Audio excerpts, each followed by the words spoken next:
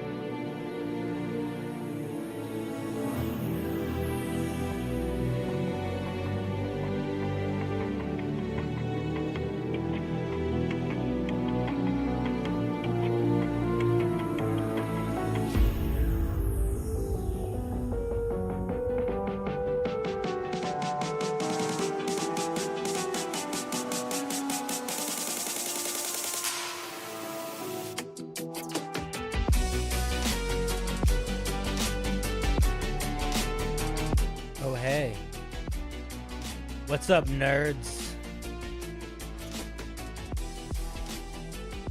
How's it going? Welcome to the show.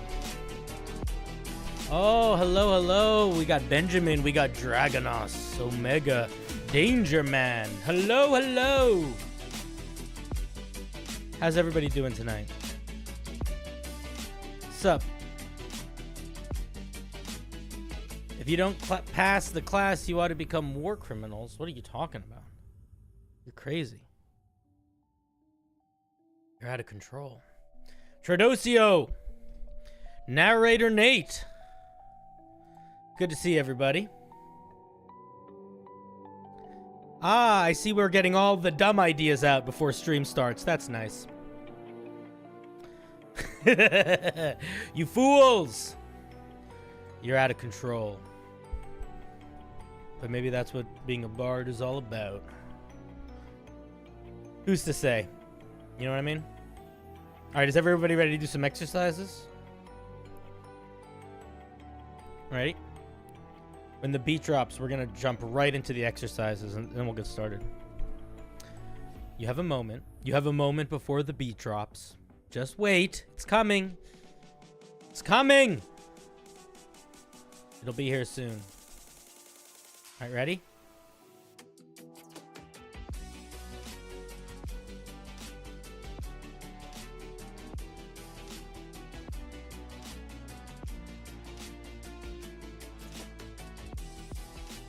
Keep going. Don't stop.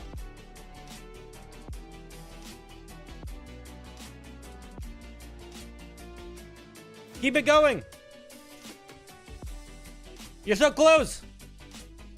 We're almost there. Don't stop. Whew. All right. Hey guys, how's it going? Welcome to the show. I see y'all are screaming ideas before we even got started. I love that. I love the enthusiasm. I appreciate how most of them were pretty bad.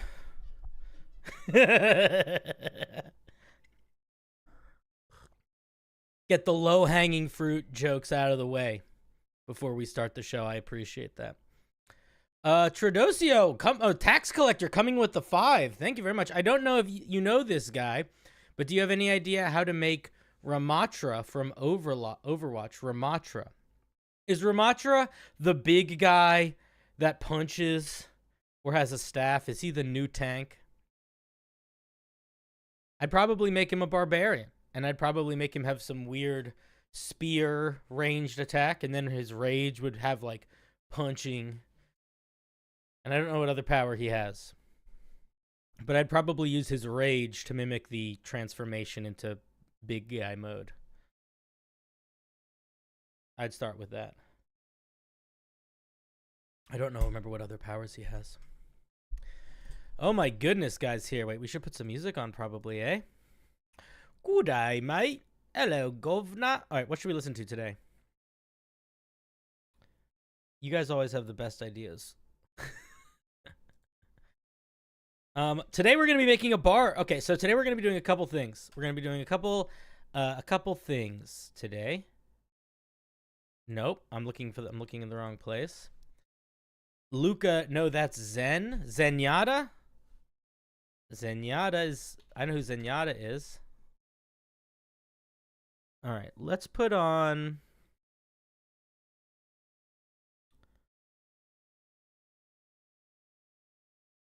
pan flute. We could look for some fluty.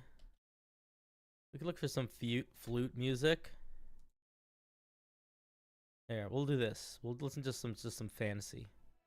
We'll do some fantasy vibes. There'll be some flute here, I imagine. Oh, my leg's so sore. Guys, I had a long weekend. I had surgery last week. That was fun.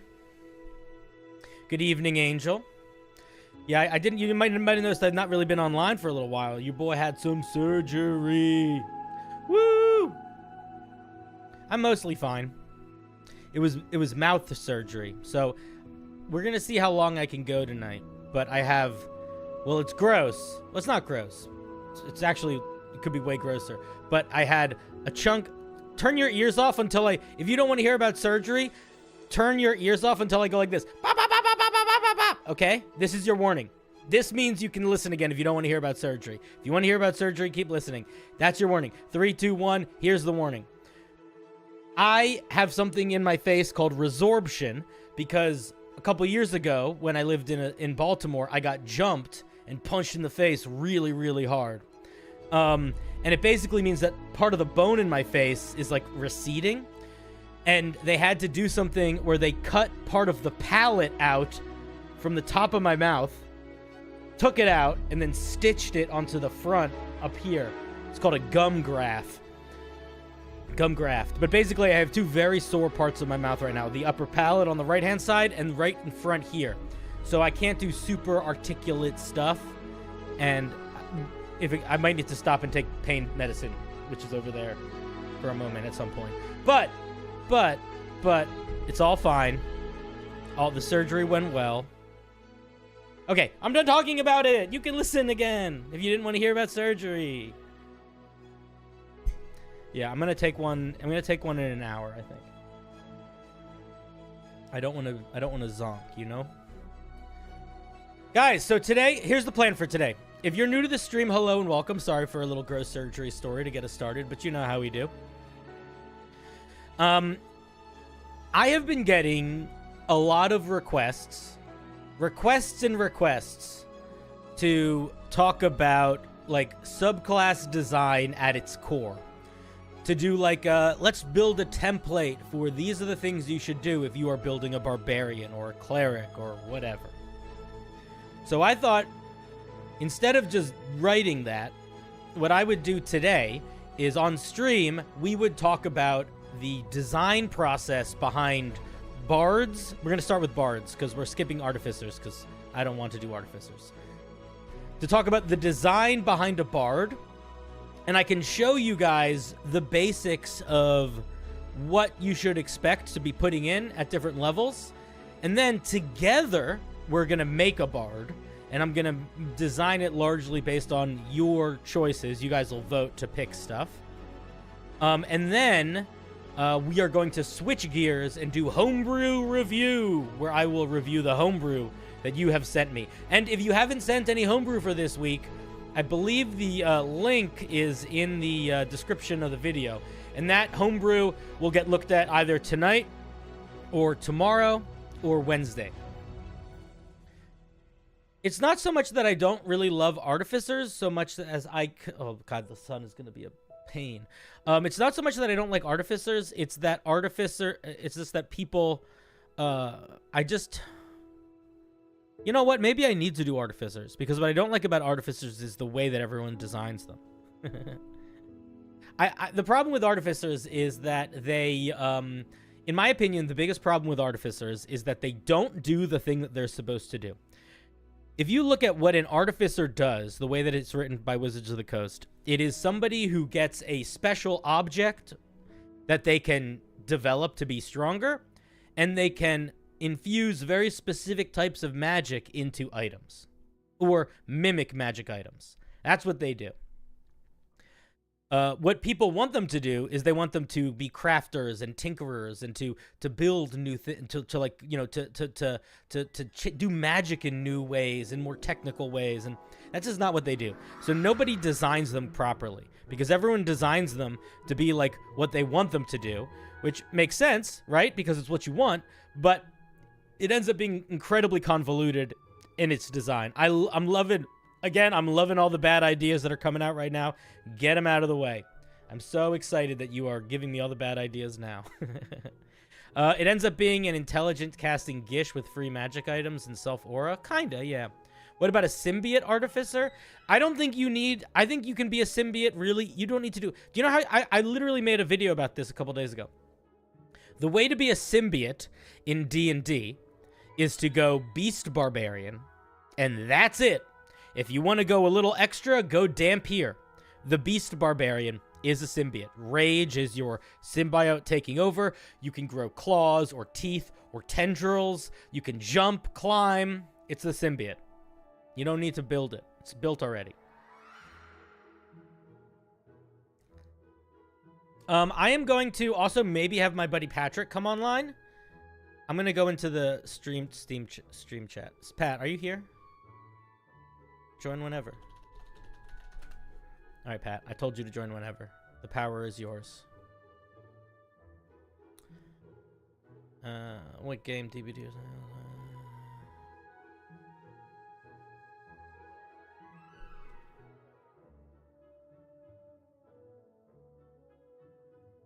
Let's see. You can't join that room? What do you mean? Pat, aren't you a mod? Pat, you can join. Alright, join any other room then. Join the stream waiting room. You can't join that. What's going on here? What's going on here? Alright, I'll find you somewhere in the Discord. I don't know. I don't know what's happening. I don't know why you can't join it. All right, you're in the general. I see you. I see you.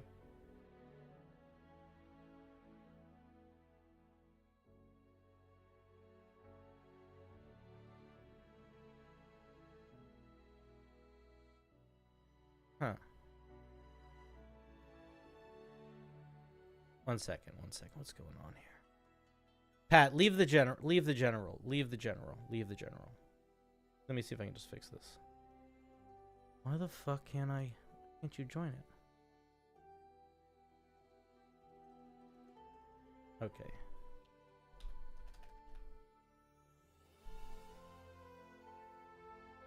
Okay, let's see. Is this gonna work? Can you join it now? Try to join it now. I literally just gave you permissions to join it.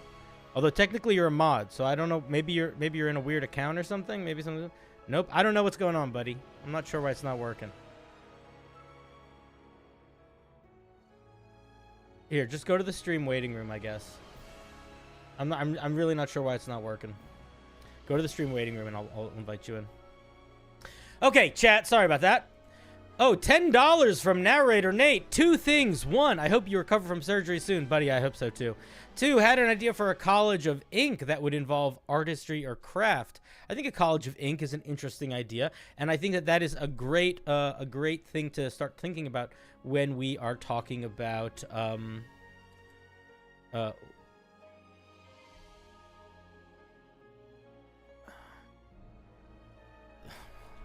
waiting room is public now.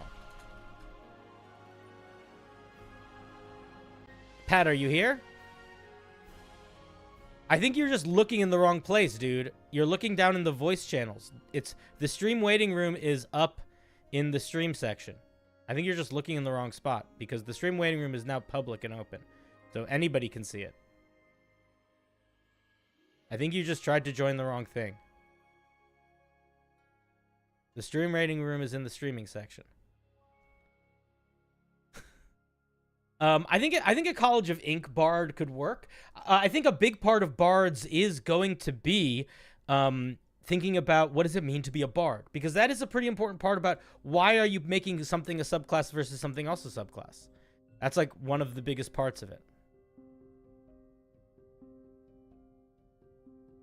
Pat, I don't know what to tell you, man. I think you're just in the wrong room. You were just looking in the wrong place. No, I saw you. Oh. I legitimately, I don't know what happened. I had to full quit Discord and like reload it. It was legitimately just not rendering the names or indicators of the streams. It was very odd. Oh, I'm not sure what. Yeah. Well, welcome. Good to see you. Hello. Yeah, apologies for the technical issues there, friends. That's okay. So we were going to start talking about Bards. Yes! I've been waiting for this moment. All right. So do you think we should start? So we're going to be We're going to be pretty responsive to you here if you have questions you want to ask along the way. But I think a good place to start is, do we want to start with talking about the mechanics of what we think goes into a bard, or do we want to start talking about it on more of like a ideological level of like why you should be, why this should be a bard versus a rogue versus a wizard or something like that? What do you think? That's a very good question. Do you have a preference? No. I'm happy to go where chat wants to go. Oh, don't let them pick yet. Okay, fine. Chat, where are we starting? Like are we starting with mechanics or are we starting with flavor? I see two ideology. Stainless says, any tips for, thank you for the 10, Stainless. Any tips for making a class that uses similar abilities to the base D&D classes, like a class based on a sorcerer, but they affect enemy spells instead of their own? I think that I think if you're talking about like meta magic and like building a class that uses like some alternative version of a core class feature, I think meta magic is a great example of that. The one thing that I'll say is anytime you take a class, not anytime, but most class features that are directed towards you, if you flip them around and make them affect enemies, they're going to not necessarily be balanced. So you have to account for that. So like, for example, the only reason sorcerer meta magic is so good is because a sorcerer can cast spells. As soon as you are changing a class to be around using meta magic to mess with someone else's spells, that is only as powerful as your ability to fight spellcasters.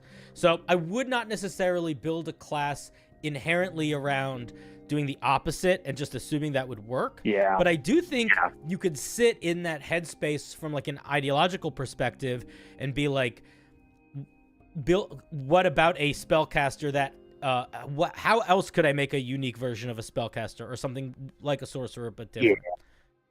I also think that if you're really sold on the idea of going meta magic, or you really feel like that would fit the flavor and the structure of what you're doing, then you probably have an interesting idea for a new subclass, right? Like, there's nothing to say that a sorcerer that is casting their own spells couldn't get special, a subclass couldn't give them special meta magic abilities that affect their opponent's spells, or their party spells or whatever, right? So definitely don't be afraid to just play it as a subclass. Yeah. I think we're not talking about classes versus subclasses too much now, but I'm happy to. Sure. But a lot of the time, that was more to them. But a lot of the time, I feel like based on what Pat just said, it's like a lot of the time, if you have an idea that's close to a class, it probably could just be a subclass. Thank you, Tradosio here for 2 months already. That's how the time flies. Tradosio, go. Yeah, you're going to waste it by saying stuff like this? I appreciate that. I love a good waste. Pat, I was telling the audience that I was appreciating them getting all the bad ideas out, because my God, are they bad. Okay. Listen, you gotta get the wiggles out, you know? Yeah. So let's talk about it from an ideological perspective, a story role play perspective. Yeah. Why should something be a bard? Oh, I gotta plug in my headphones. Oof. We're running out of time. While you're on that quest for your headphone cable, I think I am uniquely suited to have an opinion here, because all I fucking play is bards. I would say that usually bards get kind of pigeonholed into, kind of the tropes for bards are one of two things. You're either the song and dance lute man, or you're the horny bard, right? And those are generally the ways that the tropes kind of land for bards. And I feel like that does bards a tremendous fucking disservice, because bards are essentially the I can do anything at least a little bit class. Mm-hmm. Between jack of all trades, giving you half proficiency on all skills, call it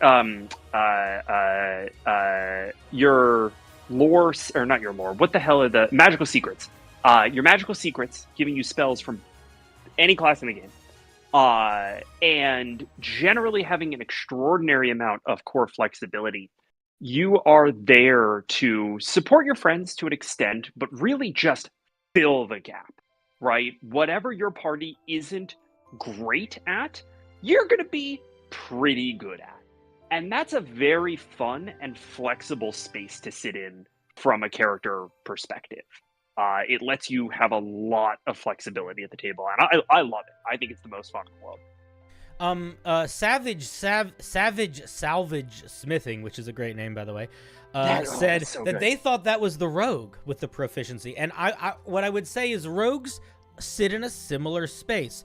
The way that I would say the difference is that rogues really feel like once you pick sort of what specialized direction you're going to go in, they go hard. And bards do that, but not as specific in a direction. Like, a rogue is largely defined by what you give them expertise in. I do not feel like that is the same for a bard.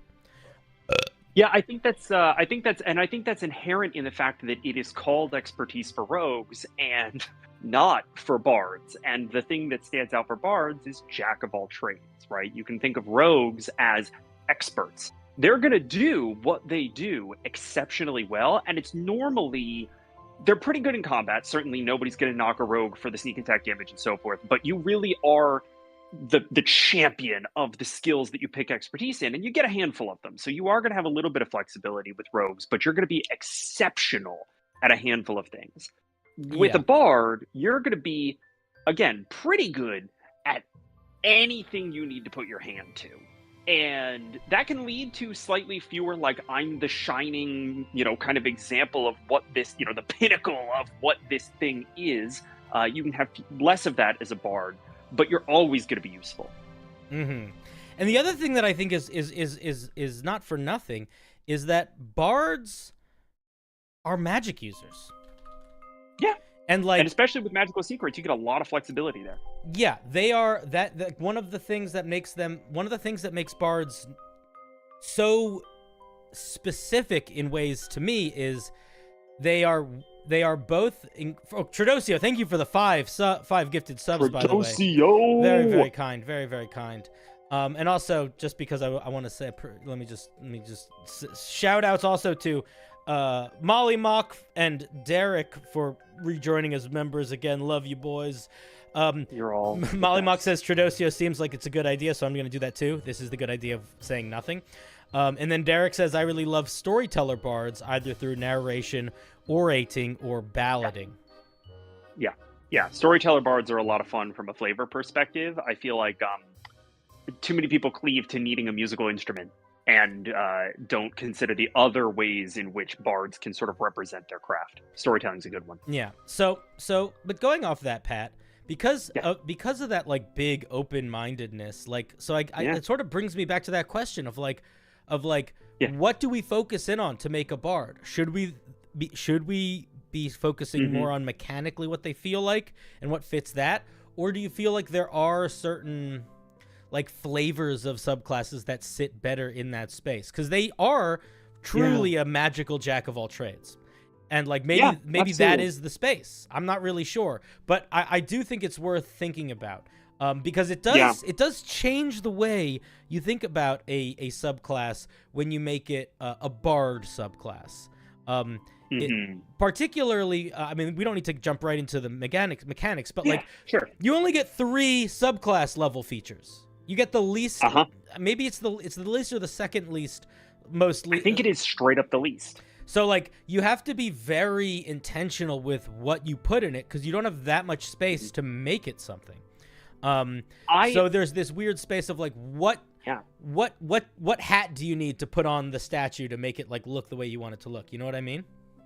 I 100% agree, and I have an interesting take on this one that I think goes even a little counter to the way that Wizards of the Coast has started doing bards in later things like College of Spirits, College of Creation, which is to say that I think that a true thing that you have to accept when you're making a bard subclass is that you aren't going to get to paint a lot of that canvas, right? The player is going to get to paint a lot of that canvas. The skills that are selected for double proficiency, the magical secrets that are going to get picked, right? The fairly flexible use of bardic inspiration that bards get over the course and having to compete with that resource once they eventually get into higher levels and they're throwing it around fairly quickly. So to go off the ultimate character isn't going to be much of yours. Yeah. So to go off that, I feel like a good way to think about it, and we can look at some subclasses that I think do this really well, actually. What is the piece of the puzzle that's missing from the core class, and even just spells in general, to allow you to fulfill that specific vibe? And from that idea, and a lot of people in the chat are encouraging and suggesting towards the artistic pursuits, the performative pursuits, and I think that makes a lot of sense.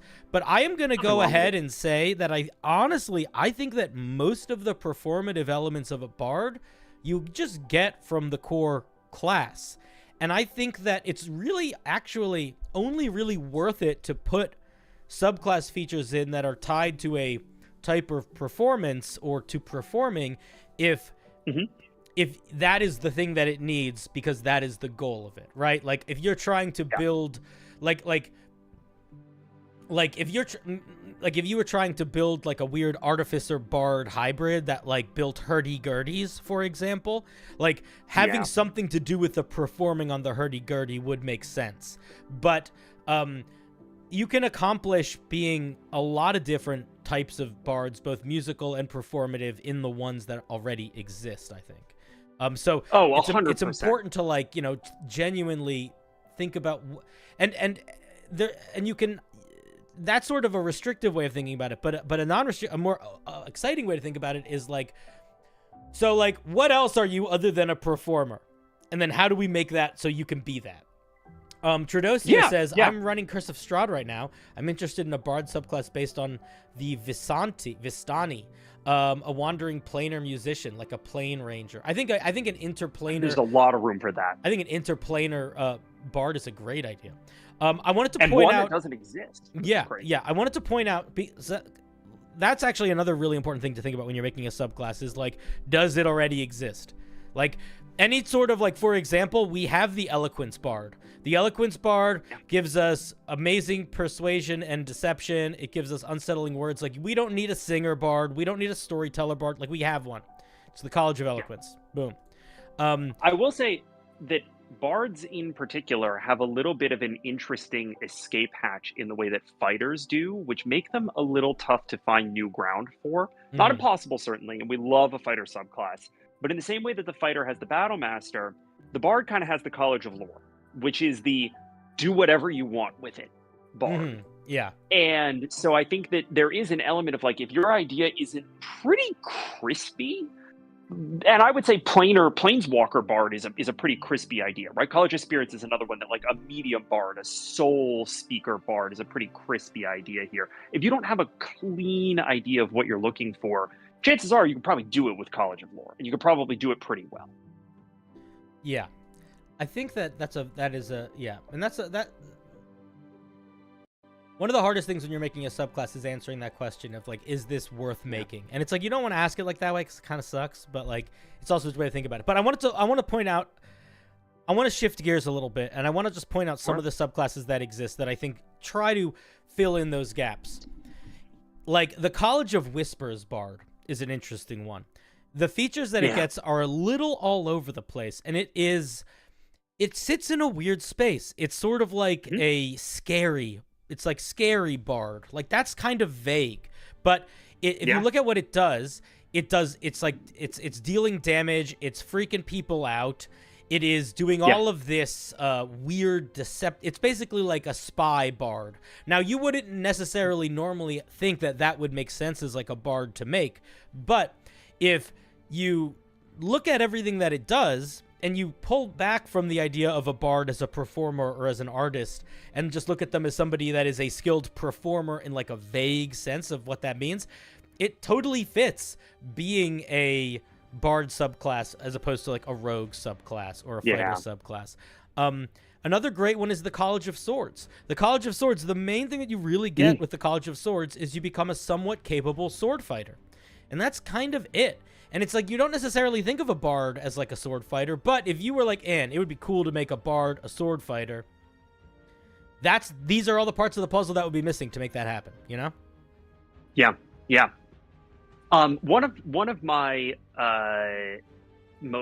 favorite things about bards is that the use of spells can really, really, really backstop a lot of the way that you want to play the character, and there's a lot of flexibility in between the subclasses. I've seen people play College of Swords bards to exceptional effect in terms of being like a swashbuckler or a sword fighter, but I've also seen people use College of Lore for it. I've seen people use College of Eloquence for it and just backfill with things like Steelman Strike from your magical sequence. So the being a spellcaster is not something to be overlooked in terms of like what you can do with bards. Yeah, being a spellcaster in general makes it so when you're figuring out what features you actually want to give, the first one is like, can this be a spell? If the answer is yes, you're like, then maybe I don't need to make this a feature because maybe it's just a spell they can pick. They can just take. I do want to start pointing out a couple mechanical things that I think are worth thinking about. So with bards, you get subclass features at 3rd, 6th, and 14th level. As people point, and that's it. It's only 3 levels. Now, a lot of people pointed this out, and it's a good important thing. Is usually at 3rd level you get a couple things. But for folks that are taking notes and thinking, what do I need to do when I'm building my bard? Or at least what do I need to think about? This is the kind of thing you need to think about. Every single bard gets a unique way to use its bardic inspiration at level 3. Every single one. Maybe the inspiration interacts with interacts differently. Maybe it does extra things. Maybe they can expend it as a resource to do something else. But every single bard gets that. Also, every single bard gets something else also at 3rd level. Usually something else pretty good too. They don't waste a lot of space. It's so I would say that I would say that the bardic feature that you get at 3rd level is probably the single most important feature that you give your bard in terms of selling the idea, because it's the one that helps to determine, hey, why is this not just the base class, right? Like, why is this not just, oh, I can play my lute and give some measure of aid to my companions in that way. And that might be that you allow your bardic to give yourself a buff, and that changes the dynamic a little bit. Might be that you can spend a bardic to get some battlemaster style maneuvers, and that's a different mechanic. College of Spirits, you get a literal story that you can kind of hold on to that is a circumstantial buff that is very different. That's where a lot of the meat lies. So it's not necessarily the most powerful, but it is, I think, the most important for dragging the subclass away from just, I am a musician or a performer that helps my friends. So you're gonna figure out you're gonna incorporate something with that inspiration. When you get to level 6 for bards, both level 6 and level 14, you have a lot of room to play around and to try different things. There is not a great deal of like, this is what has to happen at this level. I will say every single bard that is somewhat melee gets extra attack at level 6, which is the Swords and Valor bard, but like a bunch of them get other weird stuff too. Most of the bards at level 6 get a feature that is resource based or once per day. That's another thing to think about. It's almost never a always on feature. It can be, you can break any of these rules, but good thing to think about is that if you look at almost any bard, it's a limited resource feature at level 6. And the 14th level feature is again kind of all over the place. A lot of the time it ties back into the thing that you use your bardic inspiration for, but a lot of the time it's just a brand new thing. It can kind of be a lot of different things. So when you're trying to think about like, what does a bard need to do to make sure it's like doing the right thing, it's not a lot of stuff. It's mostly just the bardic inspiration at level 3, and being cognizant of power balance and stuff as you move forward. But there's not like a crazy amount of rules you need to follow. Which level is Lore Bard's Cutting Word? It's 3, I think. Third level. That's their unique mechanism for bardic inspiration.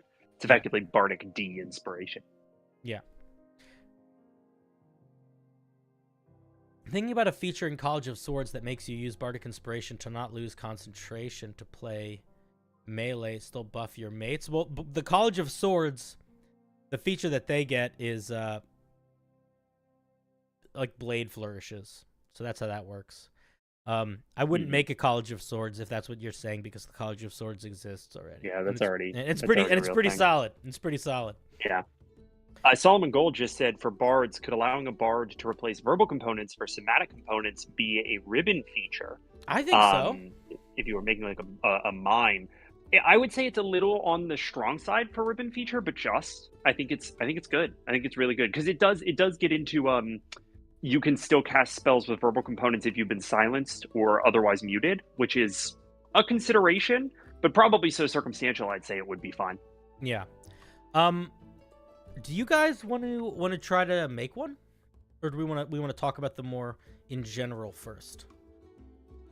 I do think that I want to mention one thing, which is it's so funny that you started with bards. I guess you're just going through this more or less alphabetically. The bards, bards are. I skipped barbarian accidentally because I'm a barbarian. Whoops. I don't count good.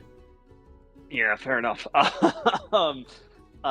Bards are probably the least structured subclass outside of third level. Like at third level, you always get a bardic feature, you always get something else, and you often get a ribbon feature. But then by 6th and 14th, like you said, it's sort of all over the place, and that is often not the case. And if you're a long-term watcher of Cinder's work, I'm sure you've heard him say a million times, like, paladins always get the avatar state at 20th level, and barbarians always get something either defensive or a little weird at 10th level. Bards don't really, but after 3rd level, it is really, what do you need to do to make this subclass make sense? Mm-hmm. Yeah, and then a lot of it, and you'll see as we'll do tonight, I stick around for as much of it as you want, Pat, but no pressure, is going to be looking at what other things get and making sure that we're not accidentally making something that already exists, and 100%. Also making sure that the power balance feels good compared to other bards of that nature. So, which is tough. Bards span a pretty big gamut because they've evolved so much over the years. Yeah. So the first thing that I think we need to talk about, if we're going to make a bard subclass, is what sort of bard subclass do we want to make? Yeah. So chat made a bunch of suggestions a while ago. I see the planar bard. So I'm going to take 4 options and then we're going to vote. So I like the planar bard. I'm going to put planar bard as one option. Let's get some other options though. I'm not going to just pick all of them. Bard now. What would an encore bard even be?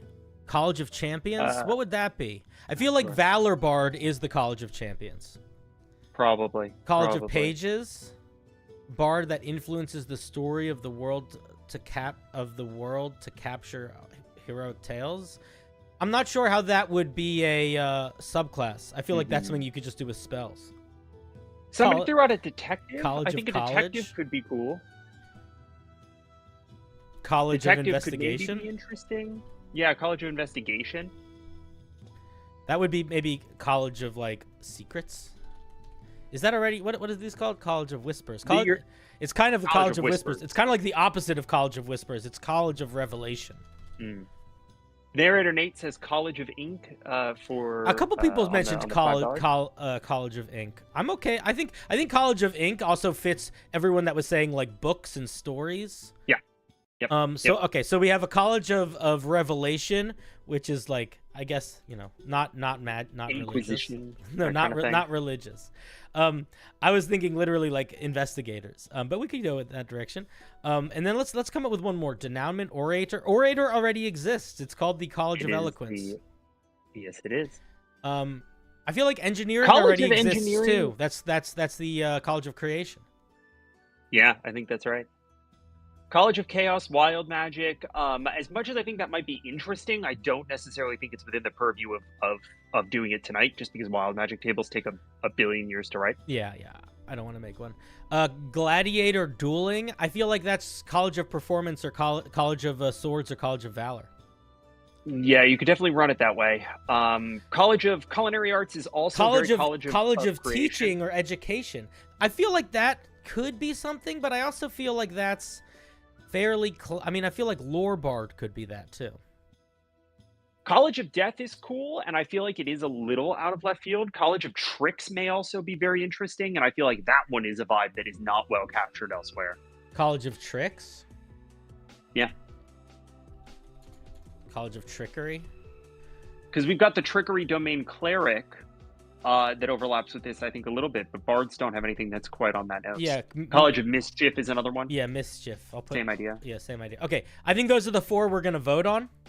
Okay. So here, because I think I can only do 4. What bard are we making? What bard? Yeah. All right, so the first. Also, one... we should come up with another name other than College of Revelation. Yeah. No, I know. Planar bard. College of. I'm gonna write investigator instead. Investigation is good. Yeah. Investigator. And then College of Ink. And then Mischief, Trickery. All right, guys, the poll is up. Go vote. Which one do you want to do? Poll open. Go to the poll. Which one do we want to do? Let's see.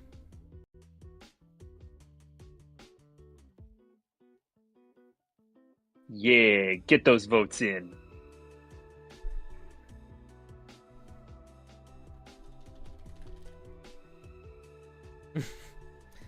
So far, Mischief Trickery is winning by a couple percent. College of Ink is behind it. I thought there was going to be more love for the Planar Bard. I'm kind of surprised. I feel like the planar bard is one of those things that it's a little harder to convince people that it's a good idea, but then once you do it, it's locked in. Yeah. Right. I think it's all in the execution for the planar bard. So if anyone out there is thinking about making a planeswalker bard, do it. It's a very cool concept. Yeah. All right. I'm gonna give the poll like 10 more seconds, then I'm gonna close it. All right. But I think it's gonna be College of Mischief Trickery. It's close. Ink is close. Ink could pull in. Yep. 4% difference. Quick, close the polls. 3% difference. Yeah. I don't think we're going to get more votes. We got 45 out of the 60 people. That's pretty solid numbers. All right, we're going College of Mischief / Trickery. I like Mischief for a name here because I think that it pulls it away a little bit from the Trickery domain, which I think is a good thing for us to do. Okay, so we're going to call it the College of Mischief. Yeah. All right. Love that energy. All right, so then we're going to have a third level We're going to have some third level features. We're going to have some 6th level features. And then we're going to have some 14th level features. Okay. And I think realistically we're going to have 2 to 3 third level features. I don't know if we're going to have 3 or not. Probably 3, but we'll see. Adding or subtracting from situations. I think that is the most obvious, and I don't want to do that. That's what cutting words does also. So one of these features has to be tied. We're going to tie one of these features to inspiration. What are you laughing at? Somebody just threw out no silvery barbs, and I feel like at that point that's such a meme that it's almost a little too obvious. I don't want to do cutting words vibe because then we would just do cutting words. Do you know what I mean? Like, let's come up with some new stuff here. So luck manipulation focused on illusions, enchantment. Do we want to go illusion? I guess before we dive in, let's talk about that. Yeah. Let's talk about the vibes we want here. So I think the obvious is illusion enchantment. Is like the obvious start. I don't know if that's what we need it to be, but like that's certainly where the trickery domain lives. That's where a lot of trickstery things live. Is like illusion, enchantment, stealth, disguises. But right? we don't. But that's also very whisper bard. Mm-hmm. Yeah, I agree. So we don't. I don't want to do too much of that. I'm kind of the opinion that that's probably not the direction we want to go, and I'm not sure how we're going to mechanically sort of execute on this. But I really do think that we want to shoot for something a little more impish, a little puck-ier, if you will. Impish. I like impish. I'm gonna put that down. I'm also imagining Looney Tunes shenanigans. That's kind of a very different vibe. Animaniacs, that's kind of fun. Very Animaniacs, yeah. I think could be fun. Toony.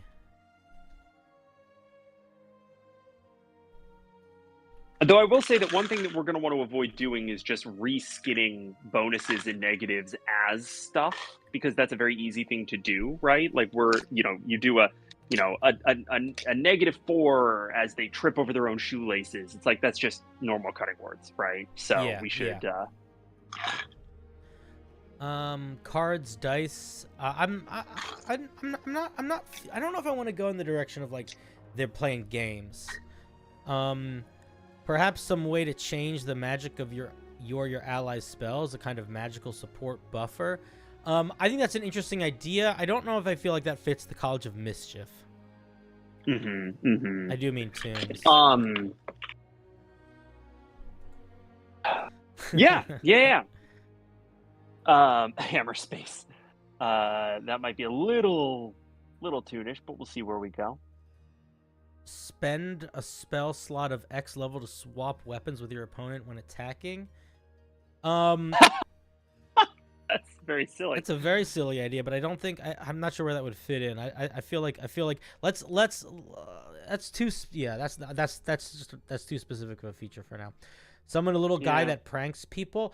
I don't want to make. I mean, we could make it so you have a little guy, but I almost want it to be like you're the little guy.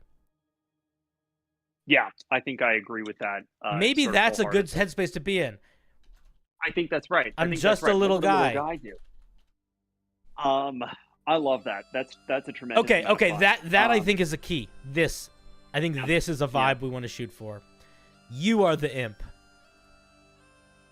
So I think there is an element of like you're getting out of trouble, right? Like we've got a little bit of like Bugs Bunny, you wouldn't hit a guy with glasses kind of vibe going on. Yeah, yeah, yeah. What else could we touch on here?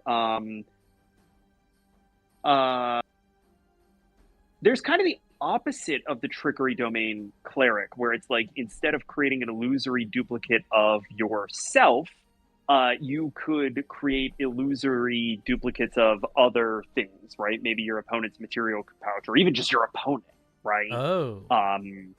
That would be an interesting 6th level feature, I think. Yeah, potentially.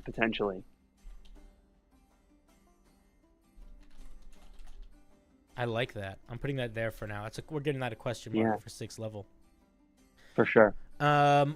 Painting a tunnel on a wall, Roadrunner like hijinks. I think like we could do something like that.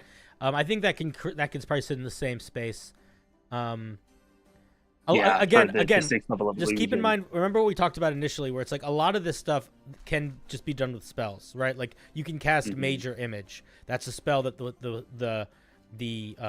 that this guy's going to be able to get if they want. So we don't want to just mimic everything that can be done by spells if possible.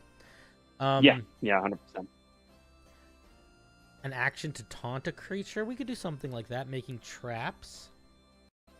Isn't that just pass wall? Pass wall actually makes a hole in things, not a pretend hole in things. Yeah. I was Derek's suggesting using Bardic Inspiration to teleport, and I was thinking about that too. Actually, idea. Oh, I have an inverse idea that's actually very aligned with that. Okay. Instead of using Bardic Inspiration to teleport, expend a Bardic, roll it, right?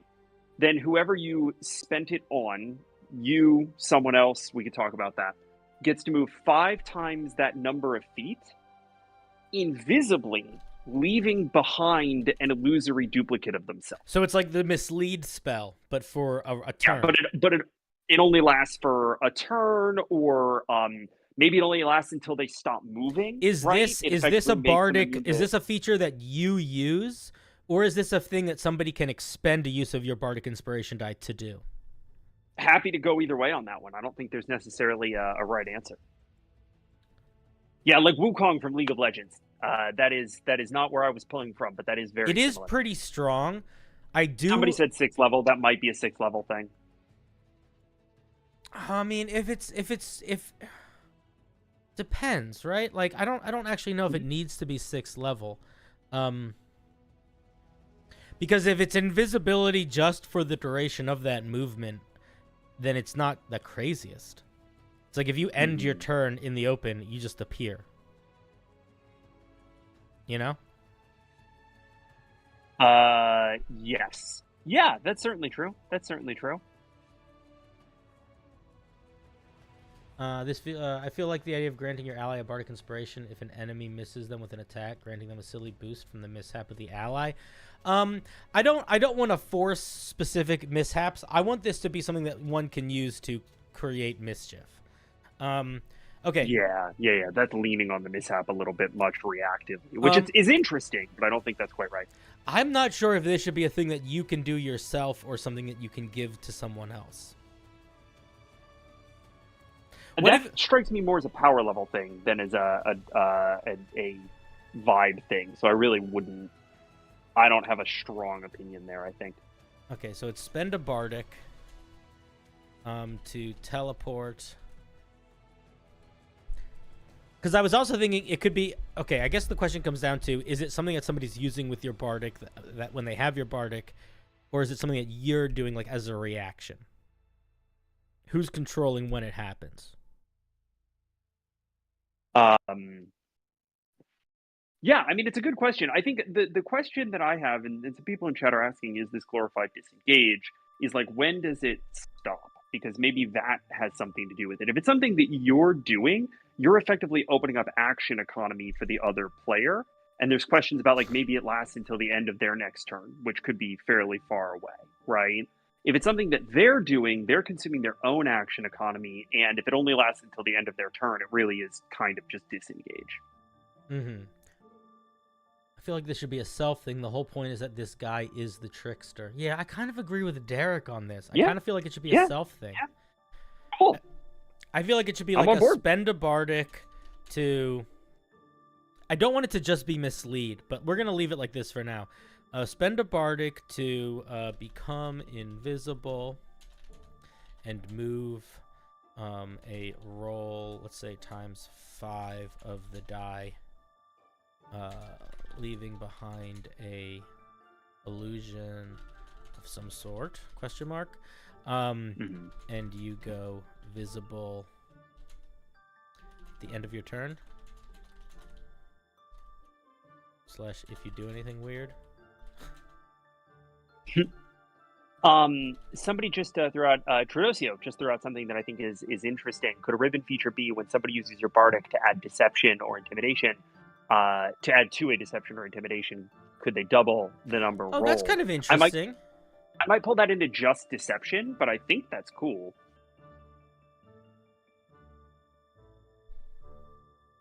Yeah, I like that. Stainless says that's between 5 and 30 feet. I think that that's fine. In fact, I feel like that's what balances it, is that it's like it's not a crazy teleport. It's like pretty small. It'll get bigger as your bardic inspiration die gets bigger, which is also nice to have it grow with the die. Have a boost, yeah. Other people, again, I don't think it's that powerful. I feel like a round of invisible and a little bit of teleport. I don't think that's too much. I'd say you make a stealth check and add the bardic inspiration die since you're technically not hidden if invisible. I think that's maybe. I feel like that's getting too into the weeds, I think. Deception and sleight of hand. Yeah, I kind of agree with that too. Deception and sleight of hand for the ribbon feature. I kind of like that. So we'll call this one Narrow Escape. And we'll call this one Devious Dealings. Okay. When someone uses your bardic to make a deception or sleight of hand check. Someone in chat just said, I don't like movement based on die rolls. I think it's okay for a little bit. Totally valid opinion to have, but one that I hold the opposite of. I love movement based on die rolls. I think that that adds a level of sort of non-prescriptive dynamism to combat that I really enjoy. Well, we wanted to say they could add the roll twice. Add the roll twice, so it's basically you multiply the bardic roll by 2 for deception. That and feels like it might be too strong. Whatever, we're gonna leave it. We're gonna leave it for now. Yeah, let's let all of this be too strong, and then pull it back in as we go, because we'll know where we'll come up with more better ideas later that we can juke around, right? Yeah. Do we want? I think we need one more thing at 3rd level. Yeah, I probably agree. Do we want to do?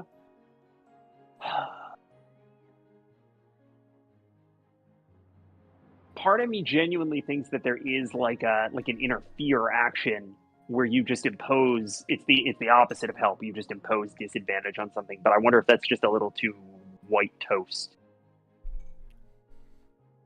The thing is, both of these features are pretty strong. Yeah. And they're also both tied to inspiration. So I like where you're going with it not being tied to inspiration, but I think this, honestly, I think the 3rd one can't be that crazy. No, I think that's right. And I think imposing disadvantage is probably does break the bank, even if it takes an action. Well, it's also it's not I don't think it's specific enough. It doesn't really sell the flavor at all. Yeah. Give them some kind of trap, I think is interesting. Some people are suggesting illusions. I think that's generally a good idea. Illusions is not bad. Yeah. Maybe a unique way to cast unique way to cast minor illusion where it's like a little bit better. Let's think about this for a second though. Devious Dealings and Narrow Escape both definitely encourage shenanigans, right? It's like you are going to be better at doing things because you're doing shenanigans. So let's try to stay in that ballpark, I think. Yeah. What if I'm trying to think what if you could make a, and I'm fully spitballing here. I don't Mhm. necessarily think this is going to be right out of the gate. But what if you could? What if your persuasion checks could increase the believability of your illusions? What if you could like make a persuasion check on top of minor illusion to like radically increase the DC to realize that it is an illusion, or even potentially convince the other person that they can physically interact with it, right? Like if you do a minor illusion and you summon up like a baseball, you can throw it at them, and if your persuasion check was high enough, it'll hit them like a projectile and they'll take damage, right? Or more to the point, they'll catch it, right? They'll physically grab it. Yeah, I hear that. Again, I think that's getting too big. I mean, can we? Is there something in there that we could then work back from? Maybe, I don't know. I'm not super keen on the. I don't. I'm not. Okay. I don't want to tie this thing to a.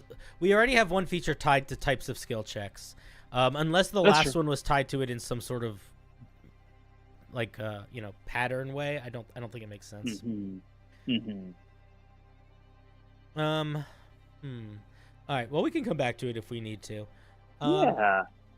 Chet, if you have thoughts on the final third level feature, interacting with two objects is still on the table.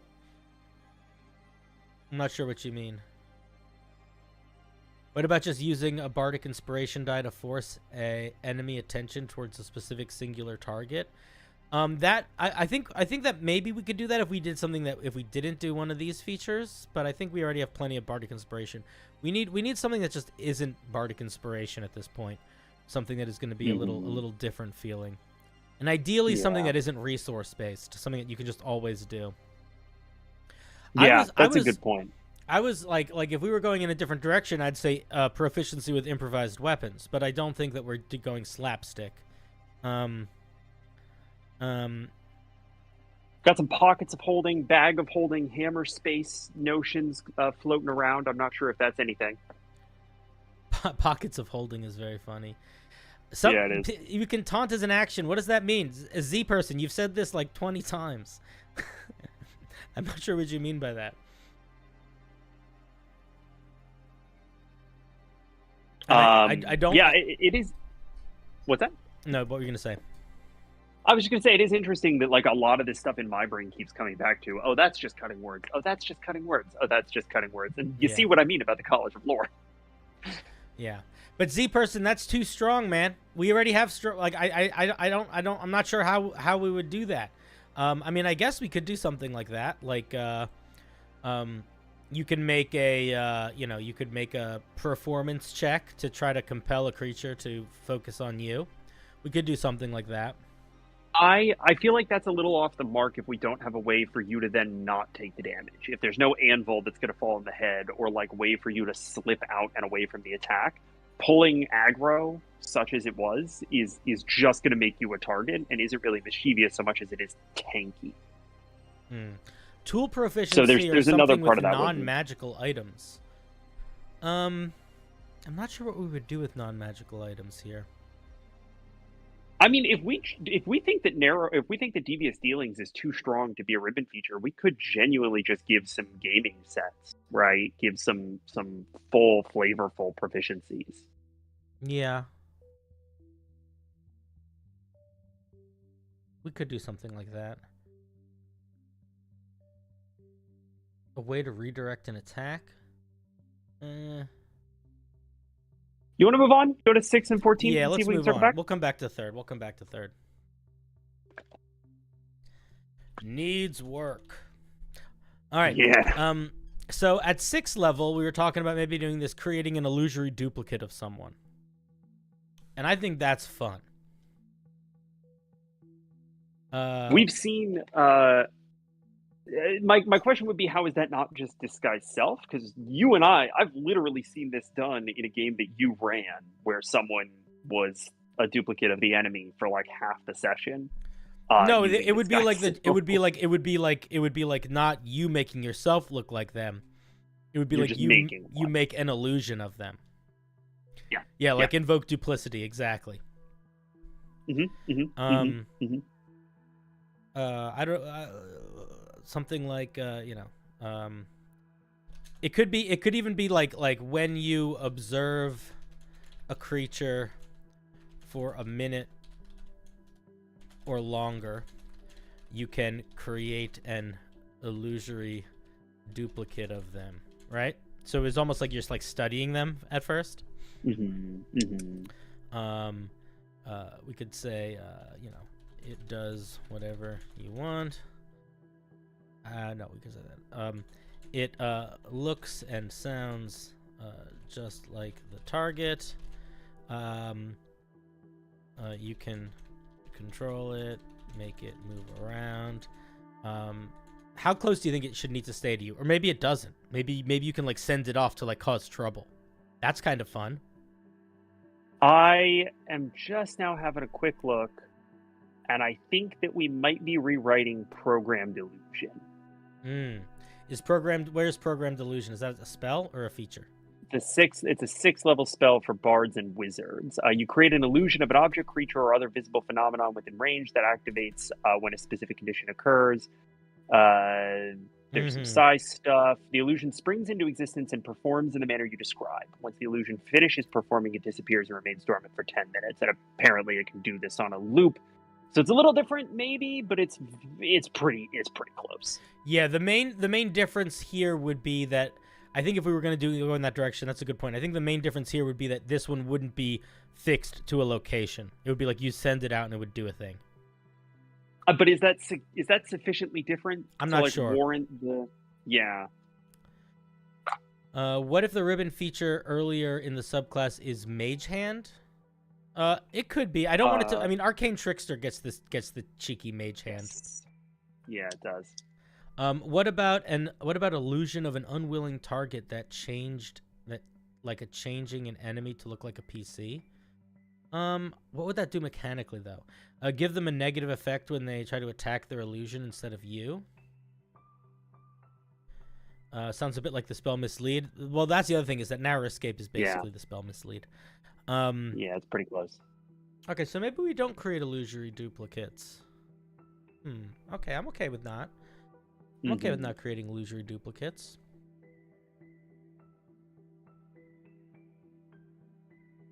Moving semi-intelligent illusions sounds fun. It would be different if they were if they like could be programmed, like truly programmed, where it's like you didn't have to tell it what to do; it would just do its thing. That would be how you made it different. Why don't we do this? Why don't we give you at 6th level a stat block summon that can look like any creature you're familiar with? Basically, give you a mimic.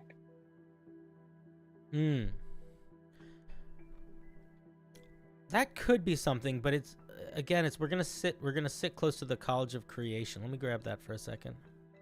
Are we? Does the College of Creation get a summon? Yeah, animated performance. It's like their main 6th level feature. Oh yeah, that's right. They get to turn object. Things. You've got to have an object on hand, but when do you not? So yeah, fair enough. I do like the idea of you can. What if it's like this? What if you can replicate the?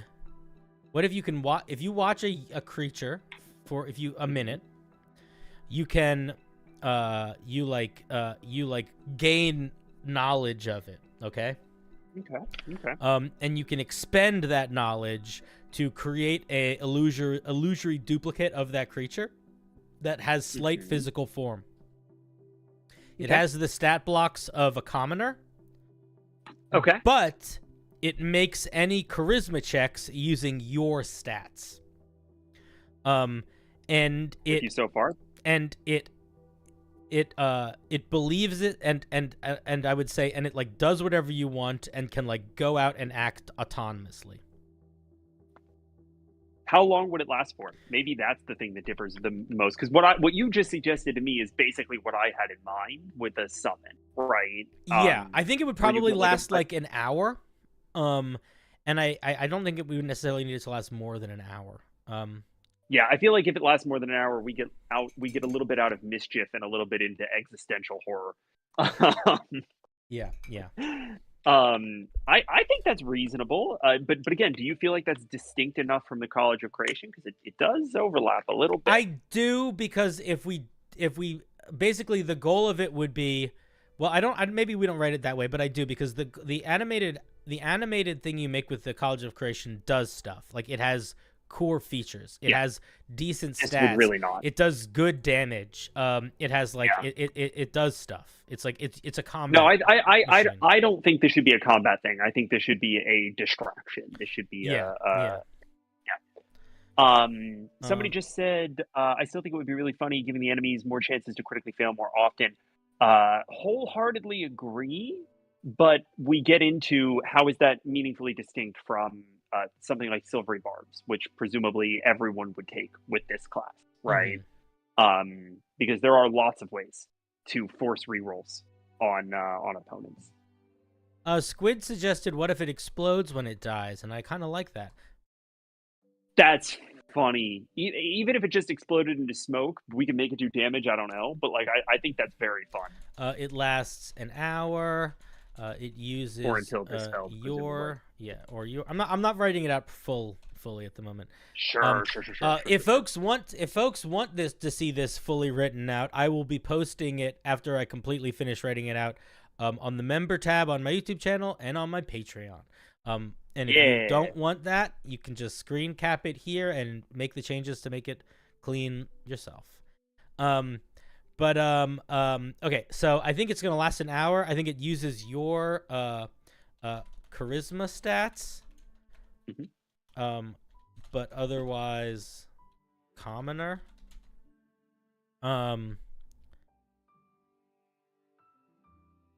I think that it can physically interact with the world. Dragon Knight says, I still think someone who attacks the illusion could trip and or take frustration psychic damage. I think the way that we would sort of be replicating that here is almost the cigar bomb effect of like, if you kill this thing, it just blows up. Right? Yeah. I think it has 1 HP. Yeah. So if you hit this thing, maybe it's it immediately AC. dies and immediately blows up. Yeah. I think it has 1 HP. And I think that if it dies, it pops. What do you think about giving it all of your mental stats instead of just the one? We could do that. I think that's probably not an awful idea, just because I feel like you might want this thing to interact with the world in slightly variable ways beyond. Well, commoners have charisma. 10s in all of their other stats, so they're not like brain dead. It's not bad, for sure. Not sure that it's the most important. Might be better, depending on how you statted your character. That would be funny if you really dumped in that all of your illusions were dumber than a commoner. The thing we really need to get to the bottom of is this a Tom ability or a Jerry ability. This is mischief, my friend. It's neither Tom nor Jerry. We could do AC. AC could be 10 plus your charisma modifier. I mean, do we? I mean, the other thing is that we could just build it like an Echo Knight. That's actually. I feel like that might be that's the better way to do it, I think. You think so? Yeah, because then it's really not a stat block. Like there's quite limited in how it can interact. That's true. All right, that's fair. I accept. So we'll write it out like an Echo Knight. AC 10 plus charisma. That's not bad. And I think that this is going to be a once per long rest ability.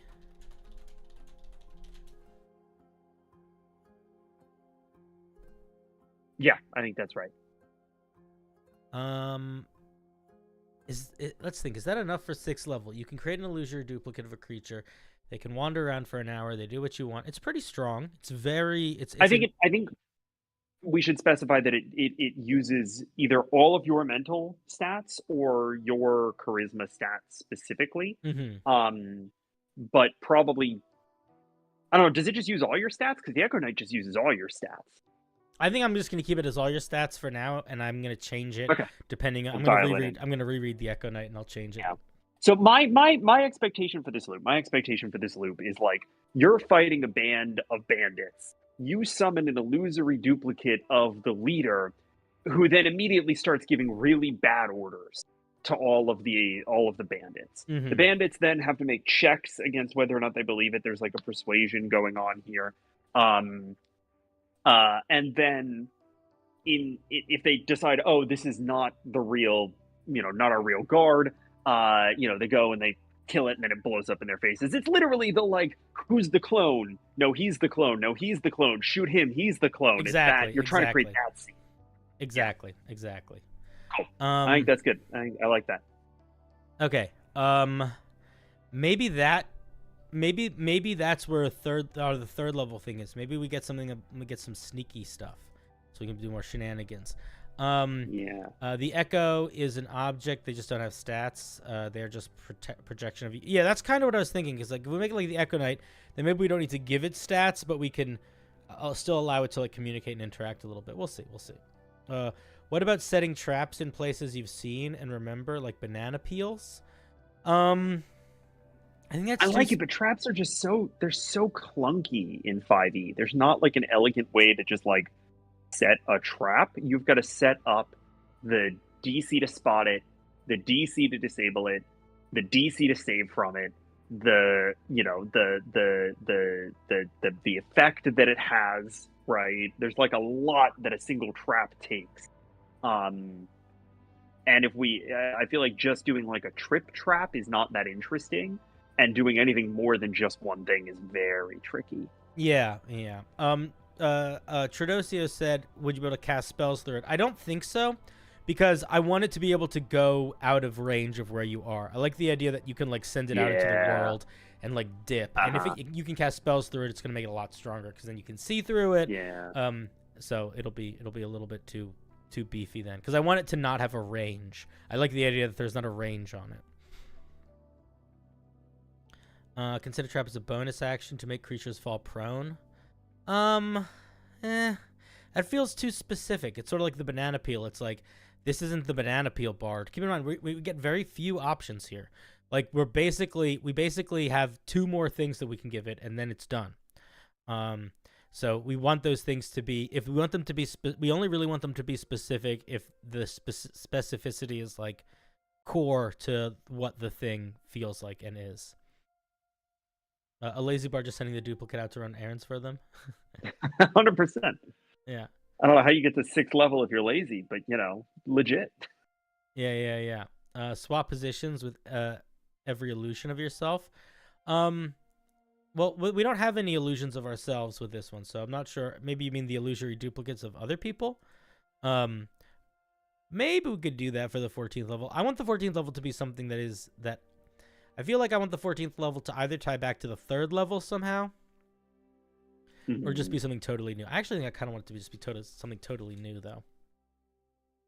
I mean, maybe push back on this, but I think that one thing that chat has kind of been dancing around is like pockets of holding, little items, goofs and gaffs, traps that you can set. Maybe 14th level is where we break out like a table of some kind, where it's like you can roll on a table to get like a little item or a little trap that you can. What about this? I'm gonna throw something weird out there. What if the what if the last 3rd level feature is a magic pocket? And then I think that's fun. And you can use and it's like whenever you wear something with pockets, you can make one of them your magic pocket. Anything you put in your magic pocket, you can take out as if it was the same pocket. So like if your magic pockets, it's basically like a you know the way to write that? Here's how you write that. It leads to a little demi-plane. Yeah, you're making a pocket where you can keep your stuff. Yeah, I like that. I think that's good. Then I think we limit it quite a lot at 3rd level. I think we make it like is it every pocket is the same pocket? That's kind of a funny idea. I actually like that. No matter how many pockets you have on your person, they all lead to the same. Yeah, a fumble table. We could maybe put a fumble table. I'm not sure where I would fit it in, but mean, that could be the 14th level where it's like you can somehow cause a critical fail that rolls against the fumble table. That's true. What should the dimensions of this magic pocket be? Like 3x3? The opening? No. Like how much stuff it can fit. I guess isn't the point kind of, because I don't think it's that. I don't think it's isn't the point that it holds a like a lot of space. I guess 3x3 is more than a regular pocket. 3x3 is like bigger than a backpack. Yeah. Somebody said 5x5x5, just one cube of space in the D&D grid. Yeah. Bag of holdings are by weight and volume. They're both. What is the volume for a bag of holding? I think it's 10x10. Okay, so we probably want less than that. I'd say 5x5 or 3x3 is either of that is probably fine. Proficiency cube.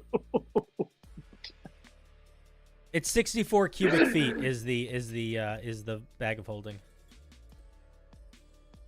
What is that? 4x4x4? Yeah, it's 4x4x4. So we got to make it smaller. Definitely, probably 2x2x2 at that point, half the size of a bag of holding. And maybe we limit also what you can put in it. You can keep your stuff, inanimate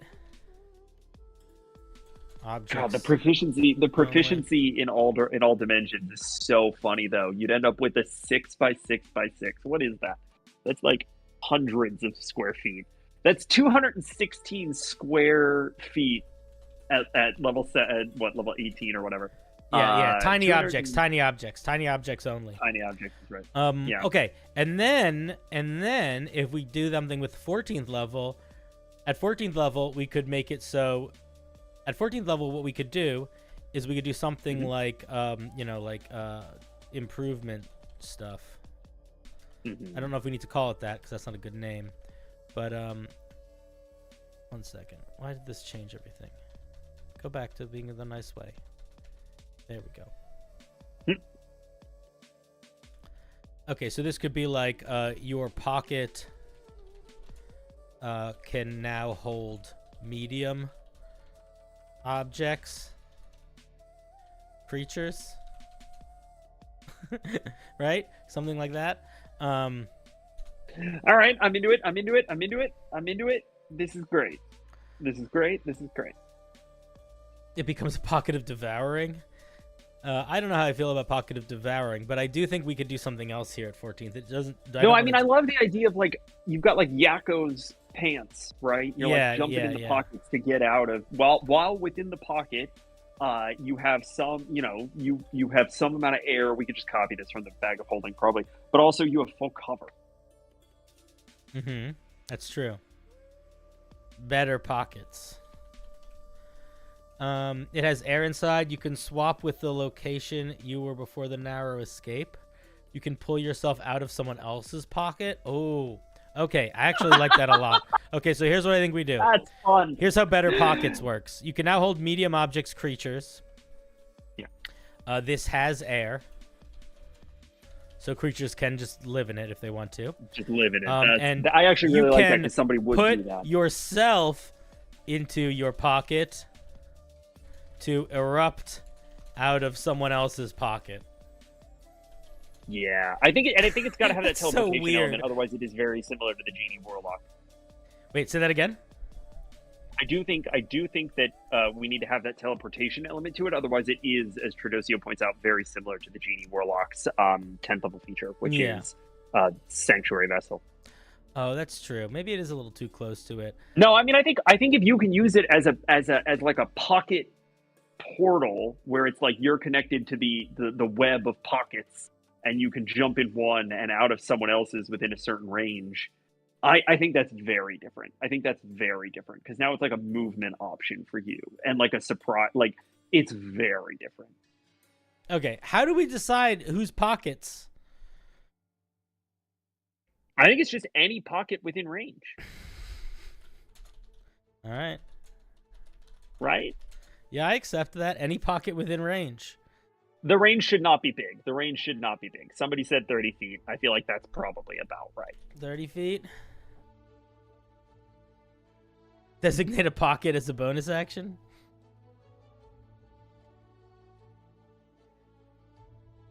Okay. I think that's pretty serious. I think that's pretty good. Okay, but now here's the question. Now I don't know if that's enough for 14th level. We might want to give something else also. But now that we know that that's what that is, how do we feel about the rest of it? How do we feel about narrow escape and devious dealings? We definitely got stillier as we went on. I like devious dealings regardless. Me too. I like Magic Pocket regardless. I don't feel super strongly about narrow escape, which is where we started. Yeah, that's okay. We can throw it out. We can think of something else.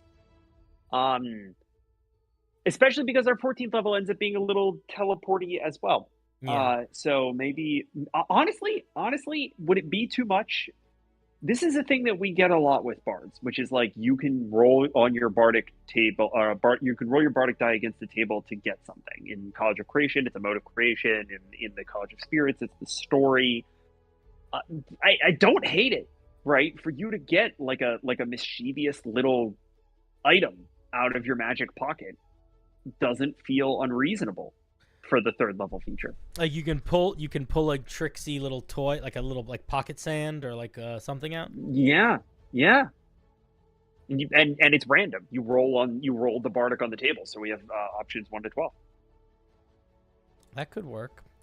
Some people in the chat were suggesting stuff to do with getting small, getting big.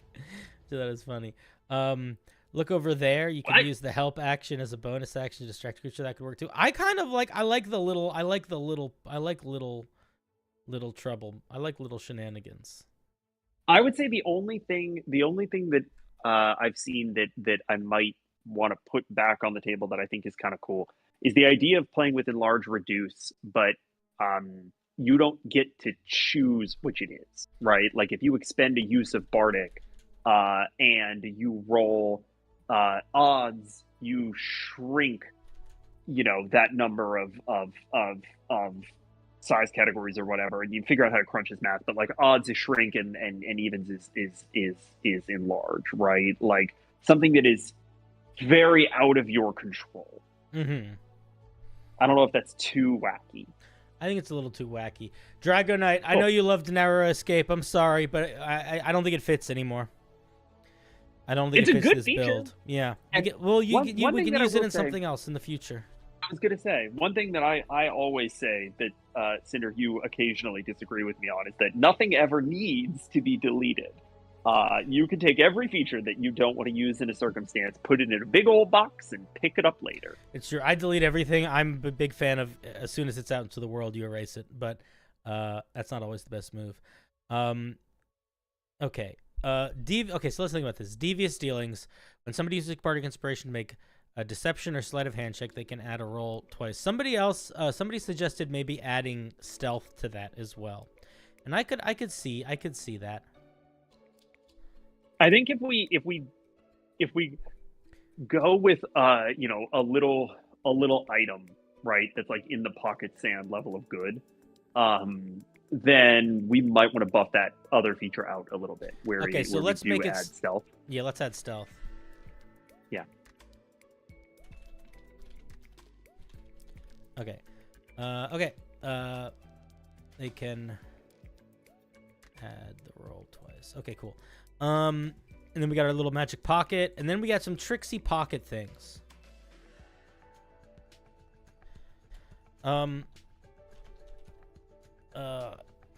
Is everything? I guess your magic pocket is not Bardic Inspiration. I almost don't want to make Devious Dealings a Bardic Inspiration thing, but I get why it is. That's okay. Expend a use of your Bardic to pull a tricksy little thing out of your magic pocket. And then we have to come up with these. I don't know if we want to do this right now, but we can. We can come up with some ideas. I honestly think that, and I don't know if you want to do this on camera or not, but honestly, I think the right thing to do is to just go through items that are published in official compendiums and like pull them, right? So like one of them, probably like the 10, should be like a warhammer. You're not proficient in it, but you pull a warhammer, right? Another one should maybe be like, I don't know, like alchemist fire, something that's just like a little wacky, little changing the dynamic all of a sudden. Let your pockets be an arcane spellcasting focus. I think it would be a component pouch. Your magic pocket should probably also be your component pouch. That's funny. What if devious dealings could also just be giving you proficiency in some of those things? That's true. That could also work. I think it's okay like this. I like it like this. I think it's okay. I think it's okay. I also like the idea that you're not by default proficient in any of those things. You're just setting people up to be better at them, right? I like that quite a bit. Yeah, I also like the idea of, somebody said mayonnaise, somebody else said frogs. I really like the idea of like just stuff, right? Goofy, just like a tool to change the narrative circumstance. Yeah, goofy stuffs. Like here's what I'll tell you things that I'm thinking. I'm thinking ball bearings. Yeah. Caltrops, I think, are ball bearings a thing, or is it just caltrops? They can be a thing too, but I was thinking a lit torch. A lit torch is good. Yeah, ball bearings are a thing. So yeah, I like frogs. I like like a half dozen frogs, a handful of frogs. Yeah. Let's say 24 frogs, 2 dozen frogs. 2 dozen frogs. No, let's say 12 frogs. 12 frogs feels more realistic. A cake is pretty good. What would a cake Somebody do? else said pie. Legitimately, that's the thing, is I feel like a handful of these, not many of them, but a handful of them should be, I use it to change the narrative circumstances. So you pull out a cake, and it's like, well, now what do you do with the cake? You could throw it at somebody, maybe impose disadvantage on their next attack, or you could try to convince them that you are bringing them a peace offering. Or use it to get a wolf to do something you want, right? Like, it is genuinely just changing the narrative stakes. Yeah, that makes sense. Not all of them should be that, but we will change them around a little bit. A bunch of daggers. A white bunny. Kind of the throwing knife thing. The knife thrower vibe for the daggers. I don't know how I feel about the 1d4 daggers, but I'll put it for now. Fair. I still feel like you should get you should get a warhammer at a later date. It's like a big old hammer. Like a maul. I think a maul could be number 7. I think it could be on the. I could be a regular. I could be number 6. So if I don't know if we're gonna keep this chart as is, but right now I have ball bearings, lit torch, 2d6 frogs, cake/pie, 1d4 daggers, and a maul. Yep. So far, so good.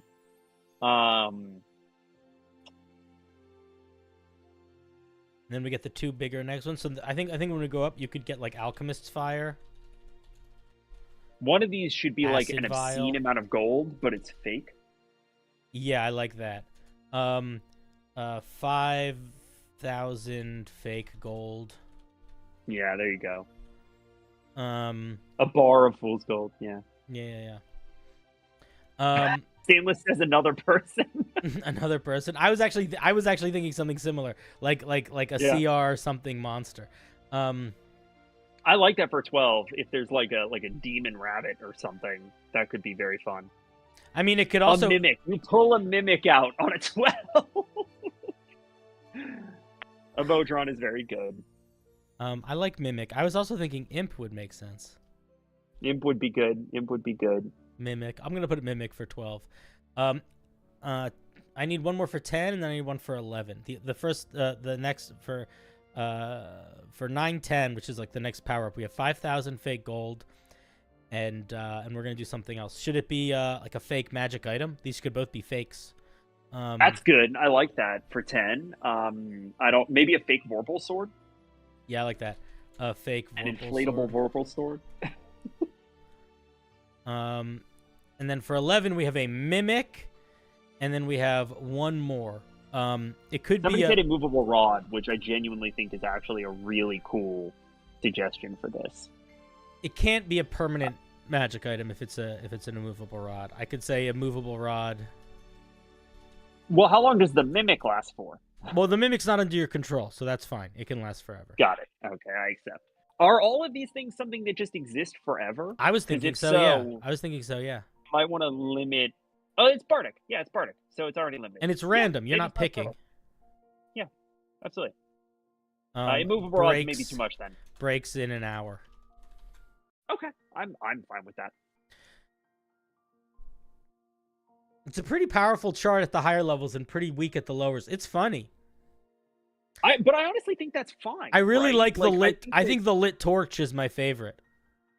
That's really good and very useful. And also, like, ball bearings aren't bad, and like a maul and 1d4 daggers are potentially very useful in the right circumstances, and that's something you get at 3rd level, right? A Tradosio says to make you proficient in the maul. I'm kind of leaning against that, because I feel like proficiency doesn't give you not having the proficiency doesn't make them all worthless, but giving the proficiency might make it too powerful. I'm not sure if you agree, Cinder. Yeah, I don't think we need to give the proficiency. We're not sold on the fake Vorpal sword. Oh. Why? I don't disagree with the assertion, but gotta get a little bit more from you on that one, I think. Bardic Pocket Cake is your new Bardic best friend. Pocket is my new best friend. Very good. Oh, that's fun. That's fun. What? Somebody just said for the mimic, the DM rolls again on the D12 table to figure out what it looks like when it comes out. It looks like a different thing on the table. Oh, that's funny. You're gonna know what it is though, so I'm not sure how meaningful that is, because you're gonna have rolled the 12. That's very funny. I like the idea of a fake magic item as the number 10, where it's like it's something that presents as a powerful magic item, but is not. I mean, I think the idea is that the Vorpal sword was sort of the thing that immediately came to mind, is like people would have heard of it. It's something that you could make bluffs with. And I think that to give a magic item, to Cinder's point, to give a fake magic item is interesting for that reason specifically. If there are other magic items that chat thinks are more in that line, certainly I think it would be interesting. Toy dragon or a pseudo dragon. That's an interesting idea. I like living things coming out.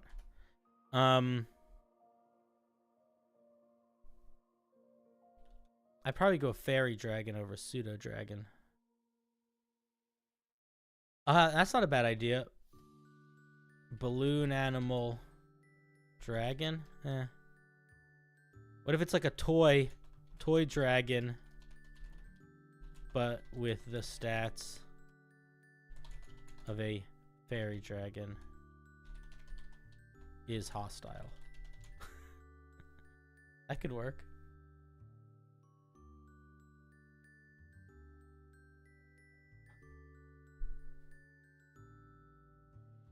I wouldn't want it to be weaker. I wouldn't want to do. It's not strong if it's hostile. Yeah, it's actually very weak. Cinder, I don't know that I like this. I don't know that I like this direction. No. For a hostile, like, it's interesting to see that reversed, where it's like, hey, this is a real thing that looks like a fake thing. But I feel like having something come out of this that is just straight up really bad for you is not necessarily the move. The mimic, I think, is the closest that I'm comfortable with. And that's having even a fairy dragon come out of this thing and be pissed at you is really bad in a way that none of the other things make up for. That's true.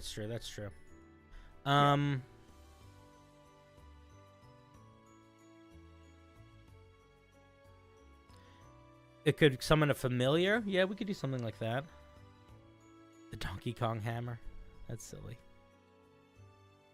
A comically large sandwich. A toy dragon with the stats of a house cat. That's your friend. That could work, but it's I don't know if it's enough.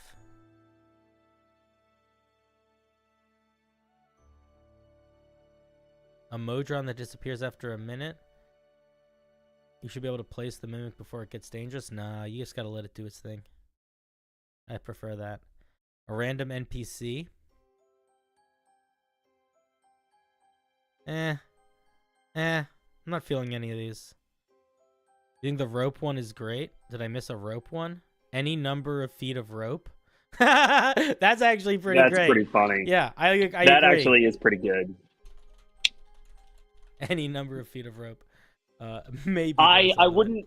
I don't. That's going to take a little bit of tightening up, because I think any number is the kind of thing that's sort of really juiceable, where it's like, oh, I'm going to pull out, you know, five times infinity feet yeah, a of piece rope, of rope, right? Like people... up to 500 feet in length. That's plenty long. Yeah.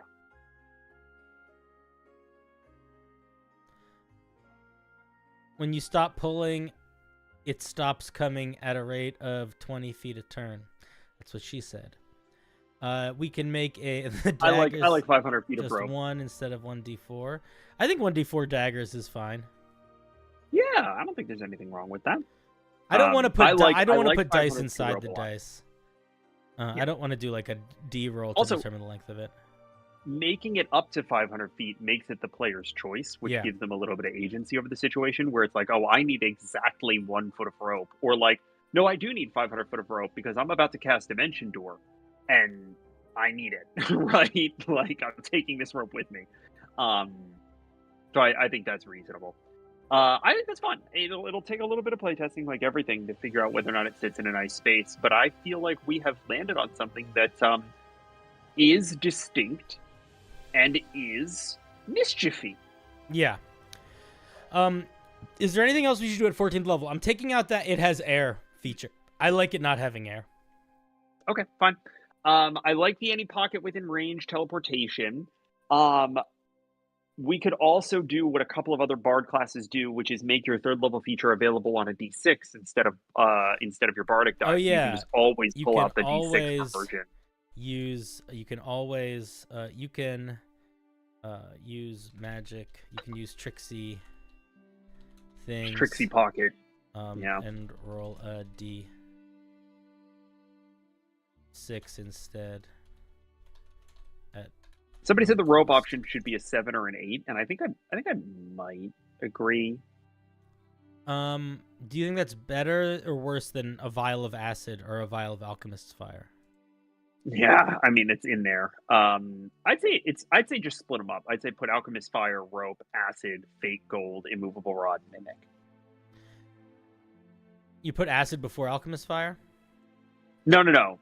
Fire, rope, acid, and then gold, immovable rod, mimic. So just put rope in between. Put rope at 8 in between alchemist fire and acid vial.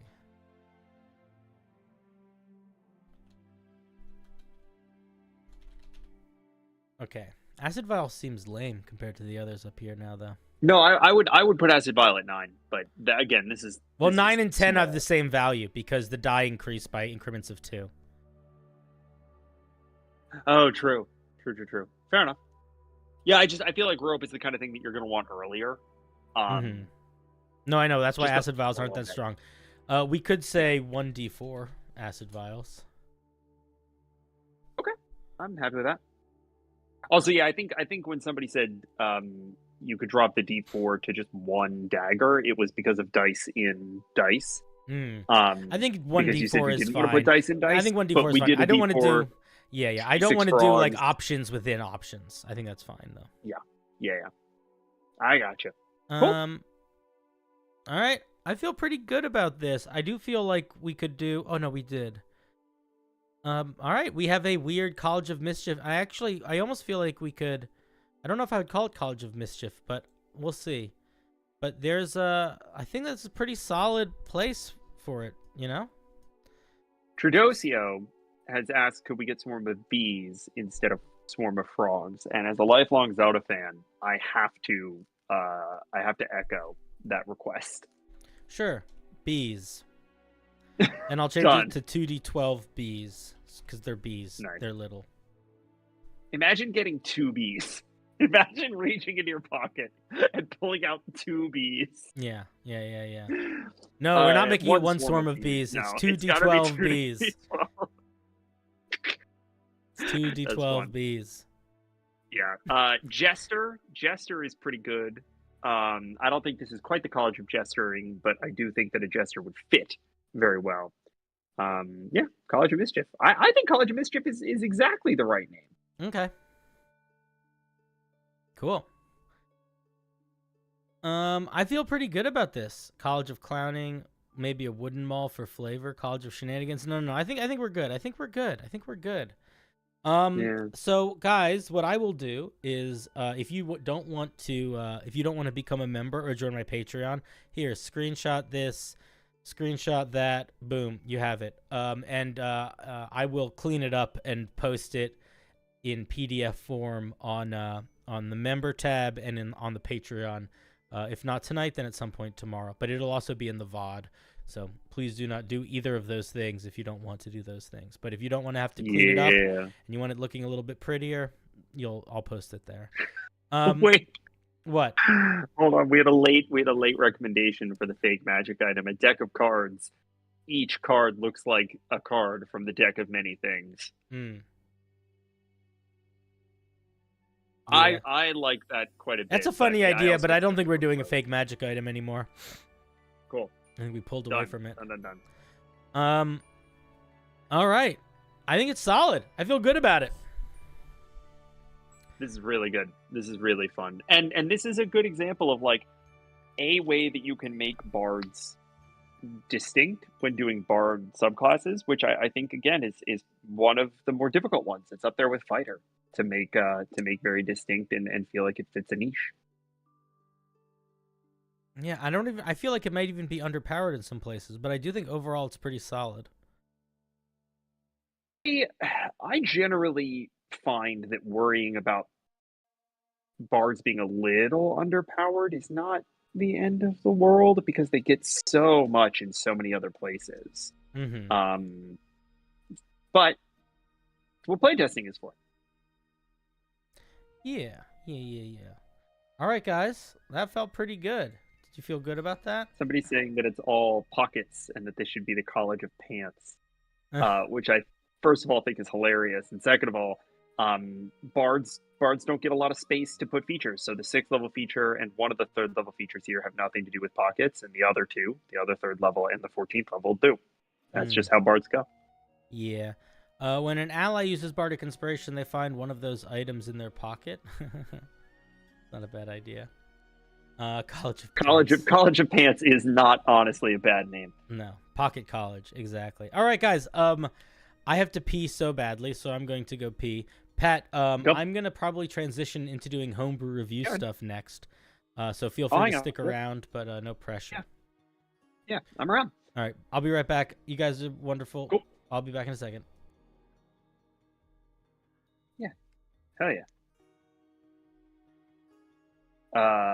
Pictogram says, I like it. I personally won't play it, but I find it very funny and interesting. There's a lot of homebrew out there, and you're not gonna love all of it, but I'm glad that this one hits and is interesting. Lord knows there are lots of classes in core D&D that are subclasses in core D&D that I would not want to play. Dragonus, I have not been playing Baldur's Gate 3 at all. I do not have a machine capable of running it, which is unfortunate because it genuinely looks fun. Yeah, his surprise party is definitely going to be coming up. We're going to fly you all out to the moon, which is where it's going to be. We got a venue up there, and it's going to be August 32nd of next year. And we need all that time to figure out how to,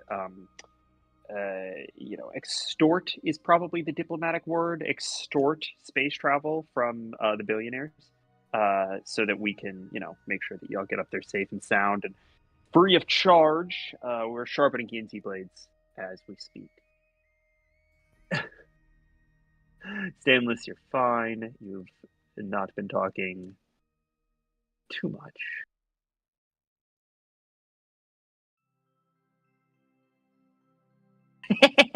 Let's go with the government. Unfortunately, I feel like the government's going to be a little bit harder to threaten with a guillotine because it's a lot bigger. But we could maybe do it.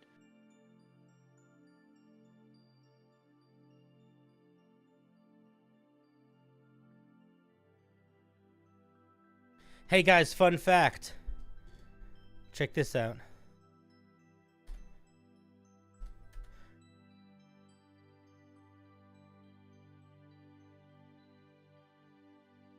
Now it just looks like Unearthed Arcana. You just make it double. You just make it double columned, and then boom, looks all nice. We love a double column. All right, let's I think we're gonna switch gears now, friendos. Let's do some homebrew. I'm gonna change the music too. Wonder if anybody's ever tried triple column for their homebrew. Is that flying too close to the sun? I think it might be flying too close to the sun. It's definitely flying too close to the sun. I accept. I need to get water. I'm not prepared. Oh, I need to take my meds. I'm not prepared. Yeah, go take your meds. Christ.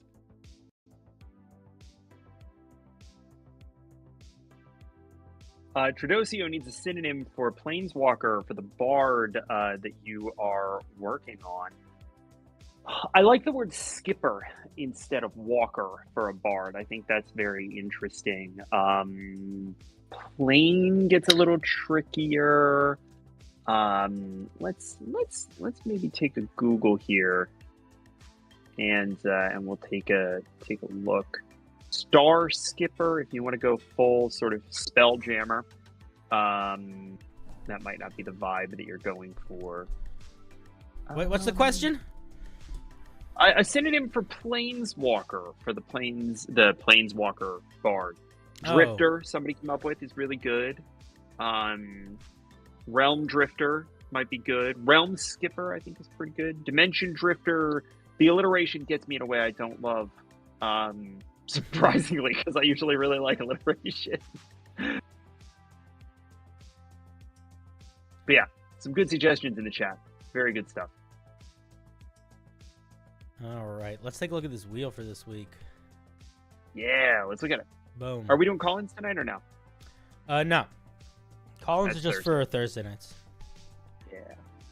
Oh, Space Cowboy is clearly the answer for Planeswalker Bard. Oh, Space Cowboy's good, yeah. The Space Wanderer.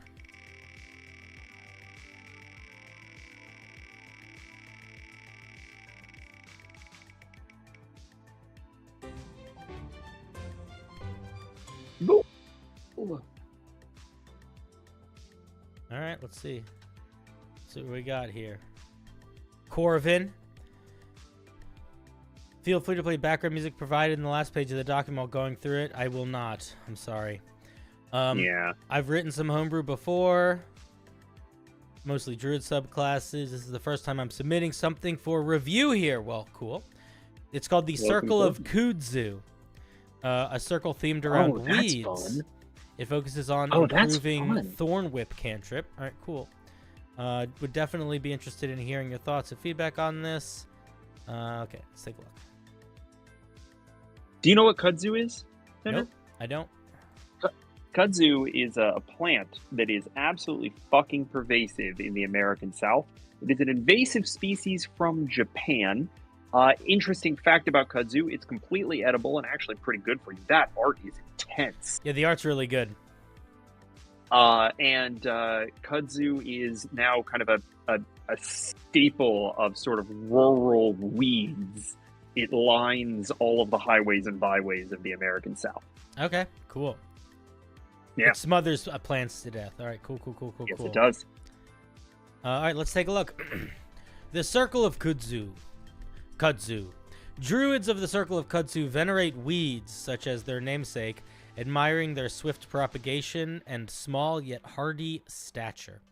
In the face of adversity, Their magic reflects these traits, capable of rapidly moving across terrain and hindering even the mightiest of foes. No schools, no spells. No spells here. We don't get any circle spells.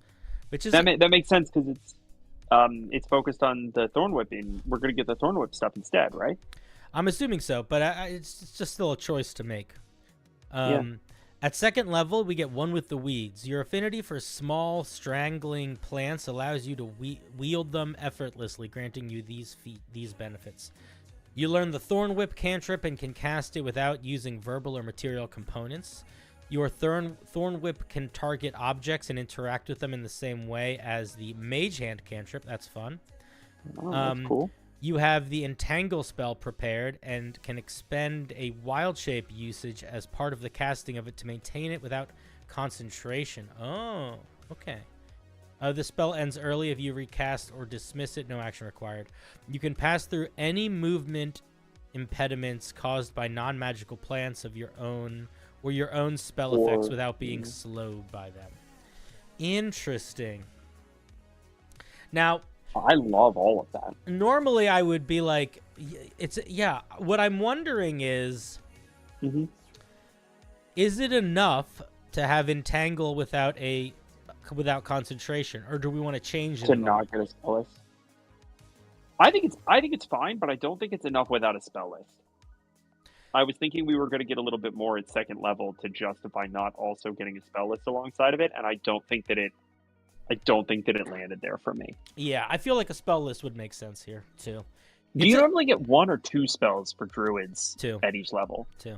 Maybe you could do 1 if you feel like you're already overpowering everything else a little bit. It's not that crazy overpowered. It's like, a concentration list. What is it? A first level spell, Entangle, second level spell. Yeah. And then Thorn Whip you can use as Mage Hand, which is cool, but it's not crazy. It's essentially just Mage Hand. Yeah. You basically just get two cantrips and a concentration-less Entangle, but you're also using a Wild Shape for it, which I think is a big enough resource and an important enough resource for druids that that almost makes it fine, right? I think it is. I think it's fine. This is a different way of writing. You use a Wild Shape to summon an entangling mesh of vines, which it doesn't break the bank, and I think you still need the spell list. Z-Person said they probably just forgot the spell list. Z-Person, you should never assume that. When you are writing, when you're giving feedback, you should point out the things and not worry about making excuses for them. Best not to assume that something was done unintentionally. Best to assume intention. The reason why it's good to assume intention is because that you should always be writing with intention. So you should assume that other people are as well. And if they're not, it's going to show. And maybe that is a place where it's I don't know. I think it shows people a measure of respect to assume that they did something with intention, because you want to err on the side of, I trust that you had a reason for this. And your reason might be good, and this feedback might not be enough to get you to change that reason. But this is what I'm seeing on the page, and this is how I feel about it. All right. But overall, I like the second level feature. I think it's solid. So far, so good. Let's look at 6th level. Lash of 1,000 Thorns. You learn to manipulate your Thorn Whip in a variety of unique ways, providing it with the following benefits. You can change its casting time to a bonus action. I would probably just say you can cast it as a bonus action instead of an action. I don't think you can need to change its casting time. It's like a minor detail, but I would just change that. Attack rolls on willing targets automatically hit. I feel like that. I don't even know if you need this. I think I know where you're going here, but I don't think you need this. Yeah. You can choose to not apply damage to the target. Instead of pulling, you can already do that with Mage Hand. What do you mean? Right? Since it can act as Mage Hand, you can't pull a creature already with Mage Hand. Not a creature. No, sorry, the damage bit. Oh yeah, that's true. Yeah, so what I was gonna say here is I would just cut these two features entirely, and I would just say, you can use your Mage Hand, you can use your Thorn Whip, you can use, like, when you make a Thorn Whip attack against the creature, the creature can, the creature can allow it to hit, it deals no damage, and you can move the creature up to 10 feet or whatever. But like, just write it out. Don't write around it. Instead of pulling a creature, you can choose to move it up to 10 feet in any horizontal direction. I would still limit the range to 30 feet. Like, if they're 30 feet away, I don't feel like you should be able to push them 30 feet back or 10 feet back. I feel like it should, there's like a logic there of like the range of the whip. It should only be able to move them within the range of it. You know what I mean? Yeah. Yeah, that makes sense. Additionally, once per turn, when you hit a target with a Thorn Whip, you can cause one of the following effects. I don't love how you did this, how it's broken up this way. Because it's like, here's a bunch of unique things you can do with Thorn Whip. Speaking of unique things you can do with Thorn Whip, here's a bunch of unique things you can do with Thorn Whip. Like, I'm not... Yeah. Not the best way to break it up. Once per turn, when you hit a creature with Thorn Whip, you can cause one of the following effects. Snag. If the target is a creature, you reduce its speed by 10 feet until the start of your next turn. Must succeed on a dex save or fall prone. Constrict. If the target is a creature, it is grappled by vines that reach up to the spell's range. Occupy the hand you cast the spell with. What does that mean? And disappear when released. I want to pull up on this one just a little bit because I feel like and we can finish this, but I do kind of want to pull up to a higher level critique of the 6th level feature, which is like, we're now at 6th level, and I really feel like all I get to do is Thorn Whip. Mm-hmm. Right? Like, especially without the spells, but even assuming that the spells get added in, I guess I have an interesting casting of Entangle that also consumes my Wild Shape, and then I am just Thorn Whip. Do you know what I would do here? Do you know what I would do here? This is how I would do this. I would give them a spell list. Give them one free casting of Entangle a day, maybe. Or maybe, honestly, just drop the concentration. Maybe just drop the unique Entangle feature. And allow them to Wild Shape to activate their enhanced Thorn Whip. So at 2nd level, when you can expend a Wild Shape to do like Super Thorn Whip, and then for the next minute, you get access to all of these features. And that's at 3rd level, you're saying? No, so a 2nd level. So the idea would be at second. Yeah, so we could tie in this whole second part into 2nd level, and then it sort of makes space in 6th level to give us something different. Yeah, and I think at 6th level we need to focus on something that is like smothering, full restraint, kind of massive crowd control. Maybe every, you create an area of difficult terrain, and everybody who ends their turn on it, loses additional movement or something. Like, there's just got to be something a little bit more dynamic, I think, happening here than more fancy Thorn Whip. Yeah, and I think we can. I think this is also one of those things of like, you have to kill your babies. You have to kill the things you love. Kill your darlings. Kill your darlings. And it's like, there's just we don't need this much to express the Thorn Whip. I think you could tie this stuff down into the 2nd level feature, give you like Wild Shape, Super Thorn Whip mode. And all of this stuff, like, this is a lot of all this other stuff at 6th level. This is a lot to essentially say you can use Thorn Whip to move willing creatures around. And I think that the bonus, I was just gonna say that. And it's like, that's a lot of space. You don't need to take up that much space to say that. And I would probably drop the Thorn Whip as a bonus action thing. I don't know. I don't feel like we need to be like, if you want to keep it, the way that I would probably do it is when you cast the spell Thorn Whip, you can make 2 attacks with it instead of 1. I don't think I would make it a bonus action. Well, they're making it a bonus action so that you can use it as a movement option for your allies and not lose your action.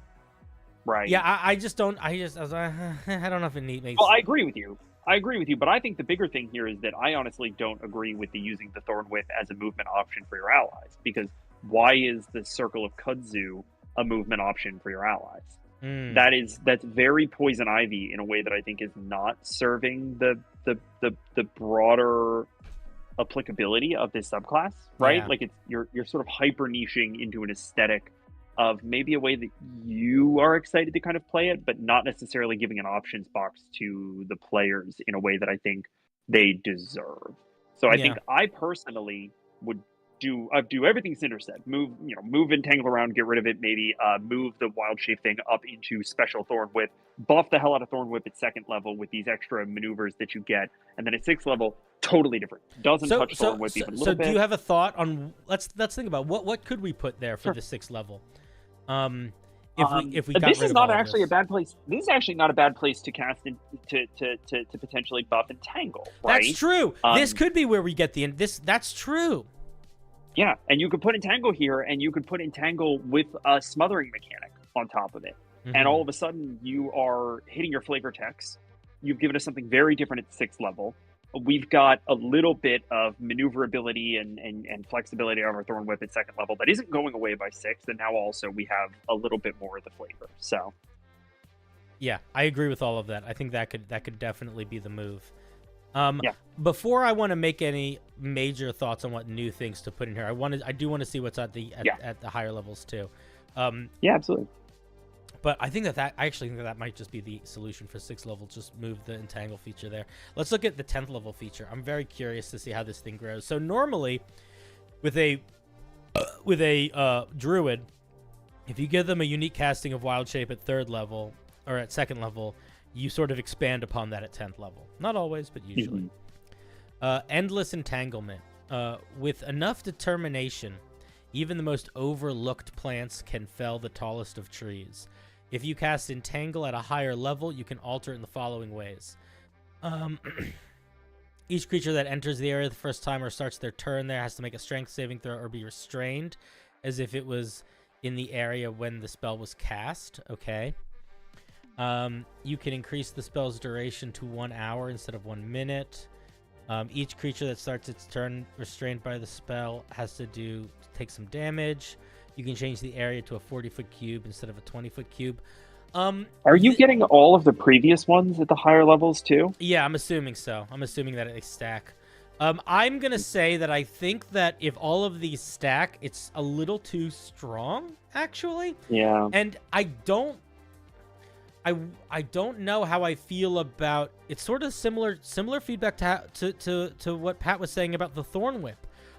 Yeah. It sort of just feels like more of the same.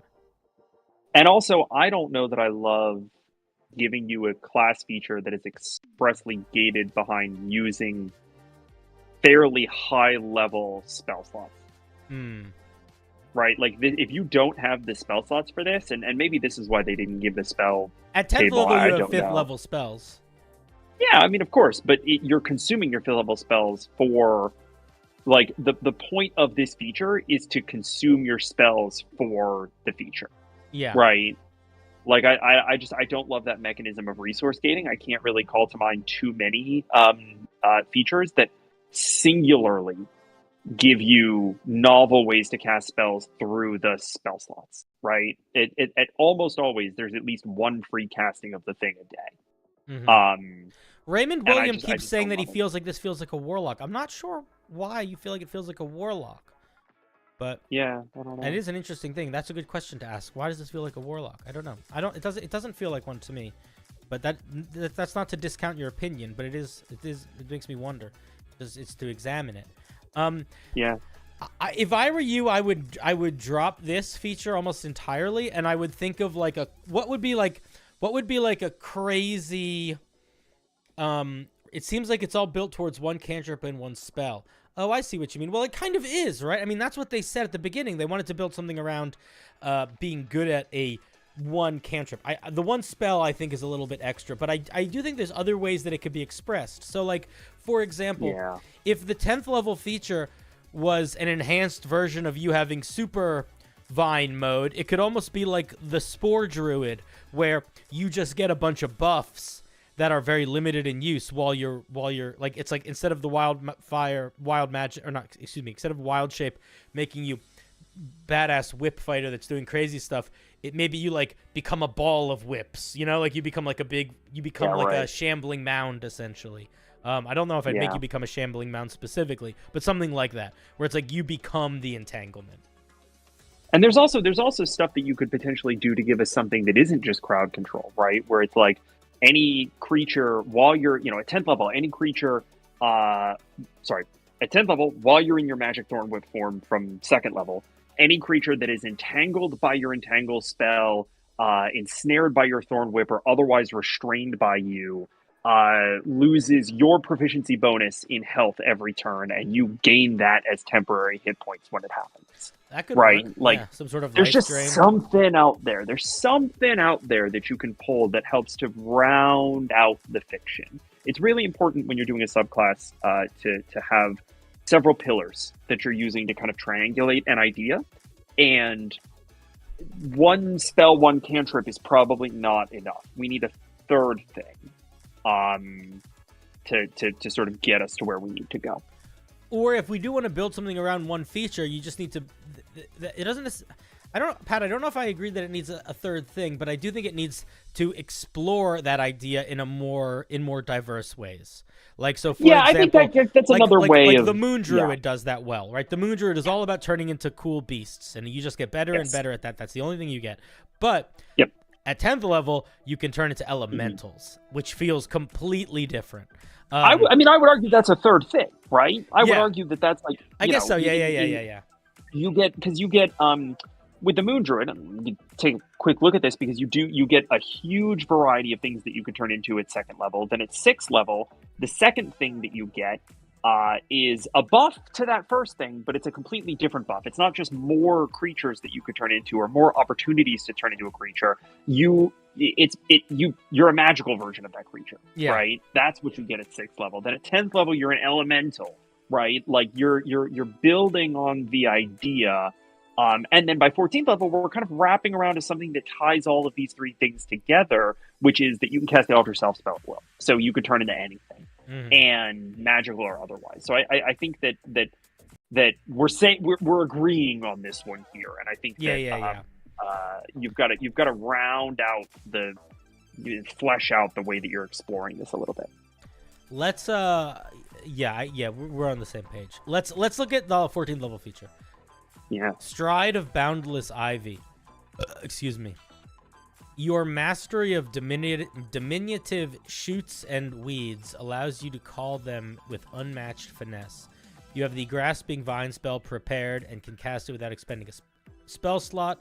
Once you cast Grasping Vine in this way, you can't do so again until you finish a short or long rest. Additionally, whenever you cast the spell, you can modify its behavior in the following ways. Change the limitation, put the limitation afterwards. You can do it without concentration. You can direct the vine on your bone. You can direct the vine on your turn without using a bonus action. It can pull things 30 feet. A creature can choose to fail the spell save. You can cause any creature. Okay, so 2 things. One, this just doesn't work right now because literally this is not doing anything dramatically different than from what you're already getting from your vines. From your Thorn Whip. It's just moving stuff around. It's just another way to do it. Theoretically, it's another... well, no, because it is a bonus action. So yeah, this... No, they're saying that you can do this one without it being a bonus action. You can just do it for free. So it's extra. Okay. But it's the same feeling. We need unique feel. We need something that feels truly extra here, not that feels like a... And it's interesting because they're almost stepping on their own toes a little bit here because they spend, currently as it's written, they spend almost all of 2nd and 6th level rebuilding Grasping Vine. Yeah, and then that's true. At actually, 14th level, they give you Grasping Vine, but then they got to buff it to make it different. Yeah, that's a good point. So again, I think we're a little over focused on the whip, right? We're a little over focused on Thorn Whip and Entangle and the ways in which you can interact with that. So I think this is just another instance of that. Yeah. Okay, I think it's a pretty fun idea. It's very flavorful. I feel like, usually the feedback is you have to focus the direction a little bit more. In this time, I think you have very focused direction, but you need to actually pull back and sit more on breadth of experience, and try think about what you can add that's going to add more diversity type stuff. Do you know what I mean? This non-Cinder chap is smart. This non-Cinder chap is my dungeon master, PC Perini. Howdy ho. If you want to see, Ahoy, if you want to hear him in action, go check out my podcast, Rally. There's the website. Go. Do. All right. I don't have more thoughts on this one. Yeah. Thank you very much, Corvin. Oh, I don't have the applause brought up. Let me do that quickly. Let me load in the audience. Big round of applause for Corvin. Yeah, Corbin, well done. Also, just great art, great book. Put kind of layout, page layout rather, and credit to the artist at the end. Good stuff all around. Yeah, very, very nice. Very nice. Very nice. Very nice. All right, Corvin, thank you. Yeah, I'm doubling down on Nature Druid is definitely listen, sometimes you lean in and it works. Sometimes you got a good idea. Sometimes you're like, oh, this is a way to be specific in a way that's unique. And I think that can work really well. Hell Tricks. Spoilers for Curse of Strahd. Oh. What are your thoughts? Okay, wait. Nobody read this if they don't want to Curse of Strahd spoilers. Probably going to Oath of Vengeance. What are your thoughts on this for a Paladin subclass? What am we looking at here? Well, it's probably going to be a Paladin subclass. Spoilers over. Oath of the Silver Dragon. All right, let's take a look. Fawn art. You want to drop the link? Oh, you did. You beat me to it. Okay, let's see what we're working with here. Why is this bold and italics? The dragon who called himself Argynvost had come to the valley years earlier in the guise of the nobleman named Lord Argynvost. The dragon didn't lair in the valley solely because of its idyllic beauty. He knew of a place called Amber Temple. Okay, so this is just plot from Curse of Strahd. All right, I'm not gonna worry about that then. I would probably not just have this all be plot. I probably would put some words in here that make us understand what the thing feels like.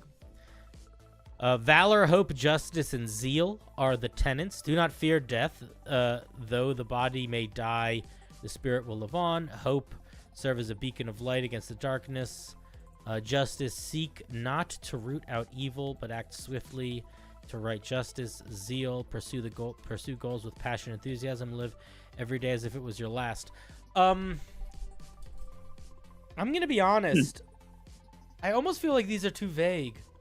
Yeah, I literally was searching the extant paladins to see whether or not we might be stepping on the toes elsewhere, and interestingly enough, it doesn't seem it, but that was my impulse because they are really vague.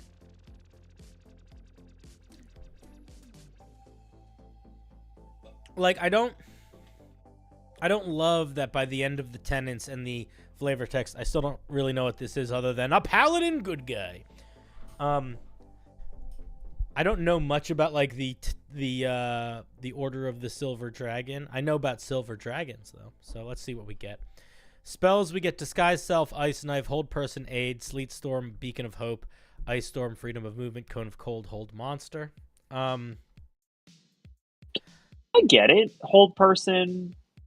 I get the freezing kind of thing. Yeah, they're all supposed to be freezing stuff. I'm not sure why we're getting Disguise Self. Maybe that's a dragon thing that I'm not thinking about. I think Dragon, Aid feels kind of just paladin-y.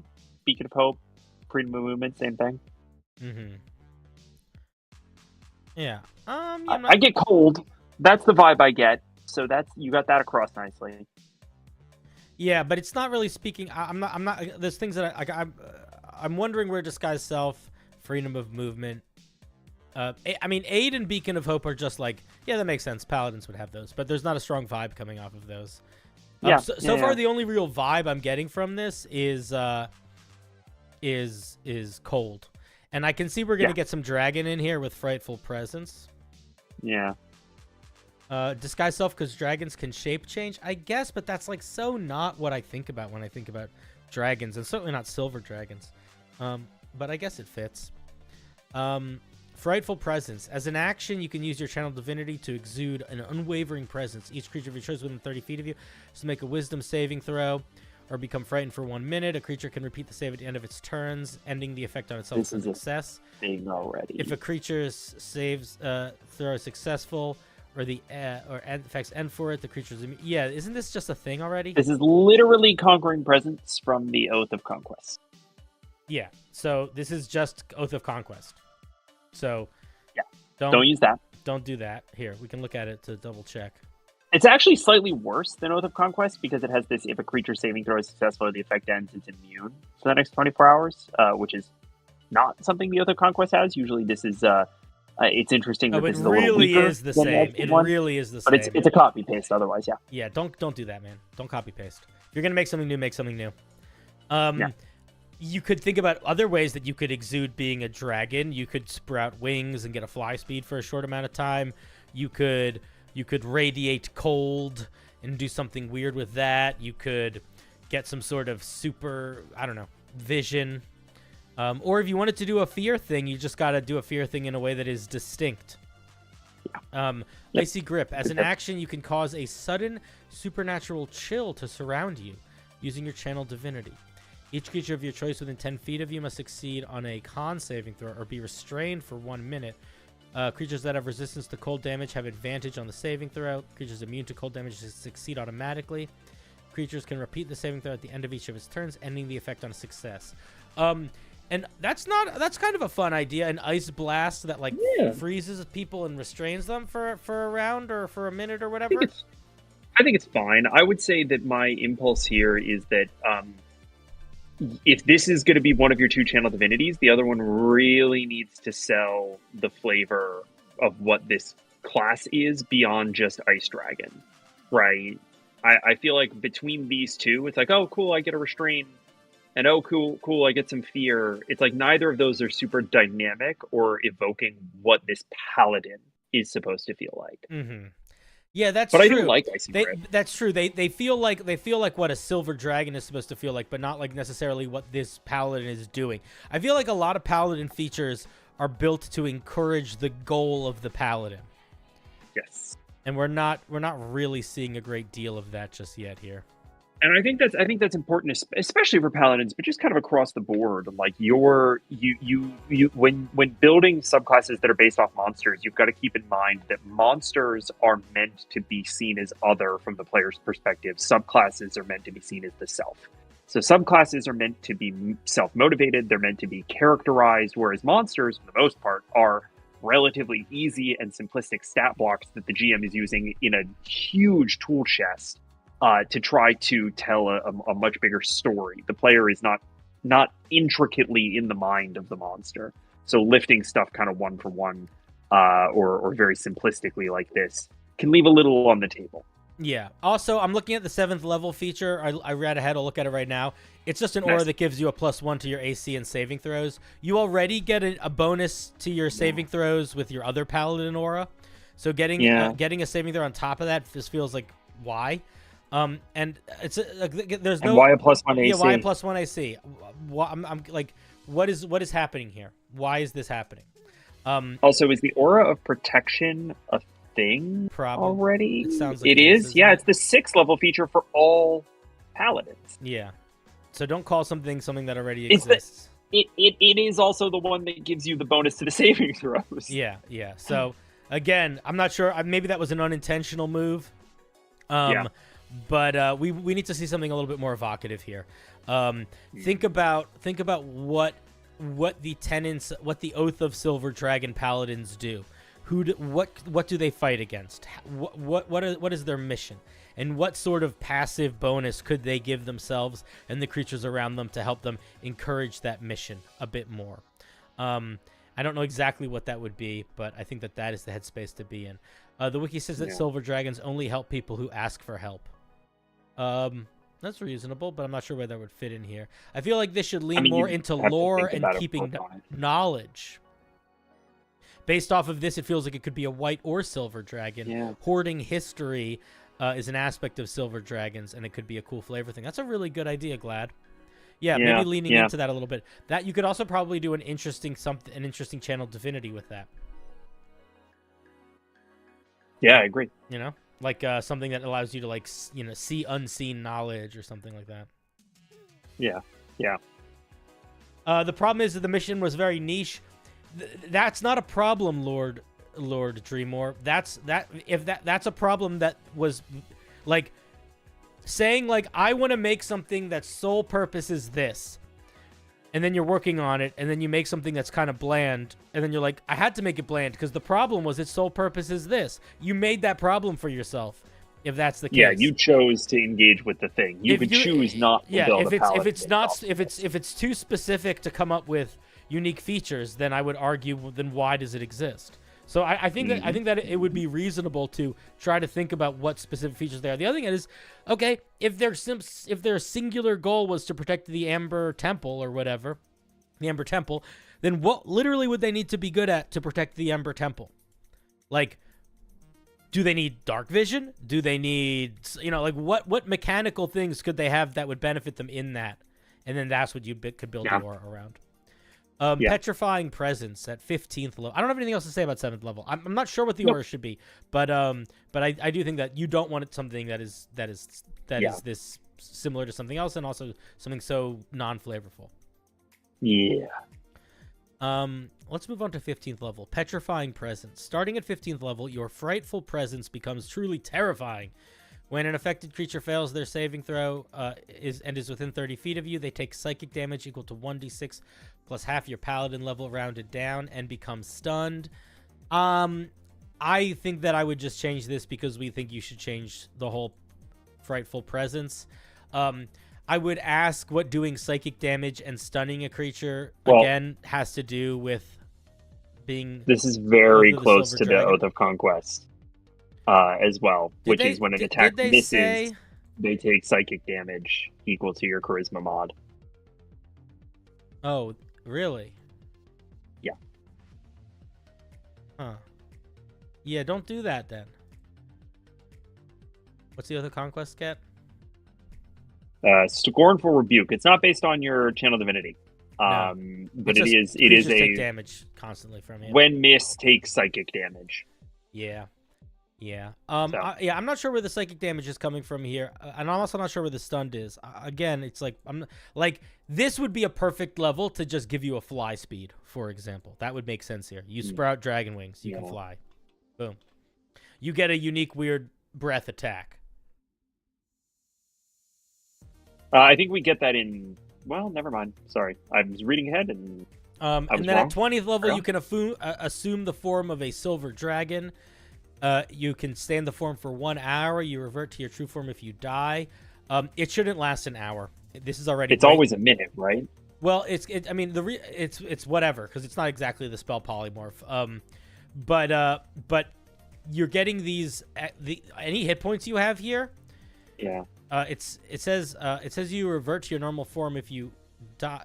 Does that mean that these hit points count as your hit points or no? I'm kind of confused by that. You retain your alignment hit points. Okay, I guess you do then.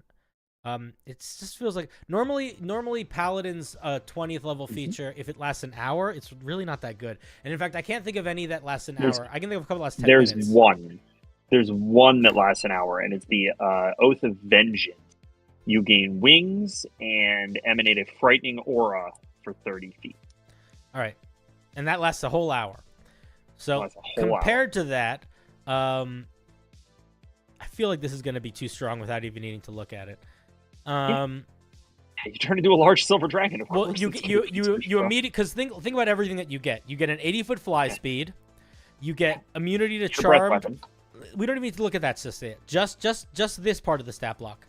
For an hour, you get immunity to charmed, frightened, poisoned. You get 30-foot blind sight. You get a passive perception of 22 plus your wisdom modifier, and you get a fly speed of 80 feet. Well, didn't they say something about you keep all of your you keep all of your mental stats? That's why I think it said your passive perception is now 22 plus your wisdom modifier. They're incorporating your mental stat there. Yeah. So even with just that, that's too much for an hour. You get Channel Divinity, you get Smite. I don't even think we need to necessarily read all of this. I'm going to say that I love the idea of turning into a dragon. I think you just need to tone it back a little bit. I would not build it out like a stat block. I would be like, what are the most important aspects of the dragon that we can give you? We give you a fly speed, we give you blind sight, we give you a cold breath attack, but building it out as a whole stat, I feel like is just too much. Yeah, I agree. Especially for an hour. I mean, that breaks the bank entirely, right? Like this, you could turning into this would have to be I mean, you can't really do less than a minute and have it be meaningful, but maybe 3 rounds, right? Like, not a lot of time. Yeah, and even that, yeah, I mean, like, even just getting off your breath attacks is going to be pretty hectic. You get a 30-foot area paralyze. Yeah, I wouldn't go in this direction. I do think it's a good idea to go in the direction of, like, you take on draconic forms and you get big wings and stuff, but it's a little bit too much in its current form. Agreed. Overall, I think the idea is interesting. I just wish it was more focused. I wish it felt more distinct and like something new. A lot of these features I feel like just kind of feel too much like stereotypical paladin but better. And we want to try to shy away from class but better as a subclass. Yeah, I think that's right. And I think that there's a thing that Cinder and I will usually say when people are pulling things from media that isn't D&D, and Strahd is media that is D&D, but you're adapting here a little bit, which is like you want to make it interesting to people who don't know what that is, right? And so I should be able to pick this thing up and get a sense of like who these paladins are, what they fight for, and how they interact with the world, regardless of whether or not I've read all of the Strahd stuff, right? Yeah. All right. I don't have a great deal more to say. Thank you, Heltrix. No. Thank you very much. You have sacrificed your silver dragon upon the pyre. I have to remember to delete them after I read them. The people who submit things? Yeah, because I'm using the wheel again tomorrow and Wednesday. Yes. Well, Heltrix no longer exists, so it's been a good run. It is. You're cool, Nicho. Next is Reeve.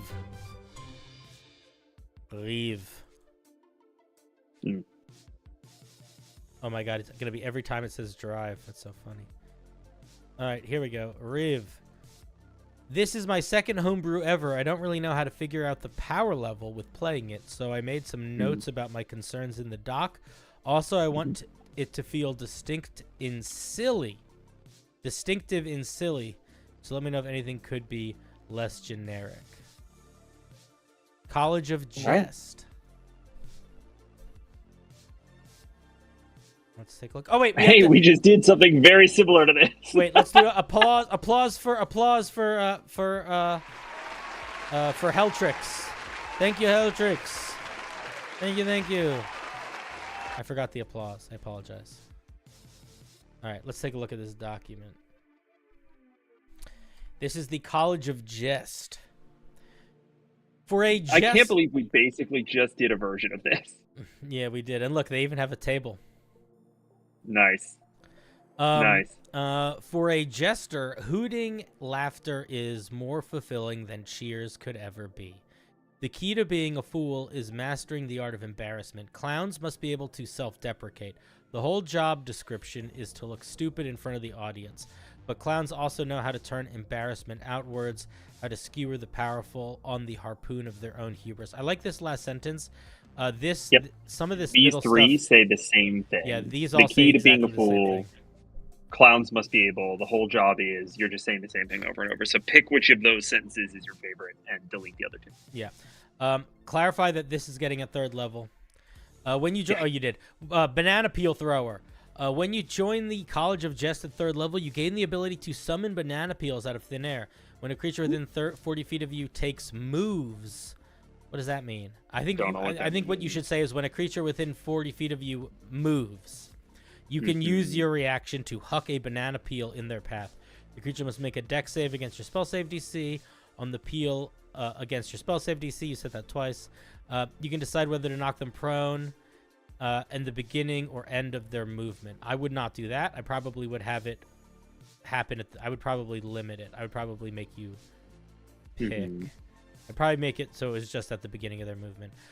If you use it at the beginning, they can use half their movement speed to stand up. That's how prone works normally. You don't need to say that. So proficiency bonus number of times, you can basically huck a banana peel at a creature as they're beginning to move and make them trip.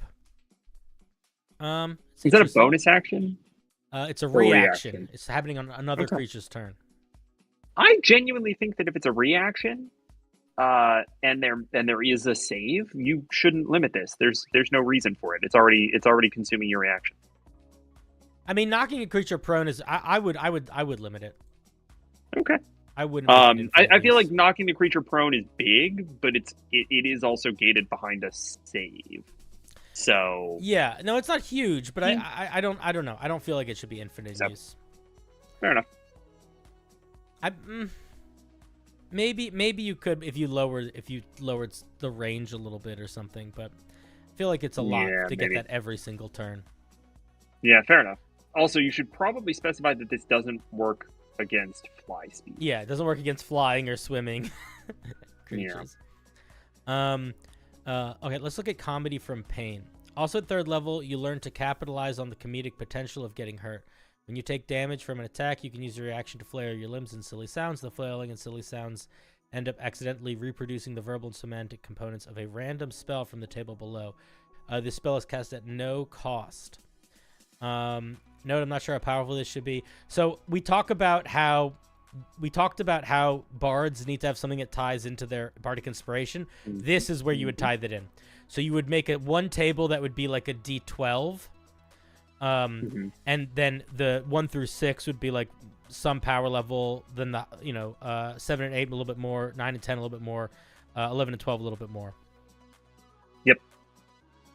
Yeah, I think as written, there are 2 different tables for us to choose from here, and considering that I'm not seeing any limitation to this from a resource perspective, all of it is just too powerful. I would also say that even if it was bardic gated, they're both just too powerful. You want to start like 1 through 4 should be cantrips, maybe, right? Like probably a handful of ones that like 1 should be prestidigitation. Then you go past that, you can start getting into leveled spells a little bit, but I think our top one here might be a 3rd level spell. Yeah, for like the 10 and for like 11 and 12, but not. No, for I'm the saying lower currently. levels. Currently, I think it is enlarged to reduce a 2nd or 3rd level. Second level. Okay, so we're looking at 2nd level spells mostly. I feel like that's where you should top out, and that should be only at the 11s and 12s. Yeah, I agree with that. Rob says it makes more sense for the target to slip when they start moving instead of after they stopped. Yeah, I was kind of thinking the same thing. Yeah, I would use the bardic inspiration thing here, and then I would also, I think it makes a lot of sense to have most of them be cantrips initially, and then you get to level spelled and have it not ever go past 3rd level spells. And if it's tied behind your inspiration, you're still gonna be able to use this quite a lot. So it's still pretty powerful. Let's look at the other 6th level. We get yes. Sorry, the other thing for this one is that I don't think this should be a reaction. I don't think you should give 2 reaction features at 3rd level. And oh my god, I didn't even think about that. Yes. So you have a choice here. You have to either figure out which one of these you want to be a reaction, but they both should not be a reaction. Yeah, I think this one should probably not be the reaction. I think a comedy from pain should be an intentional thing. But that's an opinion. Yeah. It's just hard because you'd have to change the core mechanic to around it not you taking damage from an attack. Yeah. So I think either of them could be changed to not be a reaction, but that's a really good point. These should definitely not both be a reaction. Bards don't get a very good or very many cantrips, so having a few cantrips in there wouldn't be too invasive at all. Yeah, I think it would be fine. All right, let's look at the 6th level features. Master Mime and Laughter is the best medicine. By 6th level, you become really good at miming and can mime spells. You can replace the verbal component of a spell with somatic components. Somebody else talked about this in chat today. It's so funny. Yeah. If the spell is both verbal and somatic components, you can just ignore the verbal components. I think that's fine. I got no feelings about that. It's pretty. Oh, we're getting another thing at 6th level. Never mind. Yeah. Also at 6th level, your jokes. What were you gonna say? I was gonna say it's not that strong, but we're no. Yeah. Also at 6th level, your jokes provide literal comic relief. As an action, you can tell a joke that has the effect of either lesser restoration or healing word. You can use this ability a number of times equal to your charisma modifier. Note if this is too strong. Should I only? Here's what I would say. I would probably not. I'm gonna be honest with you. I would just drop. I think the idea is solid. I would not make it. I would not make it lesser restoration or healing word. I would like write out a thing that it does. I would probably. I mean, if you want it to just be that, I guess you can. But I think it would make sense to make it like why not make it both in one thing, or just let it be a unique new ability where you don't have to necessarily be those spells. Yeah. I think that could be pretty good because as it's written, healing word is technically a bonus action. So I almost want it to be like as an action, you can tell a joke, and a creature of your choice within 30 feet of you that hears you, they can remove one negative condition and they gain some amount of hit points equal to something related to you. Like you could make it 1d4 plus your charisma modifier, but you could also make it your proficiency bonus or whatever. Yeah. Oh yeah, or it could be they remove a benefit and they gain HP equal to one roll of your bardic inspiration die. That could also work. Charisma modifier times per day is fine. I also think proficiency bonus times per day is like more the norm these days, but I think that's fine way to do it. Depending on like the range of it and how much healing or lesser restorating it does, you could also make it once per short rest. If you make it once per short rest, you can make it a little stronger. I like once per short rest because bards already have a short rest refresh cycle. It's getting less common, but I think it might be interesting. Yeah. That could work for sure. Hideous laughter. I wouldn't name a feature after a spell. There's already a spell called hideous laughter. By 14th level, your jokes and skits make creatures laugh so hard they can no longer fight. It is just hideous laughter. You learn the spell hideous laughter. If you already know it, you can learn any other first level bard spell. Additionally, you gain the ability to upcast hideous laughter for each level above the first. You can target one additional creature. I wouldn't do it this way. I would probably just take the effects of hideous laughter and turn it into like a cone or a radius thing you could do as an action that you could do once per day. I wouldn't build it this way. I feel like if the goal is for you to do something that can fuck with a big group of creatures all at the same time, you should just write it out as its own unique ability. Don't worry about it being specifically a spell to like activate the coolness of it. Yeah. Especially like realistically, this person, whoever's gonna play this, is gonna take hideous laughter anyway. Yep. It's an interesting idea. I do think that overall, I almost like.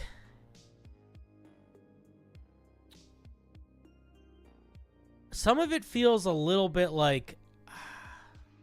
I don't know if I feel like it all feels cohesive. Yeah. But I do feel like the individual parts all feel good. But I almost feel like we're leaning into too many different types of clowns. Is that weird? Yeah, I think that's probably right, because we've got banana peel, we've got like sad clown that is also sort of wild magic. We've got a mime, we've got comic relief, sort of a Bob Hope kind of thing, and then we've got Joker, hideous laughter. Every feature is hitting another archetype, and I don't think they necessarily tie together. Yeah, I'm wondering if it would make sense to hone in more specifically on mime or on jester or on something like that. I mean, maybe even it would just be getting rid of the mime ability and putting something else. But yeah, I feel like that one's a little out of left field, and hideous laughter is a little out of left field. Yeah. Those are my thoughts. Yeah, I feel like you can get rid of. Yeah, I think it's a neat idea, though. I also feel like, I don't know, like Comedy from Pain and the Banana Peel are so slapstick that I feel like you got to lean into the slapstick. Yeah, that's a good point. You got to figure out how to do something that is a little bit more Stooges the whole way through. Yeah, that's what I would do. Yeah, it's an interesting idea, though. Cool.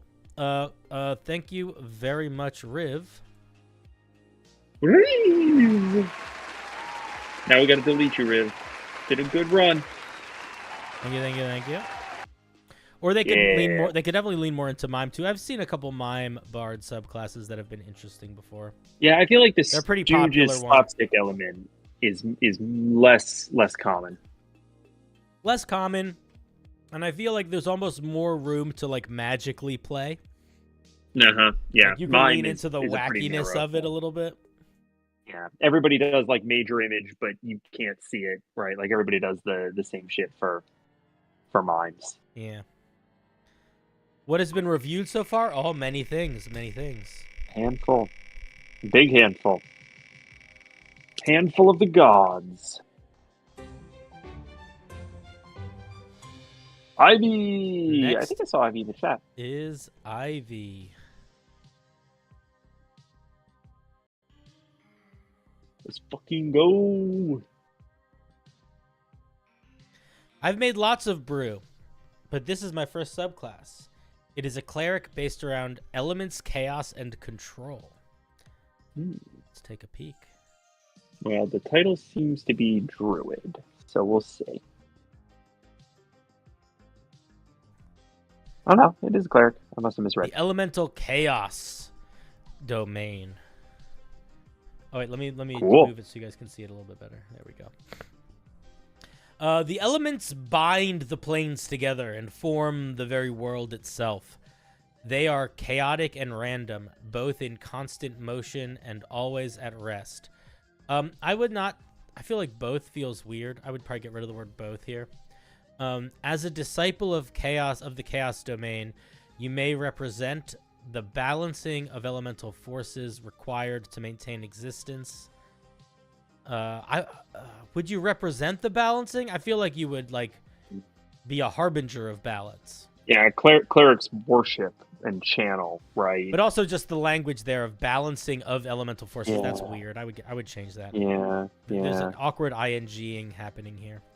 Or maybe you represent the elemental chaos in its truest form and have embraced the chaotic reality of the world. I'm going to be honest here.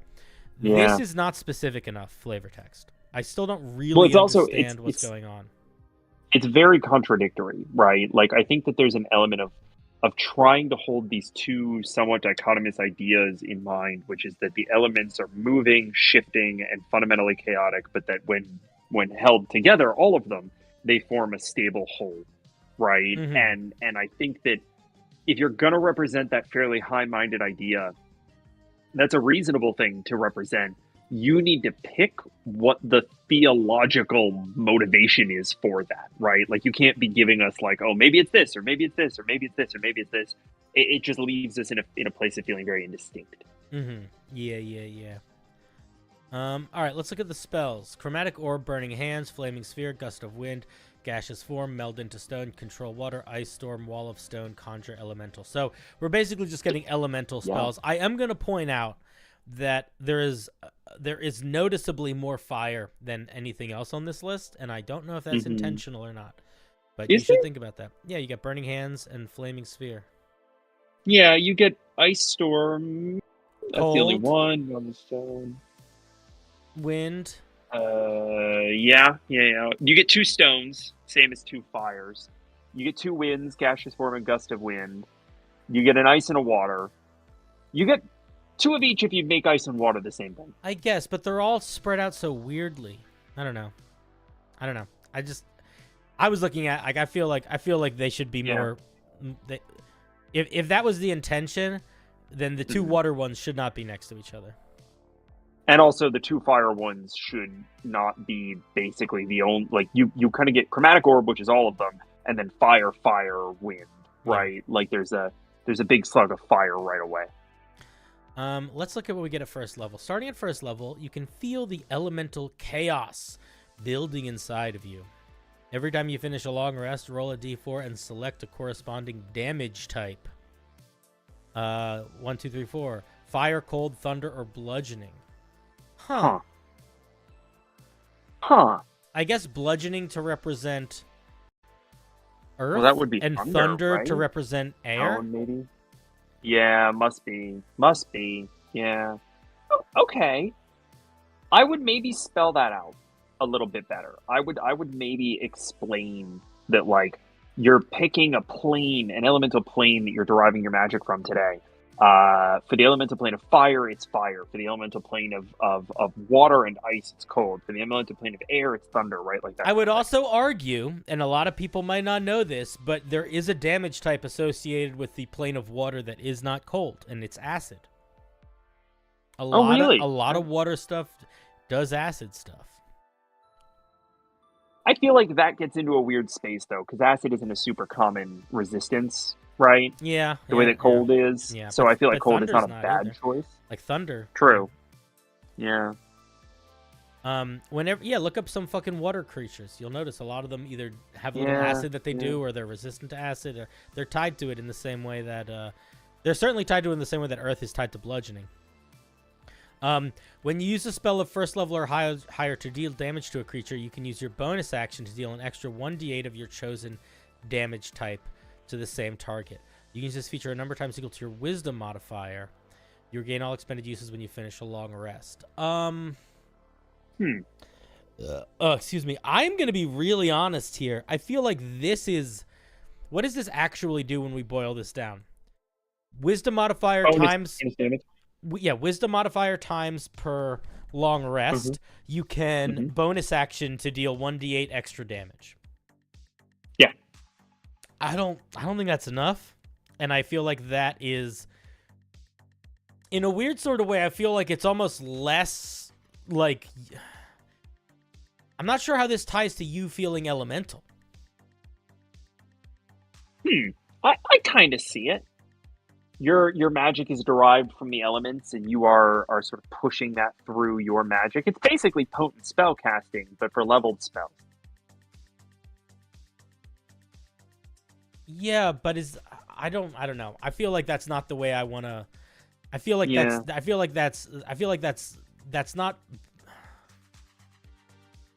I'm not buying it in terms of like it being evocative, is what I mean. Yeah, no, yeah. Like if we look at and now clerics oftentimes aren't super evocative, but like let's look at like the light domain. So the light domain at first level, you get the light cantrip and you get warding flare, which is like wisdom modifier times per long rest.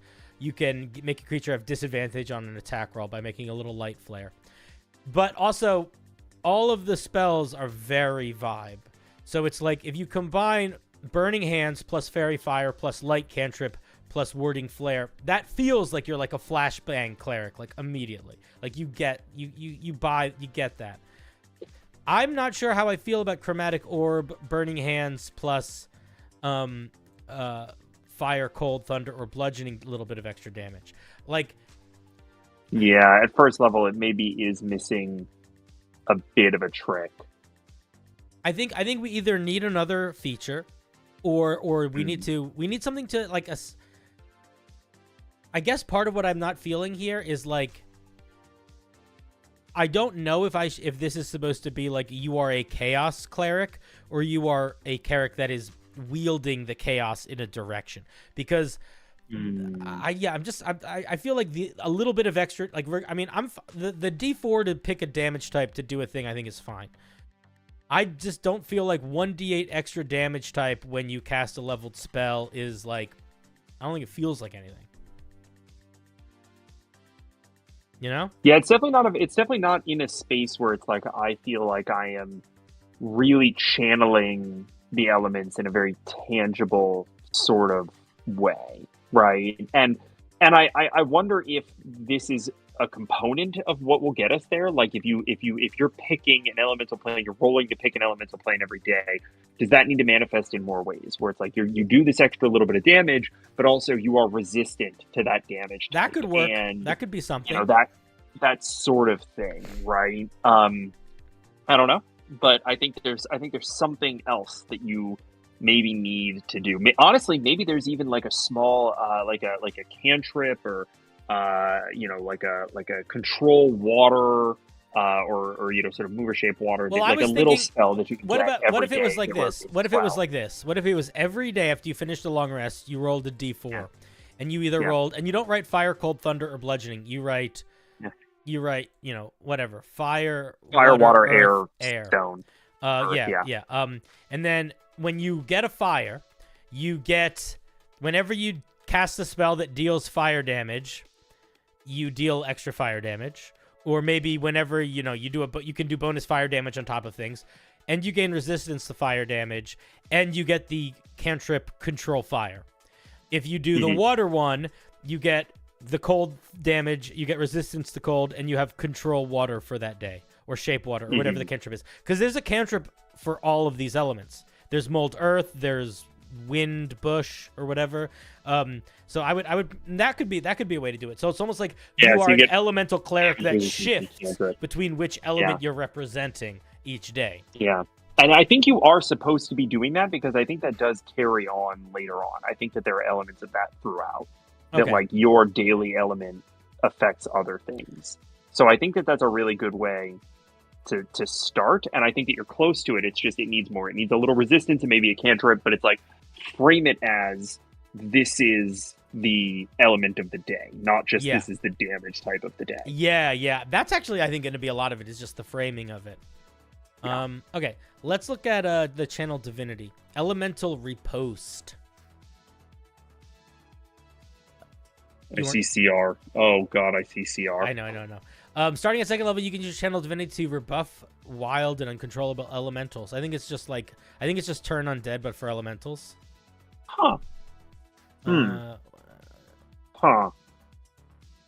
it's just turn undead for elementals. Does another cleric get this? I feel like there's another cleric that gets this. Really? Yeah. Huh.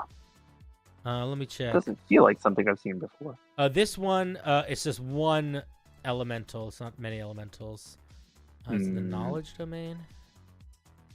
Maybe there isn't one. I could have sworn there was a cleric that got a channel divinity to knock back Oath of the Watchers. What level do you get turn undead? Oath of the Watchers is the paladin, though. I think. Oops, we lost it. There it is. I don't know. A couple times. It's channel divinity, level. So you get it channel divinity times. Channel divinity. Yeah. It's fine. It's not particularly flavorful, but I mean, well, let me rephrase that.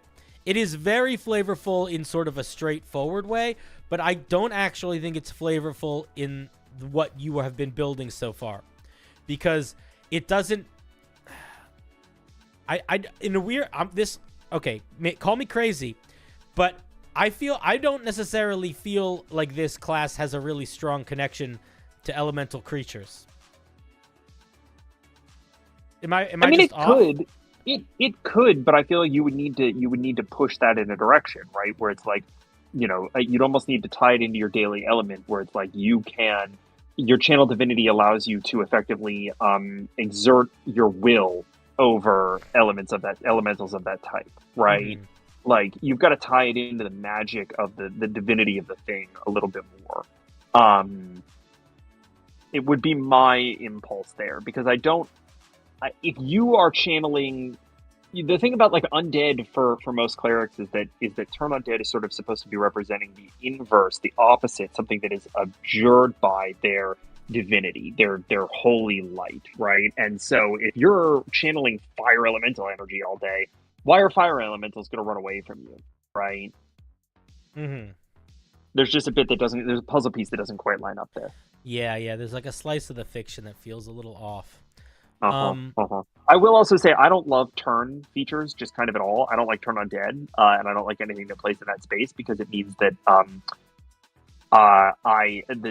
you have to be in a situation where you're coming across elementals regularly, and I feel like they're pretty rare. It's actually, yeah, they're very rare, and I feel like it's, interestingly enough, if you limit it even more to just like today it's fire elementals or something, it's easier for your GM to slip in like one and make that feel valuable because it's super niche and you're getting a lot of power over it, versus this, which is just like, hey, run away from me if I ever see any of them ever, right? Yeah, so maybe turning it into some sort of limited control power? Potentially. Or just doing something that doesn't involve elemental NPCs at all, because there's not really any guarantee that you're going to encounter them. Yeah. Let's look at the 6th level. We get another channel divinity, which is a way you can do clerics. You don't need to make the 6th level feature a new channel divinity. Some of them do, some of them don't. Interesting. I didn't know which ones give CDs at 6. The light cleric, I think. Okay. Yeah, no. The light cleric improves their. Oh no, it's not the light cleric. I don't know. I'm sure there is one that does. Okay. I'll poke around for a second. But carry on. The knowledge domain is one that gets one. Yeah, it does. Let's see. As a reaction, you can use your channel divinity to grant up to 6 creatures of your choice that you can see within 60 feet resistance to your elemental inkling damage type.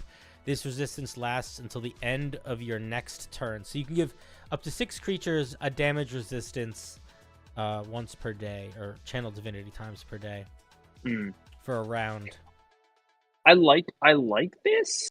I feel like if you were to pick like up to wisdom mod creatures, you could just make this your 2nd level. Yeah. I really don't feel like it's necessary to put it all the way back at 6. Yeah, I agree. I don't think it needs to either. That makes a lot of sense.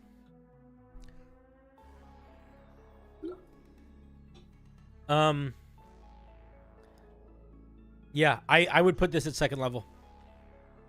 I would just do that. Puncher says Nature Cleric already gives resistance, but as a reaction, wisdom times per long rest.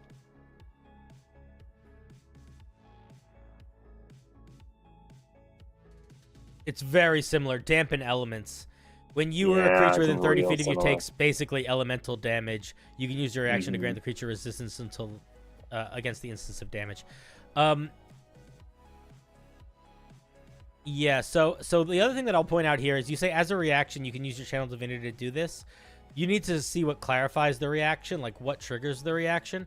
So if the reaction would be on a creature taking damage, or depending on what you make the reaction, it's very similar to it's similar enough to dampen elements that I actually think you should make it something totally different. Yeah, you should walk away. Yeah.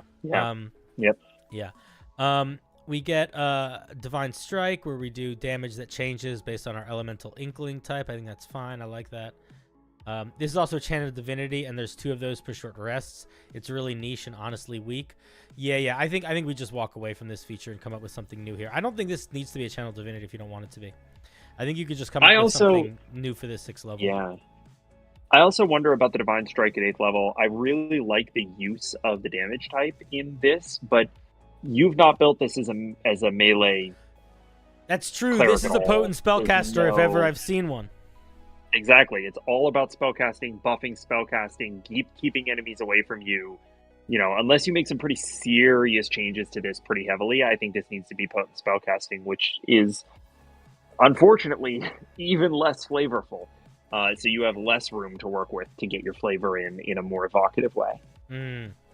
Yeah, but I agree. Definitely the move. Master of Chaos. Starting at 17th level, you gain resistance to fire, cold, thunder, and non-magical bludgeoning damage. Also, whenever you finish a long rest, don't say may, say can. You can choose which damage type on the elemental damage table rather than rolling. It's kind of bland for 17th level. Yeah. Getting a couple damage resistances is not bad. It's nice. I also probably would just make this all bludgeoning, not magical. They're level 17. They can have general. They can have general stuff. So clerics, Ivy. So clerics either get divine strike or potent spellcasting. It's either or. So the way that you pick is you basically, when you're imagining your cleric, are they more of a magic user or more of a smashy guy? I mean, they're all magic users, but you know what I mean. Well, and often it literally comes down to, did you give them armor proficiencies or not? Yeah, because if you didn't give them armor proficiencies, then they're not going to be fighting in melee range, which means they're not doing weapon damage. Yeah. I think that I would change this because I think you should tie in the resistance to their first level feature. I think allowing them to pick instead of rolling is good. I also think you could make it so they could change it like on the fly. Like maybe they can use their action to change it. So they can like change it mid-fight. I would maybe do something like that. Can I be honest? What? why don't I get a summon elemental out of this at any point? Well, I was also going to say there's the investiture spells. Investiture of ice, investiture of wind, investiture of earth, investiture of fire. That all like make you become basically an elemental. I feel like you could get those too. Yeah. I feel like those would fit nicely. Potentially at 17th level, you just get, you know, one free casting of any of those spells per short rest. Yeah, you could also make it not require concentration, so you could just like activate it. Yeah. There's something there. I feel like in general, this is a cool idea, but I feel like there's an element, if you'll excuse the expression, of you know, you've got to kind of figure out, like, is your fiction, you're channeling the elements? Is your fiction you are somehow sovereign over elementals? Is your fiction you're a chaos entity that is elementally flavored? There are some warring themes here a little bit that I think are kind of keeping you locked in the middle ground. And the middle ground doesn't sell hamburgers. I'll tell you that for nothing. Yeah. I feel that way since the beginning. Are we controlling the elements or are we chaosing the elements? And I think, and I also want to say something here, which is that the elements are not chaotic. Like, if you want to talk about extra planar stuff, the elemental planes are decidedly not chaotic planes. Like, there is a dissonance there. There are planes of chaos and planes of order, but they are. I almost want to be like, an elemental cleric doesn't inherently. I don't inherently buy it also being a chaos cleric. I think that's right. I think if you're going to Ivy do said that, the channel really divinity lets you take control of them. Oh, I didn't get to that. If you're gonna make it, I mean, how long are you keeping control of them? A minute? Is it the whole minute? You got to decide that. But I'm gonna be honest. I still think you should just come up with a different feature here. I'm not the biggest fan of. Yeah, it's just so, I don't know. It's niche in a way that I'm like, eh. Elementals are more niche than undead. And and if you know, if you want to do a control, if the goal is to make it so you can control an elemental, why not just make that the channel divinity from the start? You could make it so you could you could like limit sort of get a limited dominate elemental. But yeah, those are my main thoughts. I think it's an interesting idea. I think you got to focus it a little bit more into an elemental or into chaos, and not be sort of what Pat said. You don't want to middle ground it too much. Yeah. Though, Cinder, I do have to say one thing that was really funny that you pointed out is like you went to the light domain for something that you feel is a little bit more thematically punchy.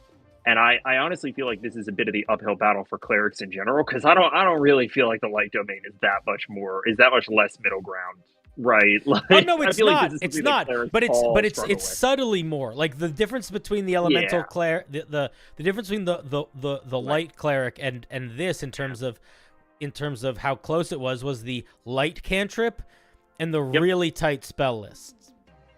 Yeah. You don't have a lot of room to play with, but that means that little changes can go a long way. Yeah. Cool. Very fun, Ivy. I hope you keep working on it. And if I could bestow any final thoughts, I would say lean into the controlling of elements. I think that's the more interesting spot to play. All right. Thank you, Ivy. Woo, Ivy! Round of applause for our dear Ivy. We're clapping out here. All right. Thank you for sharing. And Ivy stopped existing. No, Ivy's here. They said thanks for the advice. Well, you just deleted them, so that means that they don't exist anymore. Oh, I see. Yeah. You wish the Light Cleric had Firebolt? Yeah, that would make sense. It totally would. I think if the Light Cleric was written now, it would have Firebolt, because there has been some serious power creep in that time. Next up is Fancy Pants. Man, what a good name. A revised version of a previous old submitted subclass. Took your advice, tied it more to features to existing monk class features to make less key hungry. Player in my campaign is currently playing the subclass. I'm excited to play test it. Hi, chat. All right, let's see if it's far enough away. Who knows? Ivy, you're still here. Oh, I remember this. Monk of the Way of the Flowing Key.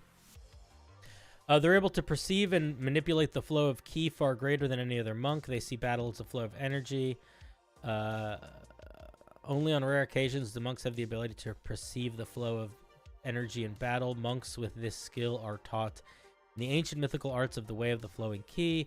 Monks who learn this tradition often become high-ranking leaders in their monastery, as they've been chosen to have heightened sense of wisdom and skills. Okay, let's see what we're actually getting here. Flowing fighting. At 3rd level, you've learned how to redirect the attacks of your enemies. Your new flowing form of fighting allows you to perform... There's a lot of F's in that sentence. Be careful. The following available techniques. If you don't want that to sound silly, you should change that. Your new flowing form of fighting. That's a silly phrase. It's not intentionally silly, I don't think, which is why I'm pointing it out. Sometimes alliteration can make a piece feel weird or silly. Yes. Okay. Defensive flow. When you are targeted by an attack roll, you can use your reaction to spend 1 key point to roll your martial arts die. You can add the number rolled to your AC for the triggering attack, or if you make a dexterity or strength saving throw, you can add the number rolled to your saving throw.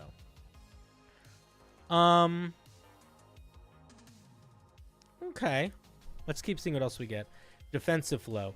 When a creature fails a melee weapon attack against you, I would say when a creature misses, not fails. You can use your reaction to choose one weapon or item the creature is holding. That creature must make a strength saving throw. On a failed save, the object is moved 5 feet in a direction away from the creature. This should also... this is your reaction. Okay, I would probably not say the object is moved. I would probably specify that, like, it disarms them, because there are mechanics that will matter for.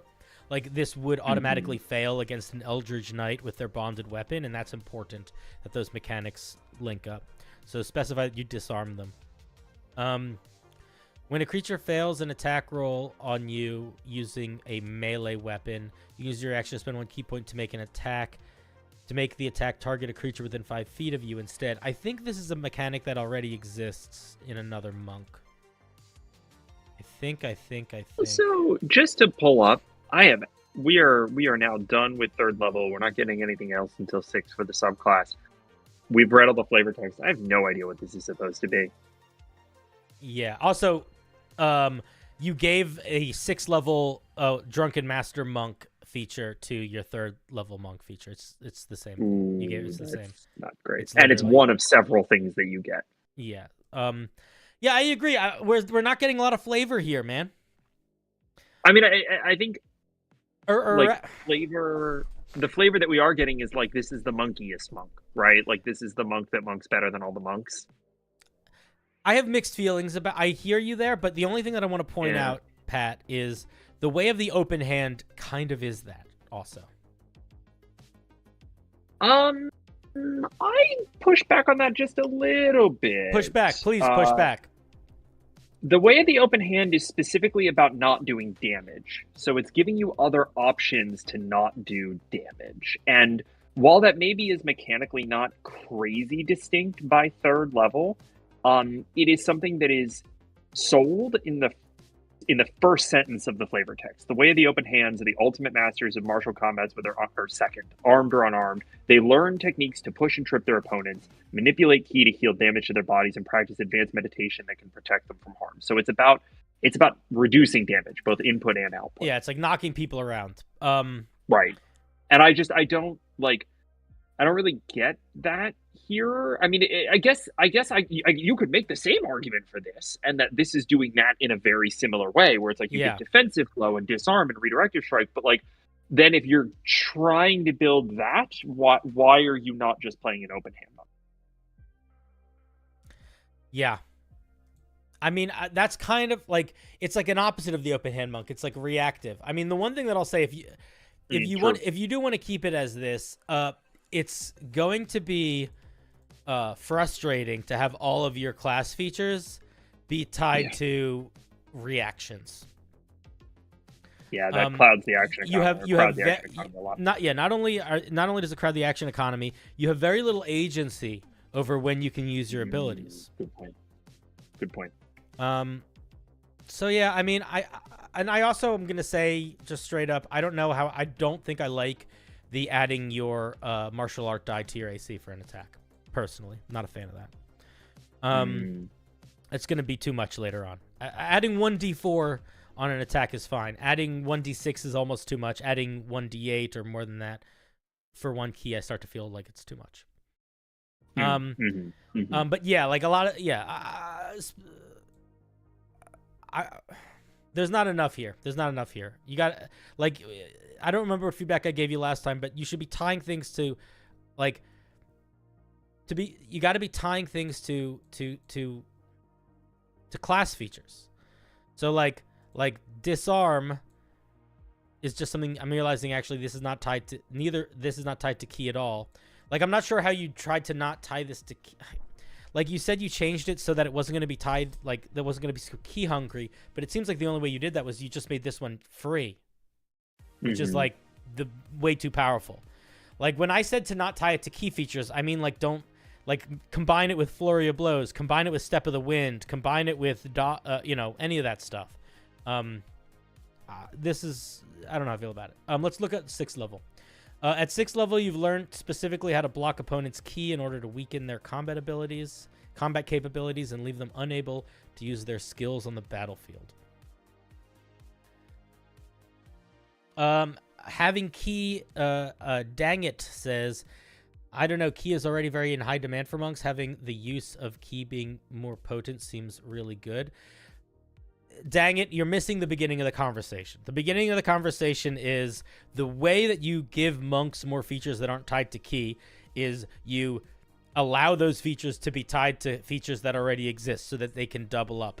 You can also give them some features that aren't tied to key, but from a balance perspective and from a design perspective, it makes no sense to make two of these features use key and one of them not. And especially when the one that doesn't is arguably the most powerful. So it's this. Sure, the way to do that would be you give them these 3 features, you tie these 3 to key, and then you give them one other thing that's just a thing. That's like a ribbon feature that they just get. But this is not the way to make things key light. At 6th level, you've learned specifically how to block your opponent's key. Throat Strike. When you hit a creature with your Flurry of Blows, you can cause the creature to become mute until the start of your next turn as you strike their throat. While mute, the creature cannot speak and thus cannot perform the verbal components of spells. There should be a saving throw here. It should probably be a con saving throw. I also don't know why this is on 6th level and not 3rd. That's way less powerful than a full disarm or getting your martial arts to an AC. Yeah, that's true. It's a good point. It's good. It's interesting, and I actually like it quite a bit, but I don't. It feels out of place. Yeah, I'm wondering if these features were sort of just all written and they didn't know where to put them. Maybe. When you hit a creature with your Flurry of Blows, you can spend 1 key point to attempt to block the use of their skills. The creature must succeed on a Wisdom save. To failure, the creature has disadvantage on ability checks and saving throws. This feature affects the creatures until they succeed on an ability check, saving throw, or after 1 hour. Damn, that's also, I think, too strong. An hour of disadvantage on saving throws and skill checks is a lot. Is a lot. You could maybe make it their next saving throw or skill check. But yeah, I think it's probably just the one. But it's a lot. For 1 key point that takes no action economy. I'm also gonna point out something that here, which is that in a weird way, I feel like I almost wish you cut out half of these features of 3rd level and tied in these 6th level features sort of into the 3rd level. Like, they feel like they should all be together. They don't feel distinct or different. Like, the 6th level doesn't feel like it's an expansion upon the 3rd level. In either a flavor perspective or like a skill tree perspective. And I think that that's important, is that you want to feel like, especially with a monk, you want to feel like you're building on and out. The way you I submit agree. homebrew is you submit it in the link in the description of the video, and it will be added to the wheel for tomorrow and for Wednesday, and then maybe I'll read a piece of yours. Tradosio says that the skill block is just kind of being poisoned, which the Mercy Monk gets, and the huge distinction here is the saving throws. Poison does not give you disadvantage on saving throws. Doesn't it? No. It's attack rolls and ability checks. Oh. I thought it did. Not to my knowledge. Double check. No, you're right. You're right. Good call. Yeah. So an hour of disadvantage on saving throws is It's a lot. that's I would say that probably sits somewhere on the order of a 6th or 7th level spell. The other thing that I would argue with is that I thought you were going to say, Pat, was that the poisoned condition is also just something that a lot of shit's immune to. So like, oh, that's interesting. That's a good point too. So there's a balancing there's a balancing mechanic there too, where there's a lot of stuff that just can't be poisoned. Yeah. So there are a couple of ways. Tradosio, fair enough. I wasn't pointing it out to insinuate that you didn't know that. Just pointing out that those are, I think, the big ways in which it's different. If this was an hour of being poisoned, I would maybe think it was a little bit more balanced. But it's also one of several options that you're getting at this feature, which I think could potentially be a lot. Let's look at 11th level. Oh, we're getting lightning. Lightning's coming into play. At 11th level, you've learned how to react as fast as lightning to attack, to strike at gaps in your opponent's guard. You can use your expertise in flow to gain heightened, spelled heightened wrong, buddy. Awareness after striking at foes. You can take 2 reactions instead of 1. I struggle with the double reaction. I see people give things 2 reactions all the time. I don't know how I feel about it. Let's look at what else we get, because we get 2 other things. Lightning Step. When you Step of the Wind, you gain the benefits of dash and disengage action, as well as your jump distance. Okay, so you basically, Step of the Wind gives you everything that you can get with Step of the Wind, as opposed to just picking. And when you defend yourself, your ki vibrates around you to form a protective layer, alike to, similar is the word you want here, similar to electricity. When you use your Patient Defense feature, if a creature targets you with an attack roll, while you have the benefits of patient defense, the creature takes damage equal to your dex modifier. This damage can't be reduced. Why would you not let the damage be reduced? So wait, what is this doing? When you use patient defense, if a creature hits you, they take damage equal to your dex modifier. Presumably lightning damage, but that's not specified. Yeah, you got to clarify what type of damage.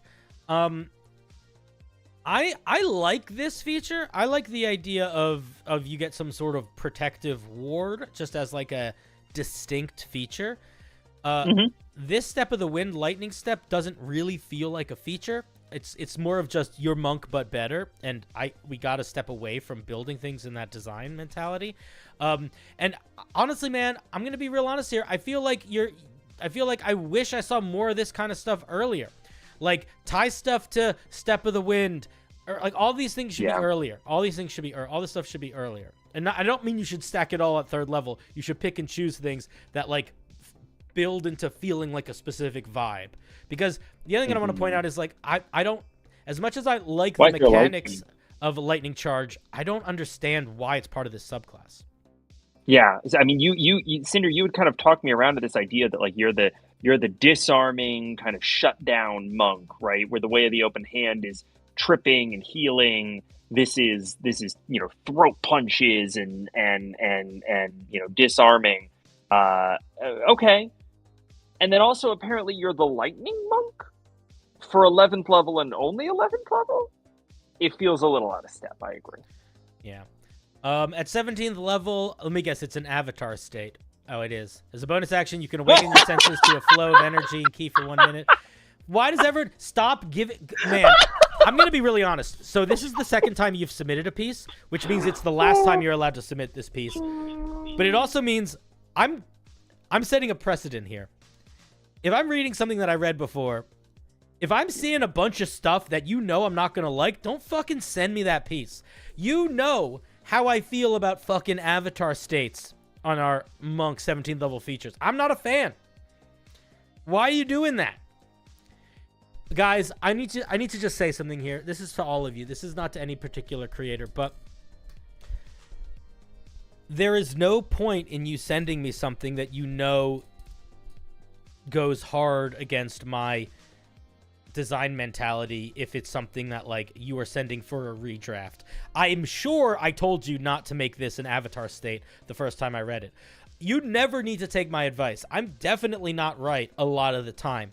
But if you're not going to make major changes, or you're going to keep a lot that you know I'm just going to disagree with, then I just don't need to see it again. Yeah, the element of if you disagree with the feedback that you're getting, which is totally fine, why put it in front of that person again? The feedback's not going to change. Yeah. So, I mean, I guess I can read what it does. You can't be surprised. You have advantage on attack rolls, ability checks. You gain a bonus to your AC. You gain true sight. You get both unarmed strikes with fury blows. You gain... Hey, honestly... It's just monk, but better. There's no feeling to it. I'm not here for it. Get rid of it. Build something new. It's not a good...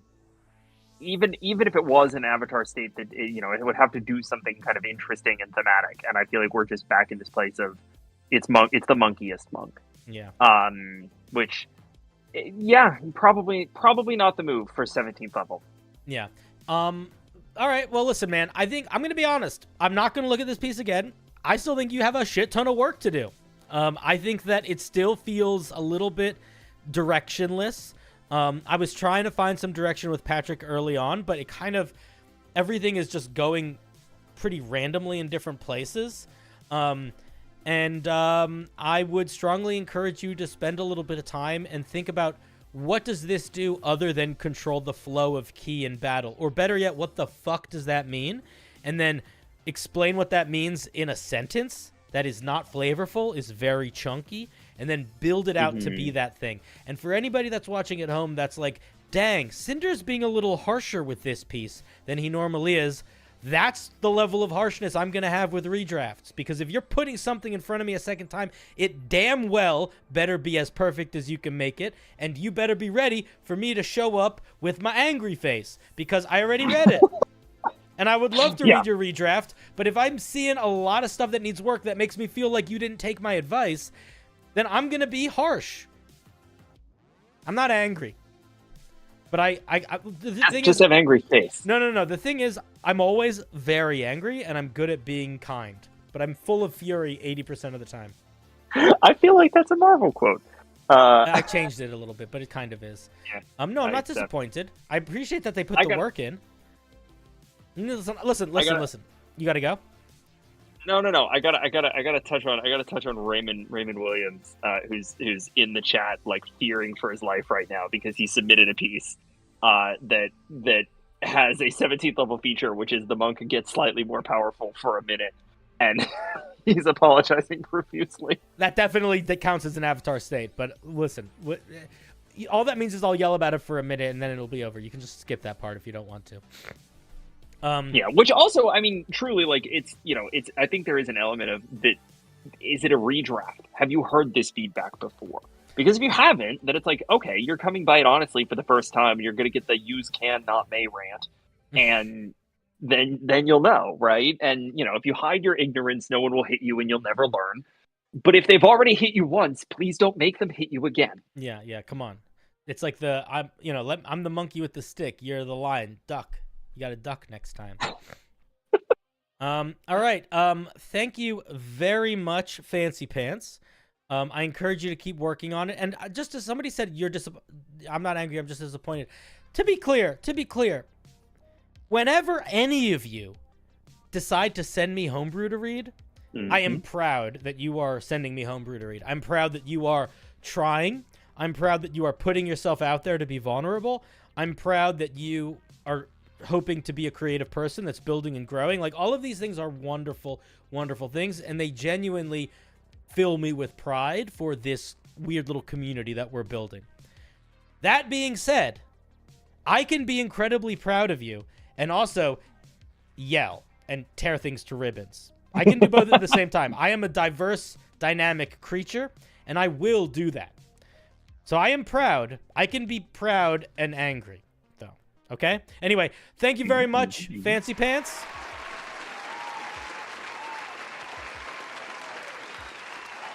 Thank you. All right. I think on that note, we've hit the one monk of the evening that I have That you have the that patience I for? have emotional room for. So I am gonna bail. But you all are wonderful, and keep doing cool brews and having chill times. And I will see you all soon. All right. Good night. Good night, Patrick. Thank Bye. you very much. Thanks, buddy. All right, guys. I need to pee again so badly. I'm going to go do that. I will be right back. And then we will keep going. We'll do a couple more spins. See where the night goes. I'm probably not going to do a super late tonight because my mouth does hurt a little bit in the post-surgery mode. But we'll go for at least a little while longer. I will be right back. I'll turn up the music for you. Give me 1 second.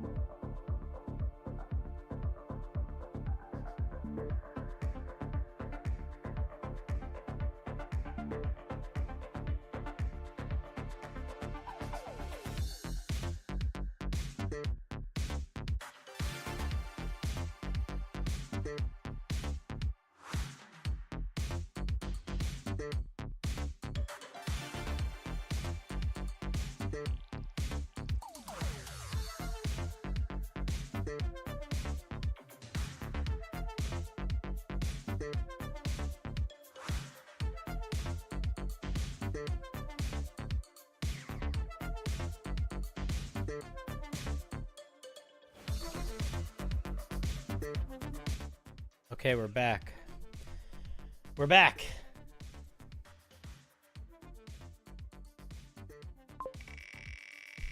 Let's spin it, baby.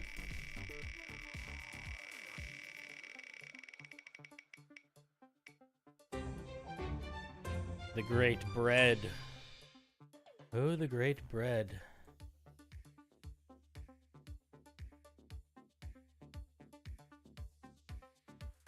You sent something accidentally? I did take my medicine. I did. I took it an hour ago. Or an hour and a half ago. First homebrew I did. Have been trying this quite a few times already, so hopefully I'll get it this week. Oh, well, guess what? You did. You got it this week, buddy. This is the week for you.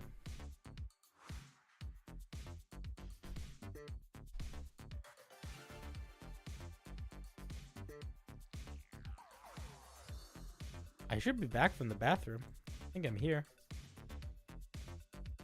You might be behind on the stream. Staff of the Grand Storms. Is somebody typing in the doc? Yeah, don't type in the doc.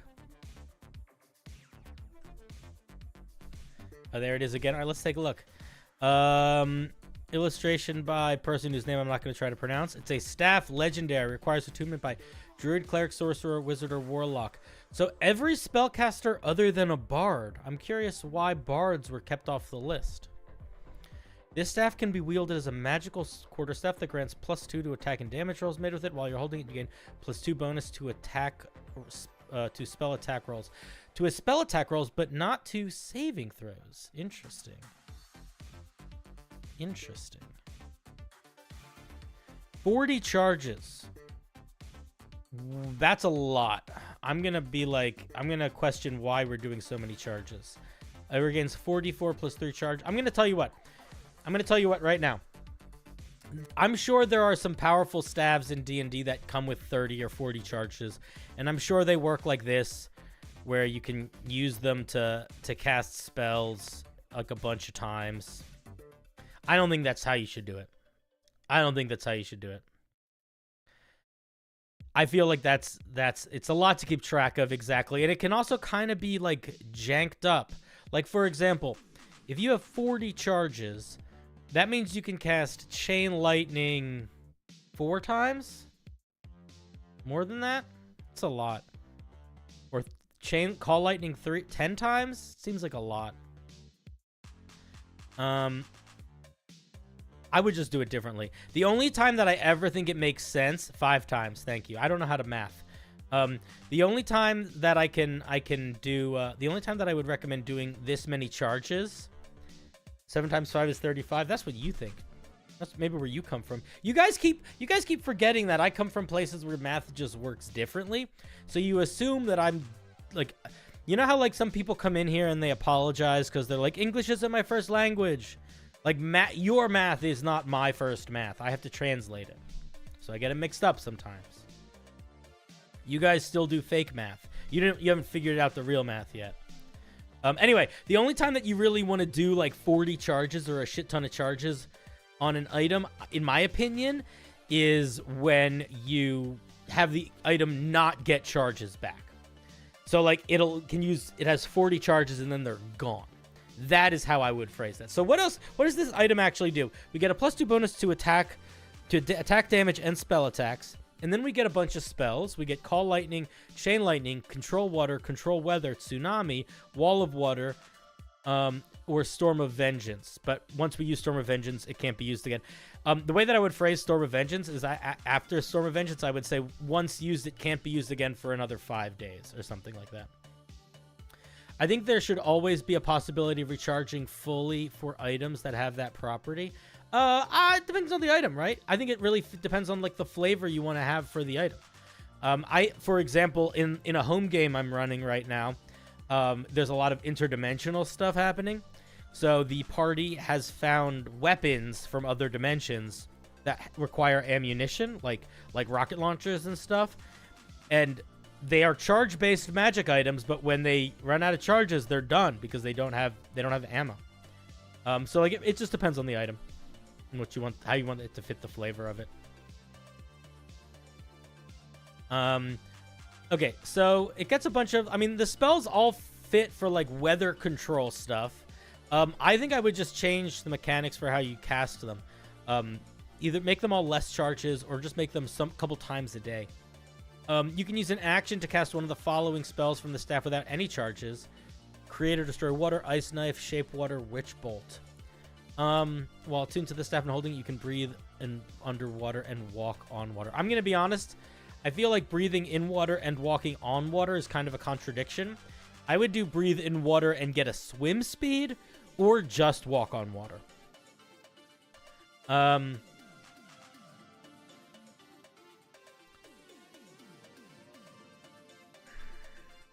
If I were you, I would just rewrite how this is written, and I would say, you get this.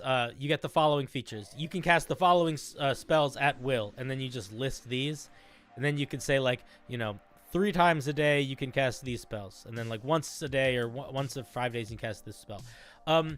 Here's what I'll say. In D&D, there are a lot of staves and wands specifically that give you access to a bunch of spells. And there is nothing wrong with a magic item that gives you access to a bunch of spells. I feel like that is a totally fine thing to do. I think, though, that I would encourage you to ask the question, what else can I make this item do? It's the Staff of Grand Storms. Cool. What else could we give this magic item that isn't a spell, but that's unique to this item? That has to do with being the Master of Storms. Or the Staff of the Grand Storm. It's a legendary item. So I feel like it's worth it to think about in that regard. And if I were you, I would lean less into you just get a bunch of these spells. I mean, it's good, but it's not that unique. And I would think more about, like, almost think about it like the Tempest Cleric or the Storm Sorcerer. They get a bunch of features that are Storm-esque, but aren't exactly just like this lightning spell, this storm spell. Like, what if, I don't know, what if you could control the weather? What if, like, while at sea, like, what if you just got, like, a passive, you can just control the weather casually around you in a little area, right? Like, you have, like, a regional, you can make it windy or calm, or change the direction of the wind, or something like that, make it cloudy. I don't know. It doesn't need to be hectic, but, like, that's the kind of stuff that I think about. Somebody is suggesting maybe amplifying wind, thunder, lightning. I think that could also work for sure. I think that as it stands, it's mostly fine for a legendary item. It's just you gotta simplify the charge mechanics, I think, quite a bit. And then I also think that you should allow it to do something else. I probably would drop some of the power of the magic of the spells and make space for something unique. Make it that one trident enchantment from Minecraft. When you hit with it after throwing a spear, it casts lightning bolt down on top of them. I mean, there is an item like that already. Like, I think it's called the Javelin of Lightning Javelin. It basically does that. But you could do something like that. When you cast a spell, you can fly 20 feet like a Tempest Cleric. Yeah, I mean, you could do something like that too. Maybe you could produce a smoke screen as a side effect to help obscure the user. I will say that it's weird that Fog Cloud is not on this list. I feel like Fog Cloud would make sense for a spell to be able to cast with this. Maybe gain charges by getting lightning damage. Maybe, although I think I would encourage the writer to move away from the charge mechanic. Some items let you predict the future weather. This item lets you influence the weather instead. Yeah, that's kind of what I'm thinking, like leaning in that direction. Yeah, but that's different than your intent. Oh, what was your intent? Your intent was like a like call lightning happens. Is that what you meant? A channeling trident is more like a single call lightning bolt. Yeah. I got you. I misunderstood. I apologize. I didn't get the Minecraft reference because I'm not a Minecraft man. Too old. I was there when they crafted the first mine. It was all right.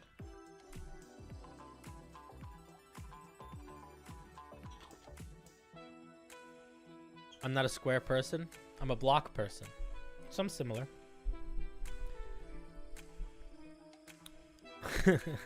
But yeah, overall, I think it's pretty. Again, I'm not sure why it's all these people get it except for bards also. But those are my thoughts. Let's give yourself some space to breathe and add something truly unique, I think, where it's not just extra spells. You can attune to the weather. If you take 2 hours pondering the future, you know what the weather will be and gain damage bonuses based on what the weather will be. I don't know if you need to. I mean, that's what literally Druidcraft lets you predict the weather the next day. Like Druidcraft, the cantrip already does that. So I feel like you could do something like that. But I think I like the idea that you can change it. I like that more almost. I feel like because let's let it be a little bit oomphy. I don't know about the damage bonuses, but I guess you could do something like that. Cinder was there before we digged holes. Yeah, man. I was there. The thing is, you guys wonder when I was there. But regardless, first of all, let's just give a big thank you for the great beard, the great bread, excuse me.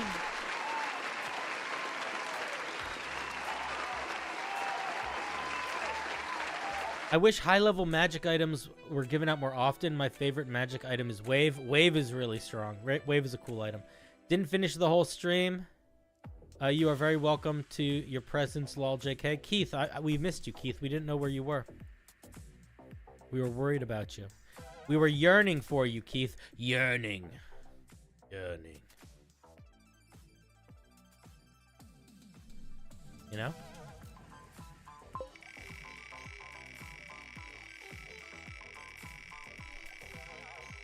How old am I? I don't remember. I can tell you I have I have like landmarks. I have like memory landmarks that I remember, but I'm not good at actual dates.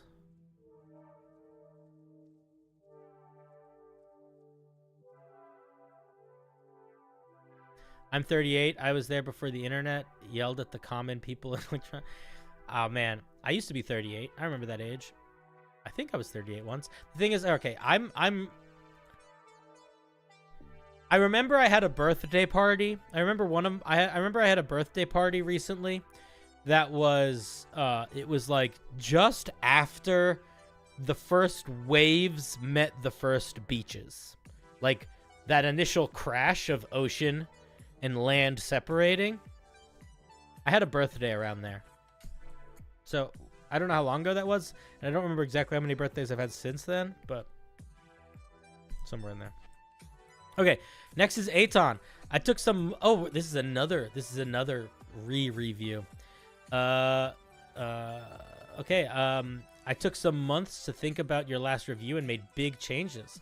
It now relies on its summons for damage and attacks both mechanics that don't totally recharge on a long rest, so you'll be feeling this fight for a while. I know you disagree with Stolen Fate, but hope you can overlook it for the rest. Maybe even get to the villain actions. Thank you. What was the thing you know I'm not going to like? Stolen Fate. I'm going to just try to... Chat, I'm going to try to just skip whatever feature that is, because I know if I read it, I'm just going to start yelling. Okay. Destiny Devourer.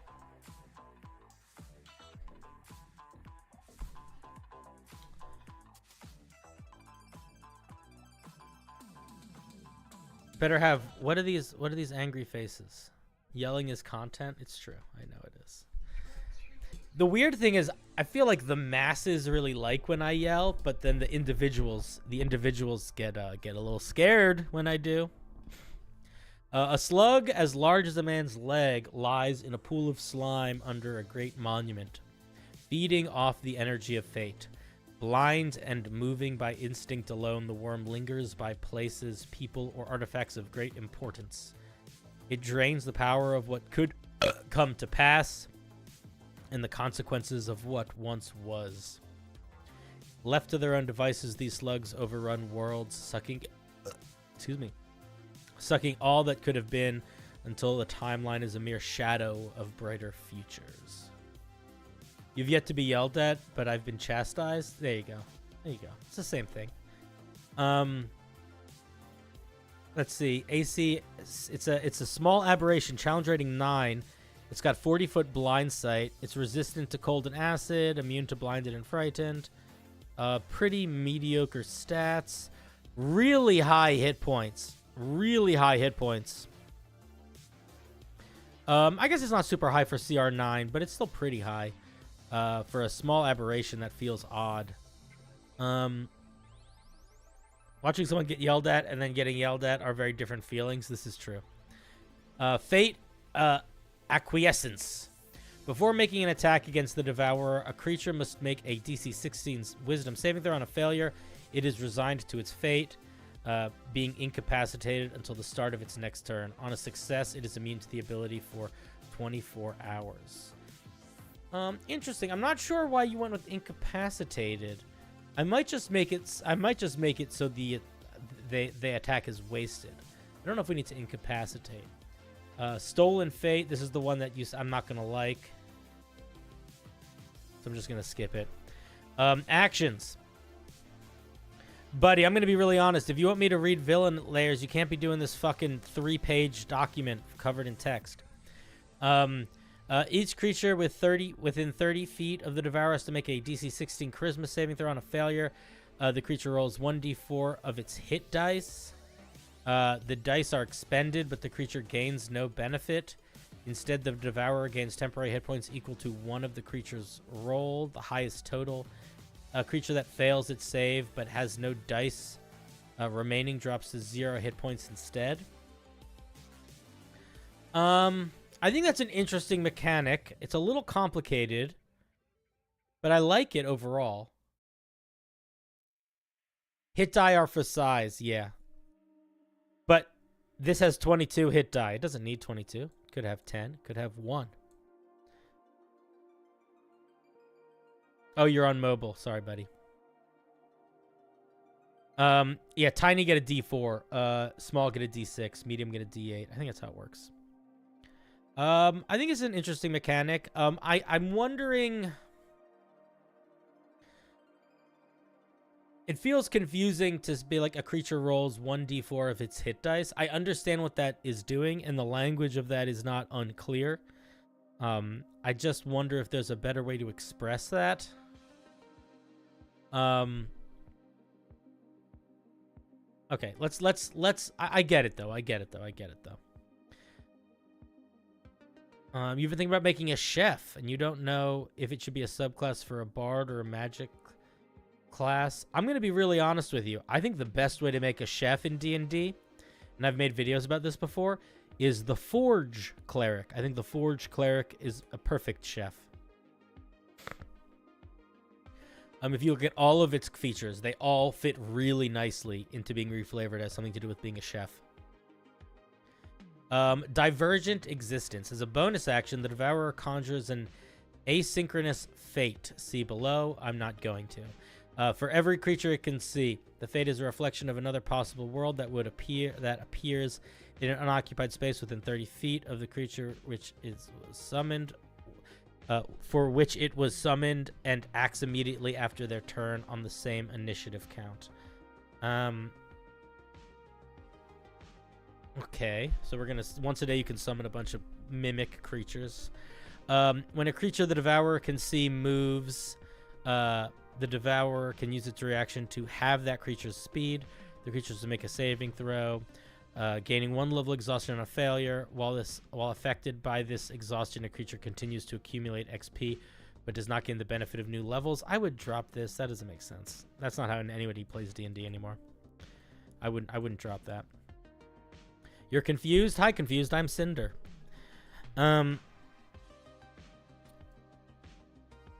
When a creature the Devourer can see, I would say when a creature starts its turn or moves within range of the Devourer's eyesight, the Devourer can use its reaction to have the creature's speed. I also feel like that should also be part of the saving throw. I don't think that should be automatic. I think you could argue that rangers should be good cooks. Just think they are hunters and would have experience with cooking exotic plants. I don't disagree, but I feel like it's a different type of cook. There's like the survivalist cook, which is very different than like the tavern cook, which is different than like the rest. You know what I mean? Like there's different, it's a very different style of cooking. But I don't disagree. Okay, let's take a look at the villain actions, just because you asked me to. The Devourer has 3 villain actions. It can take 1 action during an encounter, during an enemy's turn. It can take these actions in any order, but can only use once per round. Can it only use once per encounter, or are these just legendary actions? Unclear. Glimmers of another life awaken, but whether illusion or different paths, who can tell? That flavor text is janky as fuck. That's just confusing. Don't write it like that. Each creature within glimmers of another life awaken, but whether don't do that. Don't put a question in the middle. Get rid of this second part. Each creature within 120 feet of the Devourer has to make a DC 16 Charisma saving throw. On a failure, it loses its proficiency in all saving throws, then gains proficiency in 2 saving throws chosen at random. This effect lasts until the creature finishes a long rest with no levels of exhaustion. I like the idea of creatures losing saving throw proficiencies. I don't want to have to deal with the mechanics of figuring out which 2 they get back at random. I probably would not make this last until they finish a long rest, and I probably would not get any back. I would probably be like, they lose proficiency in all saving throws for some amount of time. Reality Merge. Each creature within 60 feet has to make a Charisma saving throw. One of these fate creatures in the area automatically fails. On a failure, the creature is teleported up to 30 feet in a random direction, reflecting tides of battle elsewhere. Because of the merging realities, a 20-foot radius sphere surrounding the space of a creature left behind becomes difficult terrain until the start of the Devourer's next turn. I think there's too much going on here. I think that I I think that teleporting 30 feet in a random direction is fine if it's one creature, but if it's a 60-foot radius, there's potentially so many creatures in there. Like, that is going to be so tedious to run. I don't want to run that. I don't want to have to randomly assign where like 4+ creatures are all being teleported to. And then mark each of those spots as a area of difficult terrain. It just feels like a lot. You know what I mean? Name, what's up, buddy? Welcome, welcome, welcome. What would be a good party composition to go against gods who have gone rogue as BBEGs? Any composition you want, baby. Probably not clerics, if they're not getting their power from the gods. Plug your phone in, Tradosio. It feels like a little bit giga bloated for CR9. Yeah, listen, Poncho, I agree. It feels bloated. It feels very bloated. I also feel like I understand that you're like, I think it needs a little bit more it needs at least one simple thing that it does. Everything is kind of complicated and a little convoluted. And I feel like it's definitely a vibe to make it so like the only thing, the way it deals damage is these little creatures it can summon. I don't know. I would significantly lower its HP also. It's an interesting idea. I just think that the problem is that everything that it does is complicated. Every single thing that it does is complicated. And that's too much, I think, in my opinion. At least for a CR9 monster, that feels like too much. I would... Yeah, I'm not... I don't have any more super specific feedback. I don't dramatically remember what this thing looked like before. But I would say that I still think it feels like it's doing too much. And I wonder... some of the features I understand where you're seeing how they're trying to make them sit on top of each other. Like there's something that does exhaustion. This ties into exhaustion. There may be something in here that ties into it, but I'm not reading 3 pages of text. So yeah, I don't really have much more to say. Don't clerics draw their power and beliefs or concepts as well? Not traditionally, but I guess they could. I think it's a cool idea. I feel like you should check out. There's something called the Fate Devourer, which is very similar now that I'm looking at to Destiny Devourer. But I feel like Kobold Press has a monster called the Fate Devourer.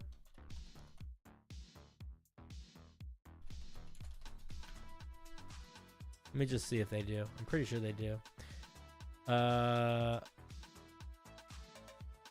It's called the Fate something. Fate Eater.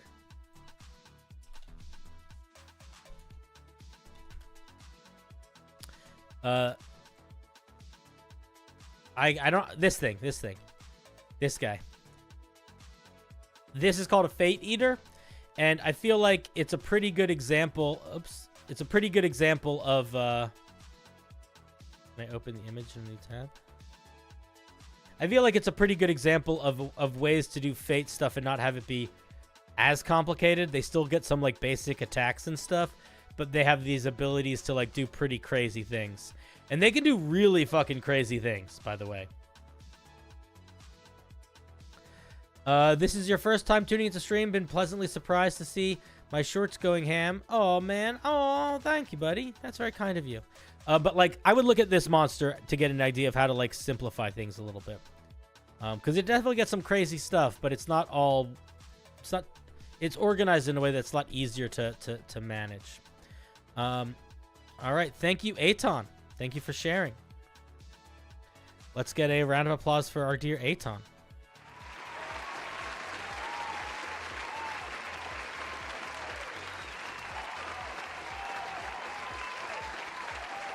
Yeah, somebody throw some Spare the Dying out there for Tradosio. Guys, I'm not sure how many more we're gonna review tonight. I want to do a couple more, but I think maybe what we're gonna do... I'm actually gonna let you guys vote. We're gonna do a vote. I'm gonna let you pick. What next? Do we want to do more homebrew review? Or do we want to do call-in show?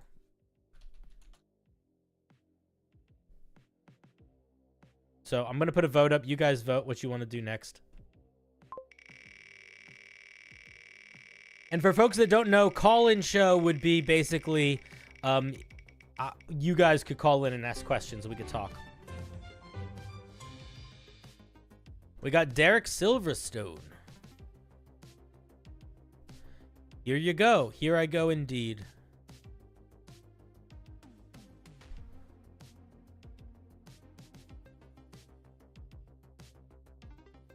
All right, there it is in the chat. It looks like we're going to do more reviews tonight. That's fine. That's fine. I'll leave the poll up for a little bit longer so people can vote. This is the Horn of Silent Reinforcement. This horn has 4 charges. All right, yeah. I'll leave the poll up for a little bit longer, but it's not close. I think we're just gonna be doing more reviews. All right, I'm ending the poll. All right. This horn has 4 charges. When you use an action to blow it, one creature of your choice can hear the horn's blare, provided the creature is on the same plane of existence as the horn and not deafened. No other creatures can hear the sound coming from the horn. So it's similar to the Horn of Silent Alarm, I think. When a creature hears the sound of this horn, they are magically made aware of who blew the horn and where that creature is located. Oh, that's cool. Anytime in the next minute, they can use a reaction to cast teleport to take them to the location with no chance of failure. It should not be a reaction. I'd make it an action. Unless it's a reaction to something happening.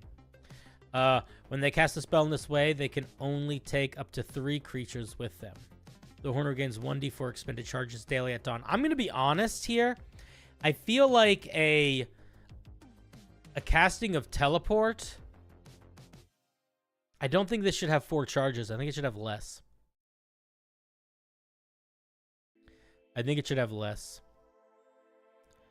I like everything that this does quite a bit.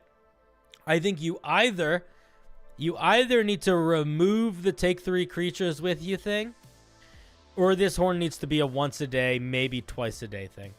Those are my thoughts. But I like it quite a bit. I like it. I think it's fun.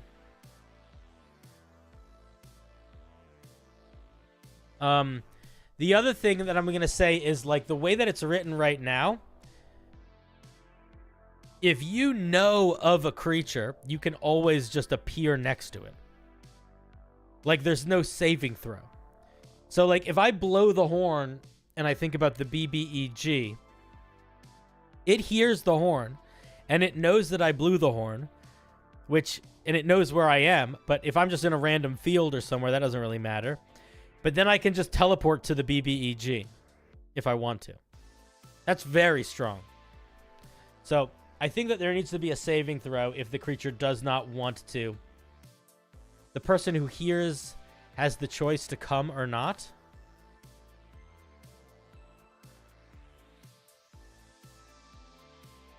Wait a minute. Who is teleporting where? Because the way that it's written, it sounds like the creature who hears the horn, it sounds like you as the horn blower. Anytime in the next minute okay, I got confused. So the horn blower can teleport to you. No. So the person who's hearing it can teleport to you. When a creature hears the sound of this horn, they are magically made aware of who blew the horn and where the creature is located. Anytime in the next minute, they can use a reaction to cast teleport to take them to that location. I would clarify the location of the blower, or to your location. When they cast a spell in this way. Because here's the thing, it's not them casting teleport. I mean, do you want it to actually be them casting teleport? I feel like it should just teleport them. I'm not sure why it has to be them casting teleport. Is there a reason for that? Because that's why it's starting to get wonky in my brain. Like, if I was going to write this, I would probably say, anytime in the next minute, they can use their reaction to teleport to teleport to the location, to your location. When they do, they can bring up to 3 creatures with them. Like, that's probably how I would word it. I'm not sure why it's the spell teleport. Yeah, to the horn's location name. Yes, that's how I would word it. To the horn's location. Solution should be splitting the party and then one person getting in trouble on their own. Yeah, that's true. I think it should be worded, a creature who hears the horn can use their reaction to teleport to an unoccupied space within 10 feet of you. Yes, I agree. I feel like that makes a lot more sense. Yeah, and then you can drop the extra creature thing. I think it's cool, though. I like it. I misunderstood it at first. I thought it was you teleport to them. But it's they teleport to you. You could really fuck yourself up with this by accident.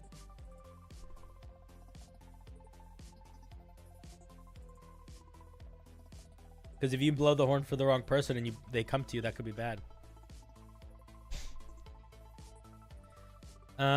Cool. I like it. Let's look at your second one.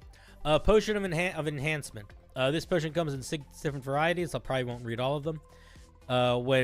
One for each ability score. When you drink on of these potions, I think you mean one. When you drink one of these potions, missing an E. You have advantage on ability checks associated with the ability score for 1 hour. You gain additional benefits for the same.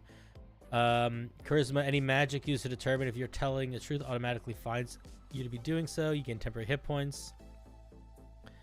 You don't take fall damage while you're incapacitated. You can instantly recall the events from last month. Your carrying capacity doubles. I'm gonna give you one main piece of feedback here, Derek, which is that. Oh, never mind. I misread it.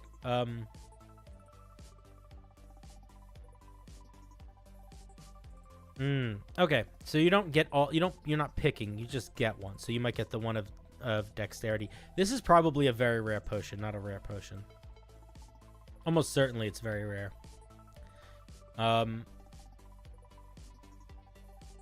It dances with legendary, honestly. Not all of it does, but some of it does a little bit. Yeah, make it very rare, and then you'll be good. I think it's interesting. I like it. I don't have a lot of feedback for it.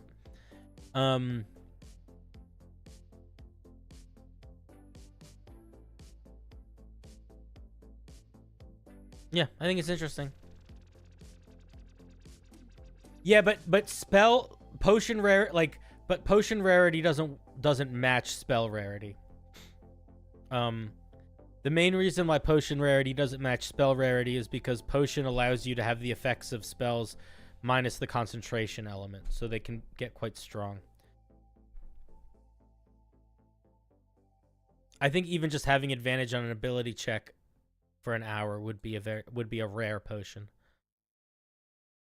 Like it's this stuff that makes it very rare, in my opinion. Yeah, exactly. Potion of invisibility is very rare. Exactly. Oh yeah, Derek, very cool pieces. I like them. Yeah, I think they're fun. They're fun. All right, guys, let's give a little round of applause for our dear Derek. Derek Silverstone. Derek, did I ever tell you that one of my main D&D character names that I go with is Silver Spire? It's a name I use a lot. Withersby Silver Spire.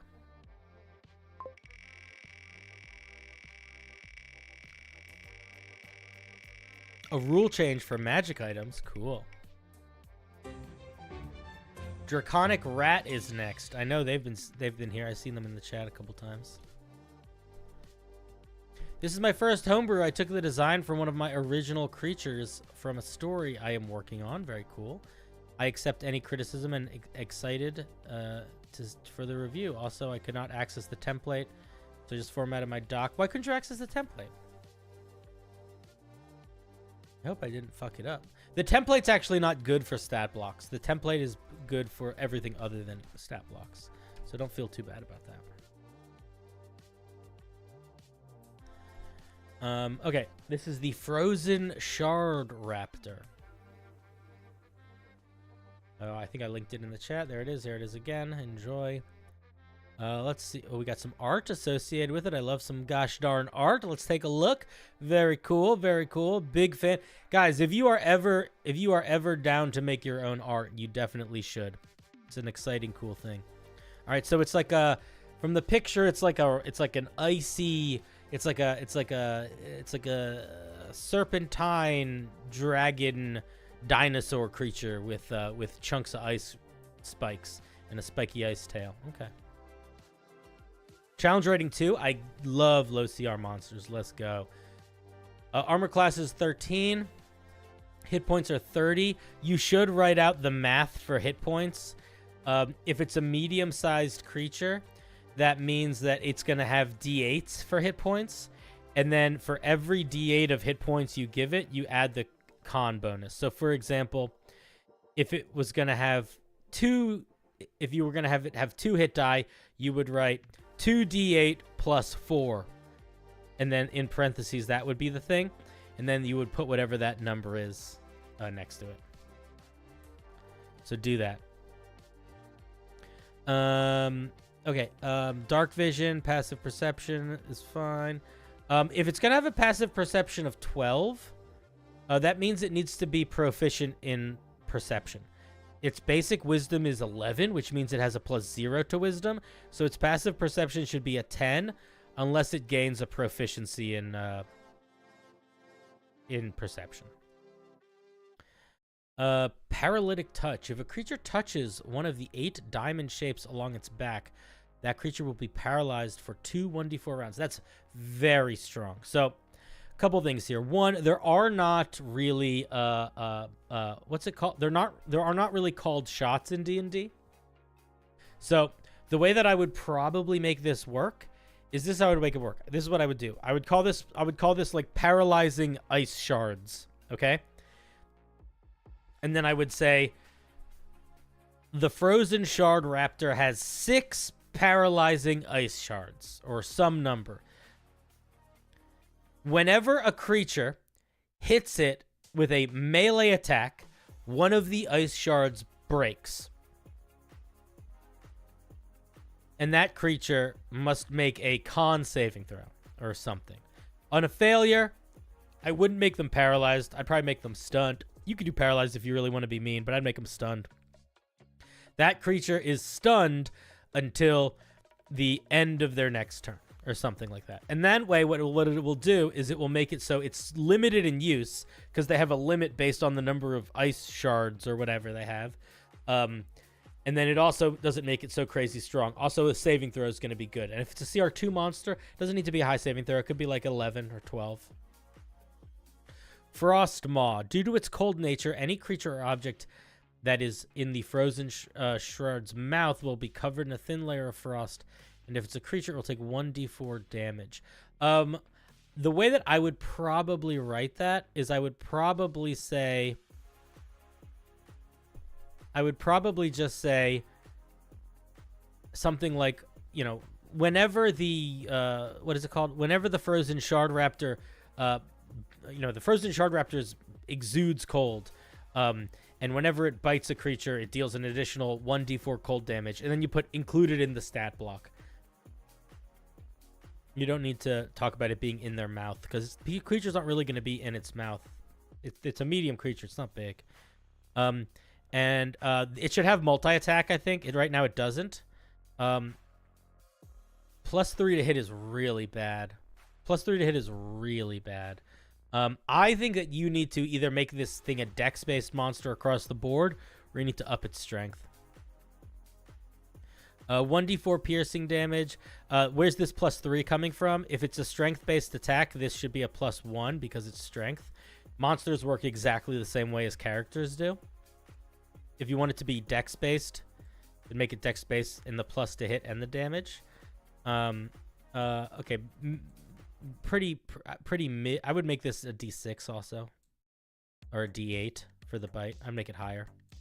Tail spikes. Melee, +4 to hit. Reach 10 feet. I like that. Where's this +2 coming from? Again, is it based on strength? Is it based on dex? Because neither of those is +2, so you gotta make it work that way. I also think you could make the tail spikes do cold damage too. I feel like that would make sense. You know, from your art, look at them. They look cold. I feel like it should do cold damage too. And then Tooth Shot. Ranged weapon attack plus 4 to hit, range 60 feet, 1 target. 1d12. Ooh, why so high? And the creature must succeed on a DC 17. Jesus Christ. No, we need to lower that to like a 12 or 11. Con saving throw. Or be failed for a bunch, or be paralyzed on a successful save. The creature takes extra damage. I would probably don't do this. Don't do the recharge thing. Just let it be a thing it can always do. Make the plus to hit way. Make this way lower. Make the damage way less. Make the cold damage just a part of it anyway. So just keep that up here at the damage.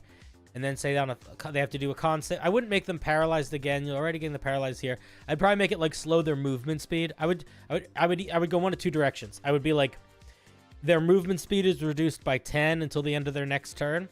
Or if you want to make it more intense, it's like their movement speed and something else is reduced by a bit until the end of their next turn.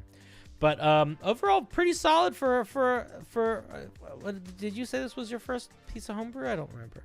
You did. Yeah, for your first piece of homebrew, it's really solid, dude. Really solid. I think you have a little bit of space to like focus it up a little bit more. But honestly, a CR2 monster, you don't want to have too much going on. You don't want to bloat it. And I think that this is like pretty nice. It gets the basic bite attack. It has the little reach attack. It has a shot that can do something interesting. I feel like Tooth Shot should be something that I feel like it should be Spine Shot personally, but that's just me.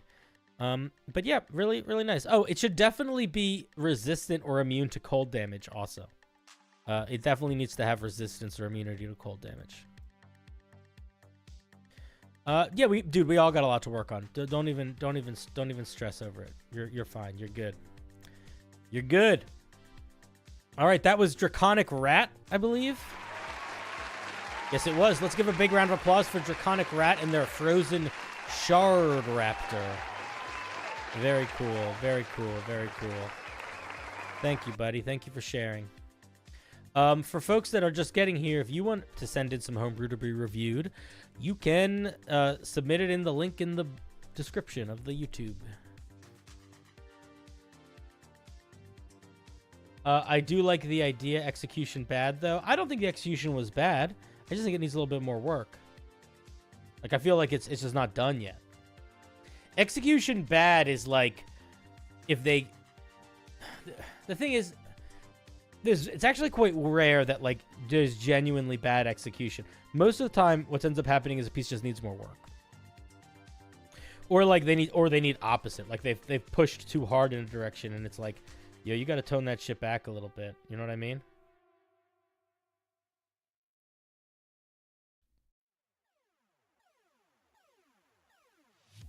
All right. What the fuck is going on here?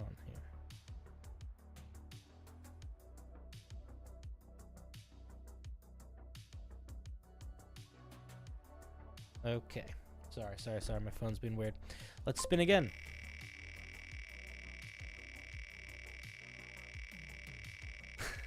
Whatever you want, Ivy. We got Mad Magus next, aka Brian. Hey Cinder, love your vids and your calm, constructive approach to topics. Sometimes I'm so loud. I want to share my homebrewed content to see what I can improve, as well as seeing what is done well. I generally struggle with creating abilities for higher level characters. Most of my experience is both a GM and a player in the lower levels. That's most people. My themes when designing this barbarian subclass were a spiritual monster causing fear in enemies and having control of mist and fog, a large shadow figure in the fog ready to end your existence. Cool. All right, let's take a look. That sounds fun.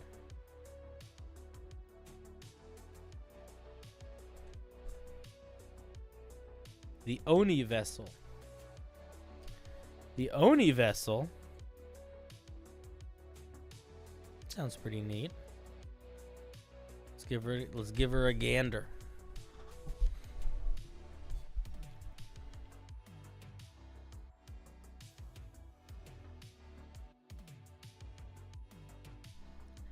All right. Oops, why is my computer being all jank? Okay, here we go.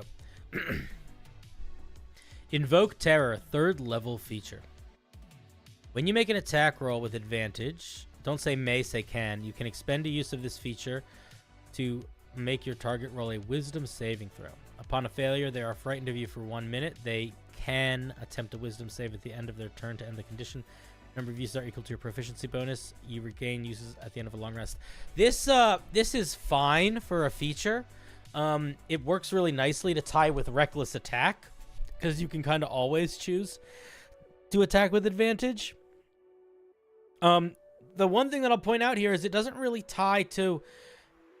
It's really important at 3rd level that we get a feature that ties to our Barbarian Rage. Really important. So, like, this could be a feature. But you got to figure out how to tie this to your Barbarian Rage. And I think the way that you do it is you would say, while raging, when you hit a creature with advantage, you can force them to make a wisdom saving throw. On a failure, they become frightened of you for 1 minute. Blah, blah, blah. They can attempt at the end of the turns. And then I would say probably like you can use this feature twice per rage or something like that. I would tie it to your rages. So I wouldn't make it once per rage because it's not that strong. I'd probably make it more than once per rage. But that's what I would do if I were you. Yeah, making it a charisma based is also really rough on a barbarian. I probably would. I don't think you need to do that. I think you could pick another. You could probably go. Honestly, you could probably go strength or con, and it would be fine. Mr. Cinder, how do I go about finding a group? I've been trying to for 2 years. There's lots of different ways you could find a group. You could look at my Discord. That's one. You could go on the LFG subreddit. You could go to startplaying.games. It's a great website to find people to play with or find dungeon masters. The other thing that I would say is you can always try to start it yourself. When I started playing D&D, I played about 4 sessions, and then I moved. And then when I moved to a new city, I didn't know anybody that played D&D in that city, and I became the dungeon master immediately. And I had only ever played 4 sessions beforehand, but I wanted to play D&D, and I knew I wanted to play D&D. So the way I made that work was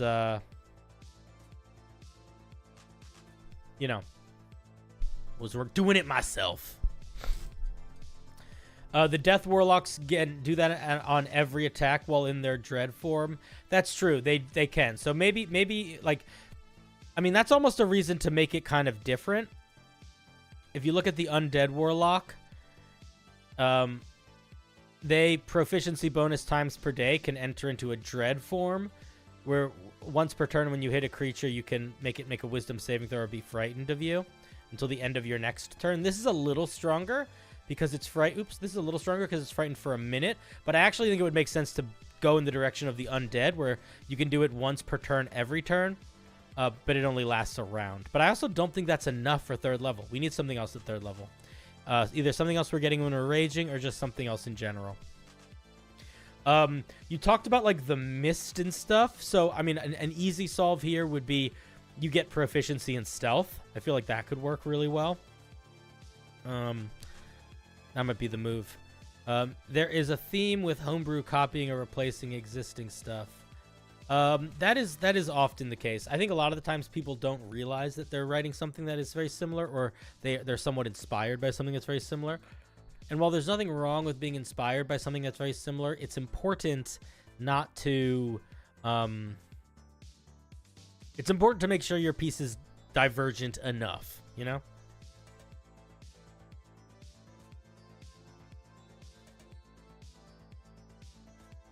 You're already dead. At the end of your turn, don't say may, say can. You can drain the life force of opponents you have struck. For each successful attack, you deal 1d10 necrotic damage to the target. You then get temporary hit points equal to the damage dealt. This is really out of pocket for a 6th level feature for barbarians. You have a number of uses equal to your proficiency bonus. You regain all after a long rest. We're already getting proficiency bonuses things here. Don't do that again. If you hit a creature twice. Okay, so here's the way that I would do this. I probably wouldn't make it. Man, honestly, the thing is, you're already doing like an attack-based thing here. I wouldn't do an attack-based thing here. I probably would actually make it something totally different. Like, what if it was like at the end of your turn, if there's a creature within 5 feet of you, you can force that creature to make a Constitution saving throw. On a failure, they take 1d10 necrotic damage, and you gain 1d10 temporary hit points. And I still don't love that, but I feel like you could do something like that. So it feels like it sits differently in the action economy, and feels like a little different vibe-wise, you know? I do think that you could also maybe make that an always-on feature, which is crazy, because that's quite strong. But if you lower the damage die, or you make it based on something that isn't just a flat die, like it could be damage equal to your rage damage, for example, then I think it's more reasonable.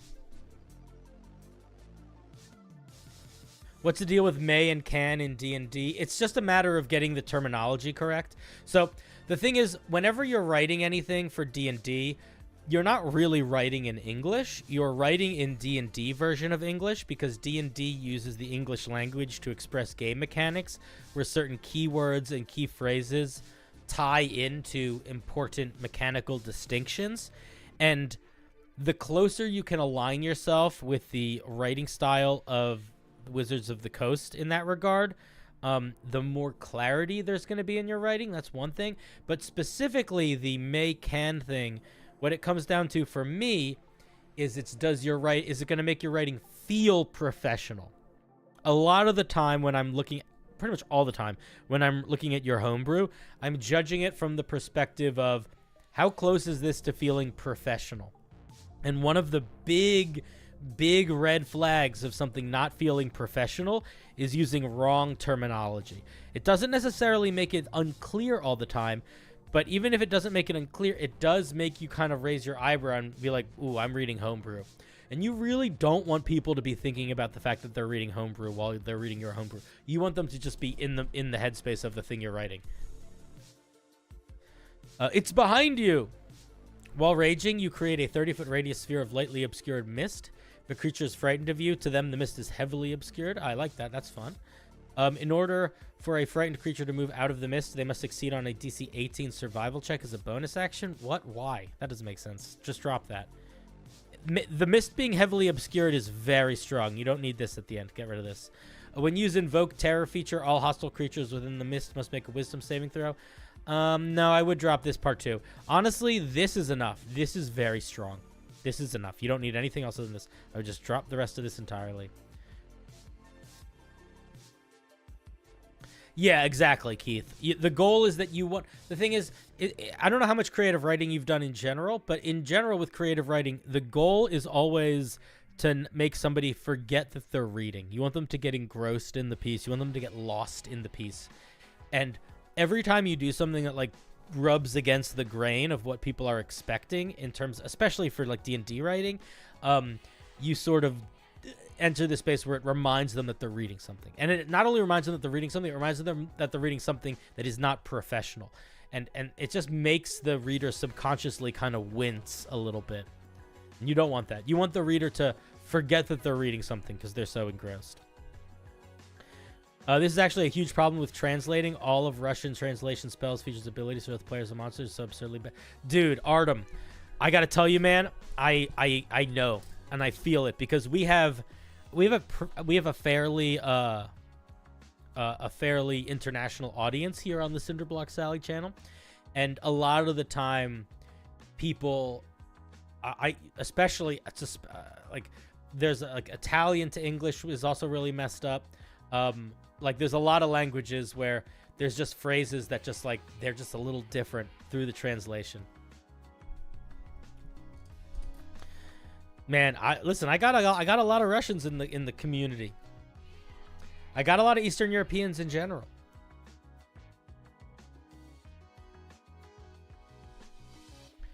All right, let's look at 14th level, Spirit Unbound. Excuse me. You can cast Gaseous Form, Misty Step, and Fog Cloud even during your rage. Concentration not broken during your duration of these spells. Charisma your spellcasting modifier for these. You don't require spell slots and only need to perform the role components of these 3 spells. You can cast each of these spells a number of times equal to your proficiency bonus -1. Stop. You're making this way too complicated. You regain all uses after a long rest. Just let you cast one. This is what you do. Realistically, okay, I'm going to be honest. I feel like the problem here is that Fog Cloud is not that strong, Misty Step is not that strong, and then Gaseous Form is super strong. So if I were you, what I would probably do is I would probably drop Gaseous Form or drop something, because I think that the way you need to do this is it's got to be like you can cast these spells once a day or once a rest or once a rage or something. This whole each of these spells number of times equal to proficiency bonus minus, don't do that. That's just convoluted for the sake of nothing. Like the fact that you need to explain it is proof that it's convoluted. While raging, when you make an attack, take attack action, you can attack any creature within your mist from it's behind you, even if they're outside your normal range. I'm gonna be honest, this is really fucking cool. This is way cooler than this. Keep this. Drop this. Drop this. This is actually what I think. I think You're Already Dead. I would get rid of this feature entirely. I would make this the mist feature. You get the special mist that you get. It's right behind you. And then I would move the magical casting of spells to 10th level. And then I would make your 14th level this. Or I would make your 14th level the 10th level feature. No, this 6th level feature. That's what I would do. I think it's a really fun idea. I think you got a couple things to work on.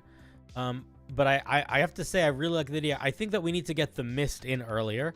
And I think you need to do a little bit of work to make the 3rd level feel more distinct and useful consistently and tied into rage. But I like it. It's fun. All right, this was Mad Magus. Let's get a little round of applause for Mad Maggie over here. Yeah, really flavorful. Really interesting, really fun. I like it. It's actually one where I feel like as much as there's things that feel a little out of step or a little over or underpowered in places, everything feels really nicely tied together here. And I want to point something out. There is a nice progression with the frighten, the fog, and then the fog affecting the frighten. I like all of that a lot. I think it's pretty nice. Anyway, thank you, Mad Magus, aka Brian.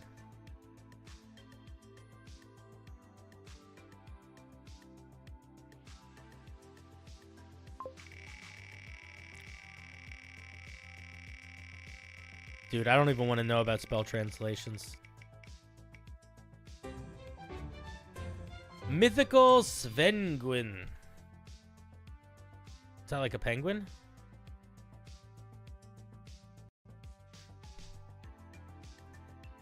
Mythical Svenguin. Blubber actually only grants you resistance to cold. Inhale requires a dex saving throw not to be moved and can lead to being swallowed if what are these notes on your homebrew? Swallow does 1d4 acid damage, allows you to spit a creature 15 feet away. That does. All right. For the future, don't do that. Don't write notes somewhere else. I'm not even going to read them. I'm just going to look at this. You chat, you can remember what we said here. Mythical Penguin, based on the character from Kirby's Dream Land series, King Day Day Day. Okay, so we're getting King Day Day Day. We're getting some ability score increases. The formatting here is fucked. Why is it like this? Don't write the same thing up here and up here. Okay.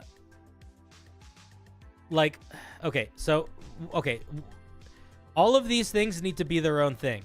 So this is a thing. You see how it says proficiency with mauls? That needs to be a unique feature. Inhale ability is here. You don't need to list it there. Half movement fly speed. What does that mean? What's their base movement? If we don't know their base movement, how do we know what their half fly speed is? and resistance to bludgeoning. This is also already a lot of features. A lot of features. As a bonus action, you can cause a large gust of air to push or pull objects and creatures large or smaller up to 10 feet away or towards you. There needs to be a saving throw connected to this. And I would say you need to limit it to, like, probably creatures within 5 feet of you. You get a 40-foot swim speed. That's fine. Your resistance to cold and bludgeoning. Okay, so you wanted to have a swallow mechanic.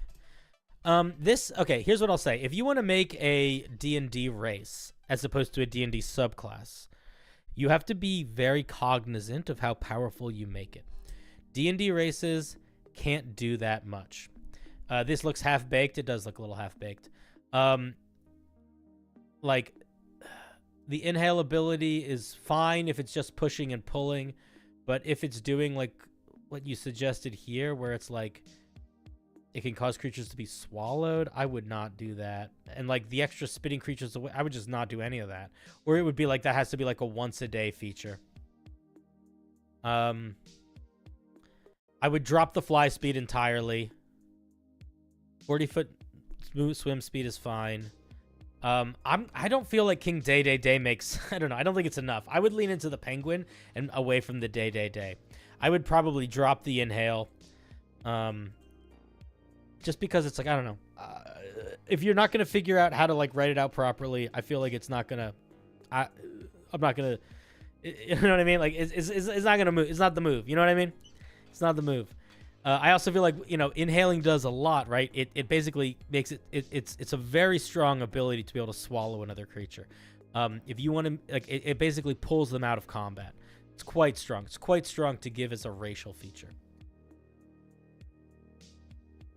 I think being able to pull or push a creature within 10 feet of you a limited number of times per day is not unreasonable. But it should be on a strength saving throw. And it should be like proficiency bonus times per day. And it's just be like, you know, you can target a creature up to 10 feet away from you, and it either moves them 10 feet towards you or 10 feet away from you. Something like that. It would probably be better as a monster than a race. Yeah, I agree. It's an interesting idea. I'm just going to be honest with you, dude. Don't fucking do this. Don't, like, write half of your abilities in this. That's not what this is for. Like, the whole point of homebrew is to make it easily accessible for people to just, like, hop in and use it. This is incredibly inaccessible. Like, if somebody finds this online, they're just going to be like, I don't know what the fuck to do with this. Or they're just going to misunderstand entirely what you want it to be. And it's missing, like, a lot of core stuff. Like, if you're going to build a race in D&D, you got to give it, like, its lifespan, its you know, all of that stuff. Movement speed. Yeah, it needs a lot of work. And I think that if I were you, I would consider making it not a race. I would consider making it a monster or perhaps a subclass, so that you would have more room to give all of those fun features. If you do want to make it a race, you got to swallow's not gonna work. You're gonna have to figure out some other way to make that work. And I would drop the fly speed entirely, unless you want to get rid of like half the features. Fly speed is really strong. Fly speed accounts for a lot of subclass stuff, or a lot of race stuff. Those are my thoughts. I don't have a lot more mythical Svenguin. Thank you for sharing. I strongly. Hey, Dylan, welcome back. Mythical Penguin, I strongly encourage you, next time you want something to be reviewed, take the time to organize it. We'll go a long way. What's up, Dill?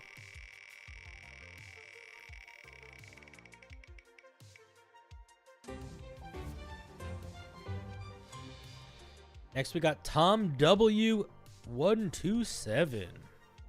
Just got off work. Well, welcome. We're reviewing some homebrew. Hey, Cinder. This is my first subclass.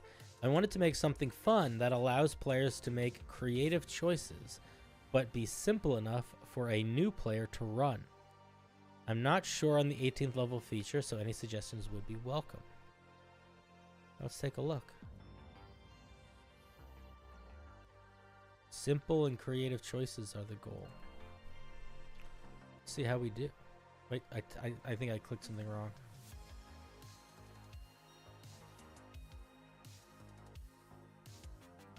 There we go. The Coin Master Fighter subclass. All right, let's take a look. Did I click the right thing? I did. Okay. Sometimes I don't click the right thing. I just wanted to double check. You know, sometimes I mess it up.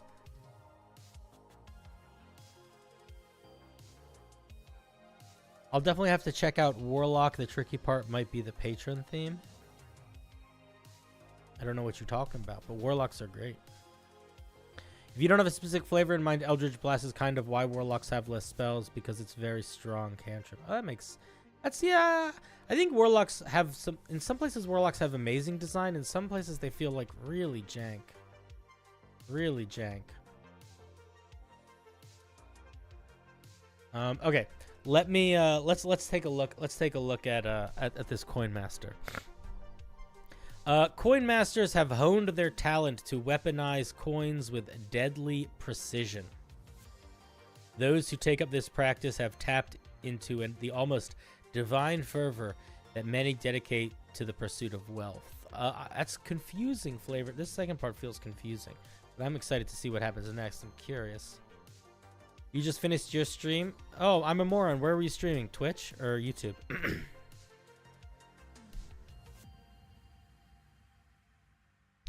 Don't be upset, dude. You got nothing to apologize for, my man. You were on YouTube? Very cool. Was it a good stream? Did it go well? Hard to sell Celestial map? Cool. Were you making a map? You like doing art? You friggin' artists, you. Oh, no, you're playing a game. Oh, Celeste is a game. All right, I'm an idiot. I don't know anything. All right, let's take a look at this Coin Master Fighter. Art of the Deal.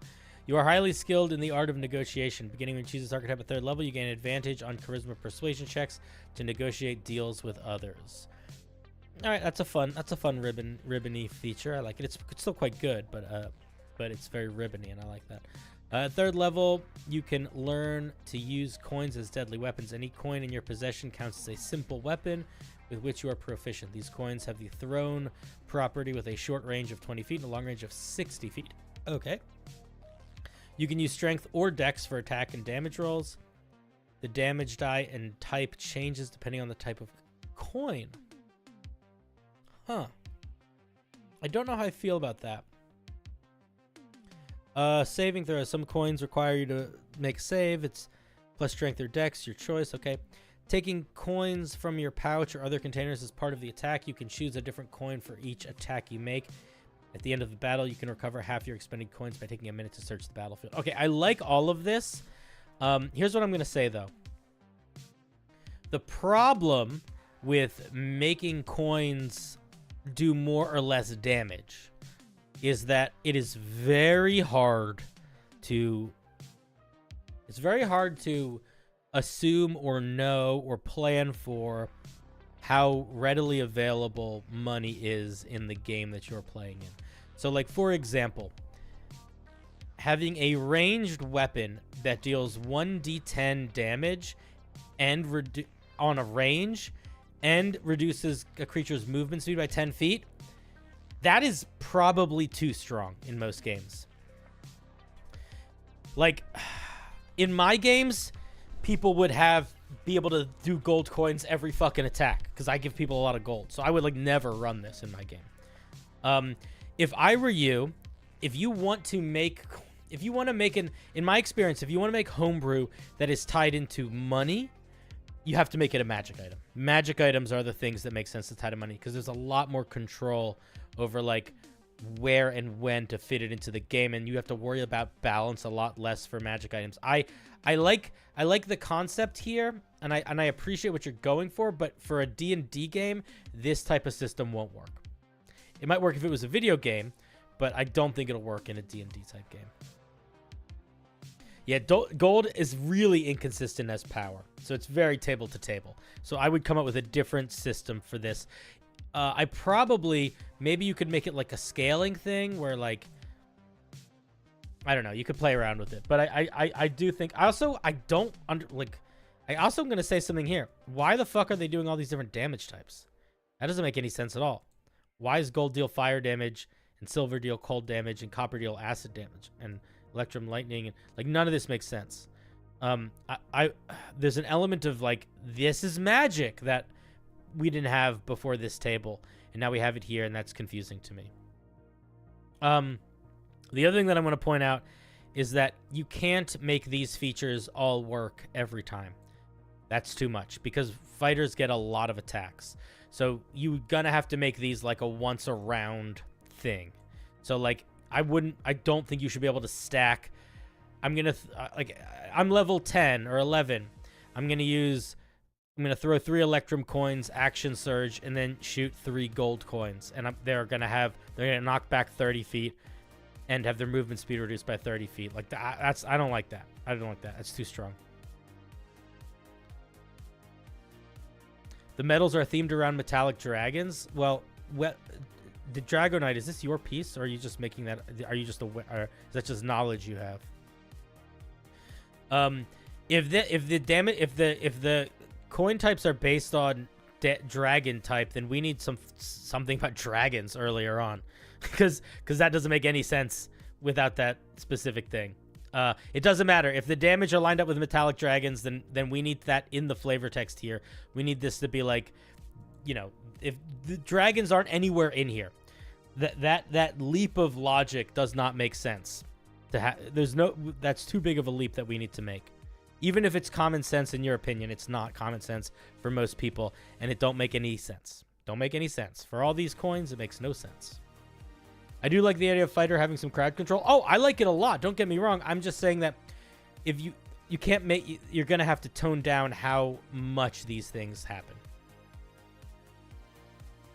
Seems like the most expensive coins aren't necessarily better. Only the damage is bigger for the effects get worse. That's perhaps not a bad point. Blinded is often the strongest thing. It was part of the history of the coinage in Faerun too. Then it doesn't fucking matter if it was part of some fucking lore that I have to read on a D&D wiki that hasn't been updated in 15 years. All that matters is this. This is the only thing that matters. Everything else can go to hell. And there isn't a goddamn thing about dragons here. Maybe make it so you need to prepare a number of coins each long rest. That could be a way to do it. There should probably be a limit on how much you can use these special features, especially some of the stronger ones. But I do like the idea of you throwing coins. But yeah, definitely needs some punching up. Master Trader, you're truly a master negotiator. No one gets better at the dealer. Oh, so we're getting some 7th level features immediately. Like your level plus strength or dex. It could be something like that. It could also be like battle master maneuver dice, or could have the additional effects be once per turn type thing. That's what I said, Mo. That's exactly what I said. Master Trader at 7th level, you're truly a master negotiator. No one's better than you. Starting at 7th level, you learn the distort value spell. You can cast this spell a number of times equal to your charisma modifier. Charisma is your spellcasting ability for this spell. All right, I think it's pretty fine. Distort value. Remind me what that does.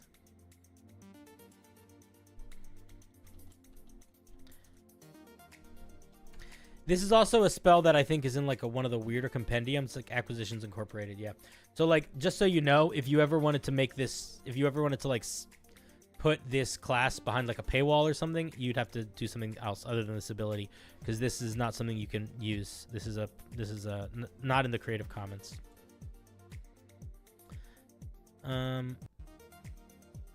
But I think it fits sense for vibe. Coin Marksman, also at 7th level. Once per turn, when you hit with an attack roll, you can add your charisma modifier to the damage rolls of your coin attack. Nah, I would just drop that entirely. The range increases to a long range of 120, and that's too big also. You're making everything too bigger. So I would get rid of this thing entirely, and I would probably add 10 or 20 feet to your short and long range. So I'd probably make your short range, maybe your short range becomes 40 feet and your long range becomes I don't know, whatever the fuck. 80 feet. Something like that. Monetary defenses. At 10th level, you have surfed yourself with power of money. With the power of money. You've surfused yourself with the power of money, bolstering your defenses. Choose 2 damage types from the coin table. You have resistance to these damage types. Again, man, this would fit so well if you tied this to dragons, but it's not tied to dragons, so it doesn't make any goddamn sense in this subclass. Figure out how to tie your shit to dragons or change this. A coin expert. At 15th level, suffused. Yeah, they spelled it wrong. Suffused is suffused, not surfused. Thank you. I'm the schwa. I mean, spellcasters have a range of 120 feet. Dude, this isn't a spellcaster. Don't compare it to a spellcaster. It's a completely different thing. You're not thinking about what we're talking about here. Spells are on a resource. Spells don't do 6 different things. You can't cast 6 spells in a turn. But this is a fighter. These do a thing every single time they hit. You get a shit ton of attacks, and you can action surge. Just because you know what? Spells can do everything in D&D. You know? Coins should cause disadvantage for certain races and monsters. They're more interested in gathering the coin. I see that in... I don't know. I wouldn't do that. I feel like that gets weird.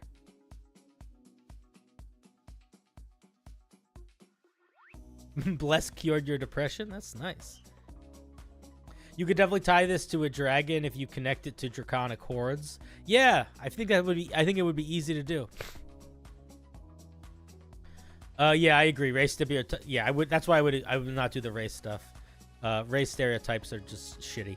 Okay. Coin expert. Starting at 15th level, when you make a coin attack, you can choose to make an additional attack as a bonus action. When you recover coins at the end of a battle, you now recover all your coins. These are lame. These are both lame. Bonus action, extra attack is fine. This feels lame. I think we need... I mean, maybe the bonus action, extra attack is all you need, because it's still pretty fucking strong. But, yeah, I mean, I just disagree with the coin system in general. So that's why I think this part's lame, I guess. But I would get rid of it and build something else. The coins must be stolen from a dragon, maybe. Monetary. I feel like the 15th level feature should be something else. I don't know. I'm not the biggest fan. I get the bonus action thing is fine, but I'm not the biggest fan. At 18th level, your attack. I mean, this could be another thing where you tie in some dragon shit. At 18th level, your attachment to money bolsters your resolve. As long as you have 2,000 gold worth of coins on your person, your Constitution modifier increases by 2 to a maximum of 22. I wouldn't do this either. Tying something to gold is very hard to balance. Also, having like your hit point stat change sucks. That's going to be so tedious to change on your character sheet. Oh my god, can you imagine needing to change your and recalculate your hit points every time your amount of gold changes? That's tedious. That's very tedious. I would just come up with something totally new for 18th level. I don't know what it should be. Maybe shower of coins. You shoot like a cone attack of coins or something. I feel like money doesn't matter once you get to 10th level. I really like the coin idea, kind of like Gambit from X-Men. Yeah, I like it too. I think the vibe is really solid. I think we're just missing a good chunk in the execution. But I do hope you keep working on it. I genuinely think if you tie this more into dragons, you can keep a lot more of this stuff. But I think that the damage types should not be different. I think they should be. I mean, the damage sizes should not be different, and this should be a once per turn. This part should be once per turn. Yeah, that's how I feel. And I think a couple things just need to be rewritten. Thank you, Tom W127.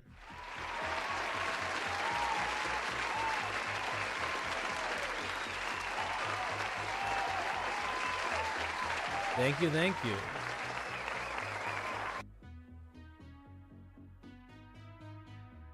All right, guys. I think I got one more in me tonight. My mouth hurts. My surgery is telling me that I need to stop talking. So I think I'm going to do one more tonight, and we're probably going to close up. But we will be back tomorrow. And tomorrow I have something exciting. Tomorrow at 5 o'clock p.m. Eastern Standard Time, I am going to be gaming with Davy Chappie and Blaine Simple and our friend Delta. We're going to be playing some group activity games for a couple hours. And if you're not familiar with Davy Chappie or Blaine Simple, you should check them out. They are both much bigger creators than I am. And they're really cool. Oh, Dylan, thank you for the 5 gifted. That is very, very kind, my dude. Very, very kind. Yeah, the Davy Chappie, the Blaine Simple. And then when we're done gaming and they all want to end stream, I will continue and we will do more homebrew reviewing. And that'll be what we do. And I think it'll be really good. Dylan, I appreciate it, Dylan. Very kind. Hey, Skim Milk, what's up, buddy? So yeah, tomorrow night, 5 o'clock p.m. Eastern Standard, we will be hanging out with Davy Chappie, Blaine Simple, and our buddy Delta.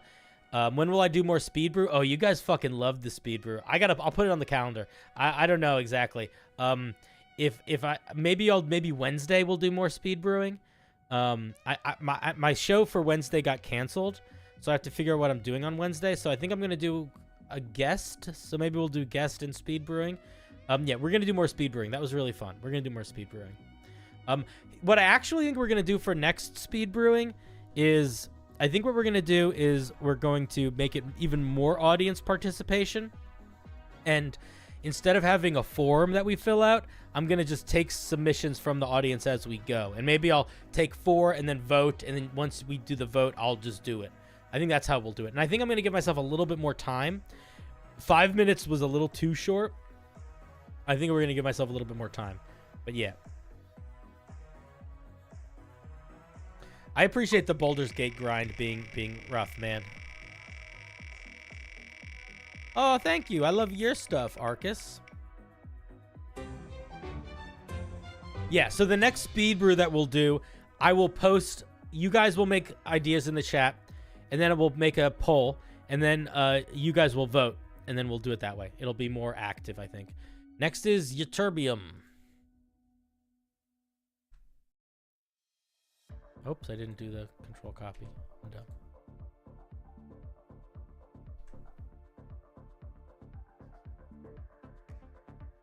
All right, let's see what we're looking at. Wait, did I say I did a good job? Okay, I think I did. If I didn't do a good job, I'm sorry. Okay, this is Cage. I'd love to join in during some speed brewing I had to miss last time. Man, listen, Centrifuge Destroyer, do not worry. Do not worry. Yeah, we could speed brew enemies and NPCs for sure. We could speed brew anything. Okay, I'm going to be honest. I hear how much you guys like the speed brewing. I am listening. Note is being taken. I want to do stuff that you guys want me to do. So, I hear that you like it. We're going to do more. It's a weeb thing. All right, well, I'm calling it Cage because I don't know what it is. And because I'm sure it'll be annoying, and that's funny. CR 13 monster. Pretty high CR. Armor class 16. 18 in dim light or darkness.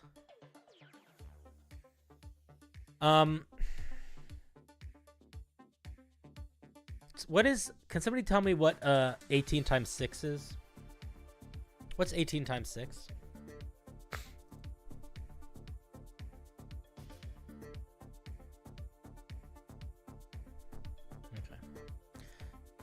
Okay, you're doing some weird stuff with your okay, whatever. We're gonna ignore it. All right, vulnerable to radiant damage, perception of 9, immune to grapple, prone, restrained, blind sight 20 feet, dark vision 120 feet, telepathy, but only with other cages. Amorphous, it can move through spaces 1 inch wide without squeezing. False body. The cage's body is illusory projection, but the real body being the shadow underneath it. That's cool. I like that a lot. The shadow always stays directly underneath the false body and doesn't change its color regardless of lighting condition. Any attack done against the false body deals no damage, and the false body regenerates instantly. A creature can decide to attack the shadow, which uses the same AC and saving throws of this false body on a hit. The attack counts as a critical hit regardless of the roll. That's cool.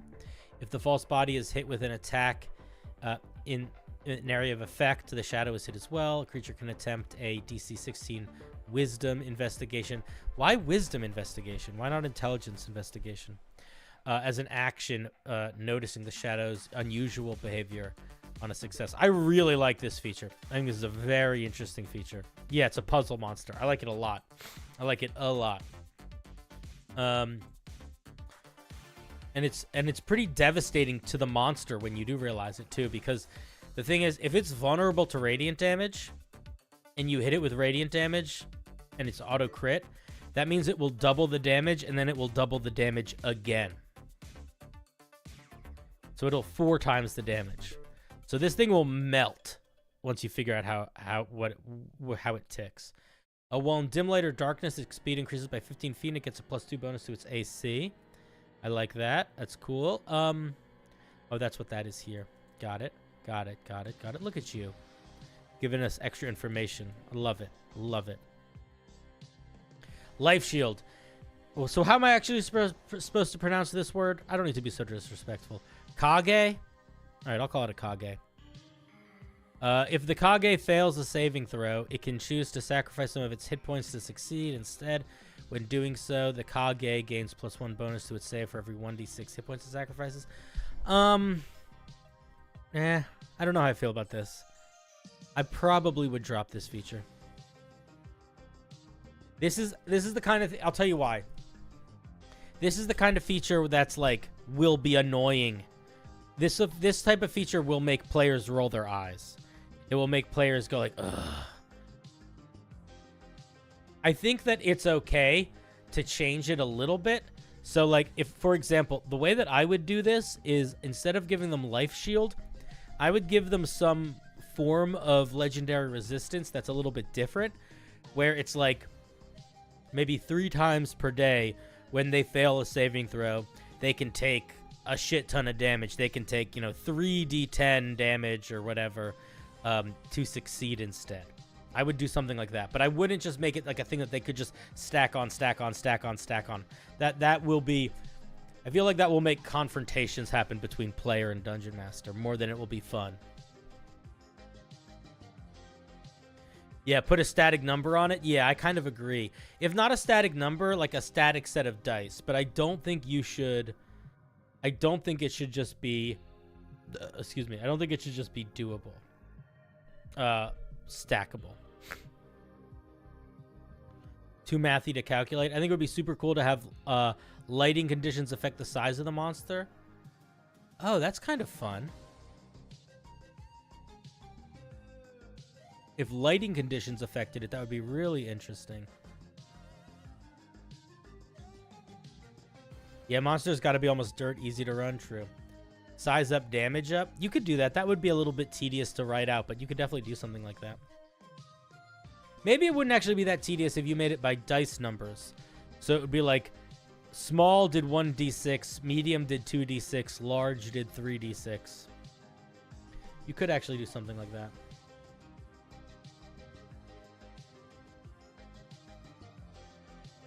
Yeah, yeah. Okay, multi-attack. It gets 3 attacks, claws or shadow whip.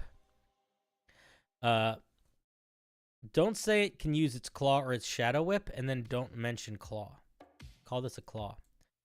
Plus 10 to hit, 3d 6 plus 5 slashing damage, whip. Changes shape of its shadow and attacks. Ranged attack, plus 10 to hit, reach 30 feet. It's not a ranged attack if it has reach.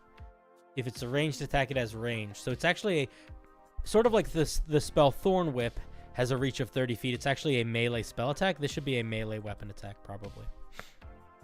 I also feel like it might make sense for the shadow to not deal slashing damage. Maybe it deals necrotic damage. I don't know. Yeah, I'm overthinking it. I think it's fine. I love the light determining the size of the shadow. Could backfire if you place torches or whatever in the wrong place. That's the kind of thing that like I feel like I would play around with as a dungeon master, but I would not necessarily include in a stat block where like the placing of it has an effect on it, because that would be really convoluted to write out. But I think it's a really fun idea. The Kage changes the appearance of its false body into that of a medium creature it knows. Any equipment wearing or carrying is absorbed or born. What is by the new form? Born. You mean worn? I don't know. The Kage stay the same. The Kage's false body always has errors in its appearance, making it easily noticeable when looking at it from within 30 feet in normal light or 15 feet within dim light. I love that. I would lower the ranges on it, though. I would make it noticeably weird from like 15 feet in bright light and maybe only 5 feet in dim light. Like, you got to be real close before you notice that they're creepy. I really, really like that. I really like that. Really cool. Really nice detail. One thing that I want to give credit to this writer for, who is this? This is Ytterbium. There's a lot of really nice little flavorful details here that I appreciate quite a bit. Quite a bit. The whole false shadow thing, the off-color shapeshift. I would even call it off. I would even call it like distorted shapeshift or something. Give it a slightly different name. A black cocoon. The Kage creates black particles that swirl around it in a 15-foot radius sphere centered on it. I think you just say on it. The sphere moves with the Kage, and the area within the sphere becomes magical darkness that even creatures with dark vision can't see through. You don't need to say that. You can just say magical darkness. Magical darkness creatures with dark vision already can't see through. Creatures other than the Kage that start its turn inside the sphere or enter it for the first time have to make a saving throw or take a bunch of psychic damage on a failed save or have as much on a successful one. The particles last until the end of its next turn. I think that's mostly fine. I feel like I might lower the radius if it's on for like a whole turn and this guy can just like run around with it on.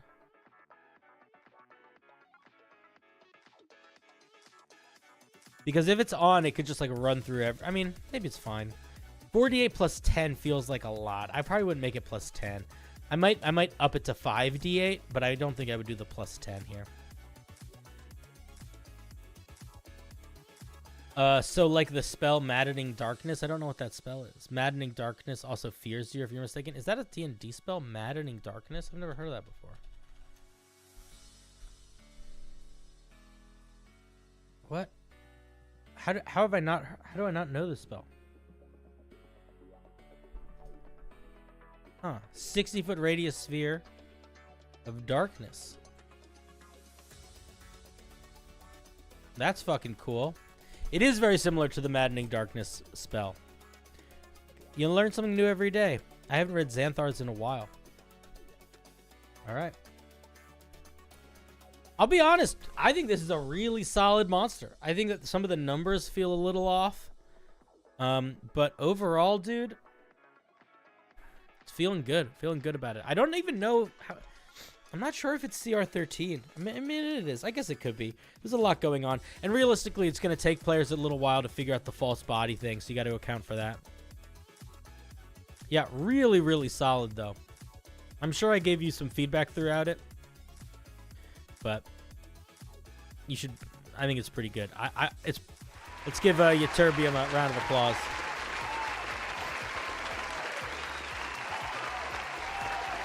Really, really solid. Really nice.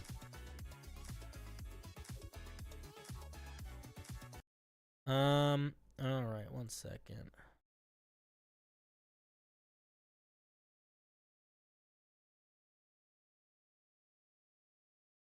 All right, team. I need to change something.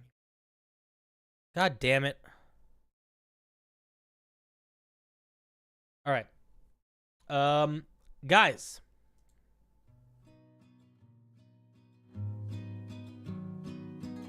Oh, man. I'm sorry I'm not being able to do the 10-hour streams. My mouth is still recovering from surgery. But guys, thank you so much for being here tonight. Can everybody give themselves a big round of applause? Let's give a big round of applause to everybody that submitted homebrew, whether we looked at it or not. Y'all are the best. Tomorrow I will be back at 5 p.m. If you want to get all the up-to-date information on when I'm streaming, check out my Discord or my YouTube community tab. Also, go watch my YouTube video that I made recently with Zach Speaks Giant of us playing Baldur's Gate. It's fun, and I think it's funny. But anyway, we'll be back tomorrow night. Thank you guys so much. Thank you everyone that gifted some subs, and we got some super chats. That was really nice. You guys are the best. I apologize if I was a little low energy tonight, or I'm just not able to go with the same fervor as I normally am. I think I'm gonna be a little bit slow going until my mouth heals from said surgery, but I'm gonna still make it work where I can. Anyway, listen, I'll see you guys tomorrow. You guys are the best. Is there anything else that I need to say to you? You goofs and you guffs? I love you. You're great. All right, well, listen. I love you guys. Have a great night. Be good to each other. Bye.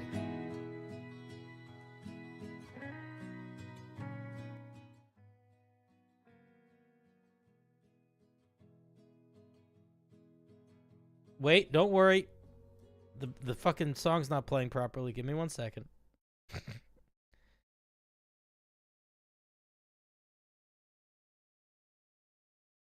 All right, ready, set, goodbye.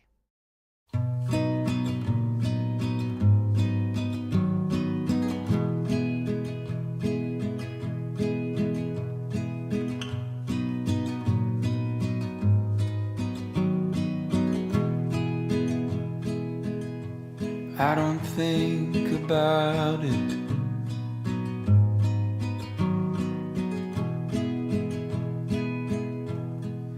About you leaving me.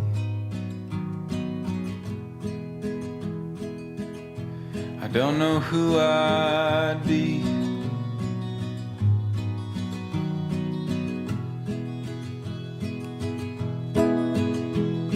Would everything we built just turn to broken leaves? I don't think about it.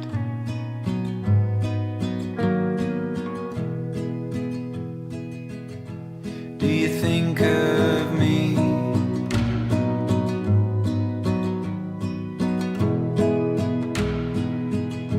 Walking out that door,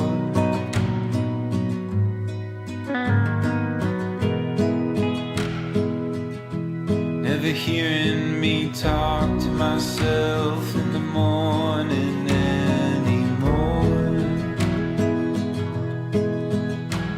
Would it all just turn and turn and turn and turn and turn and turn? You don't think about it.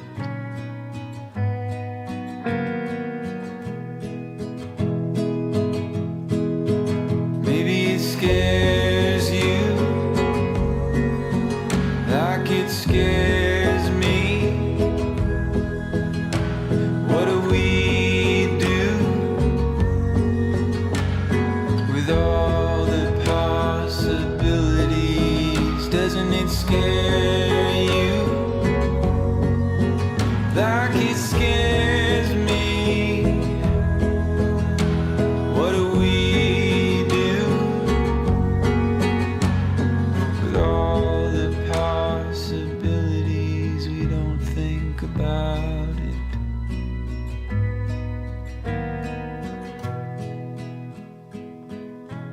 We don't think about it.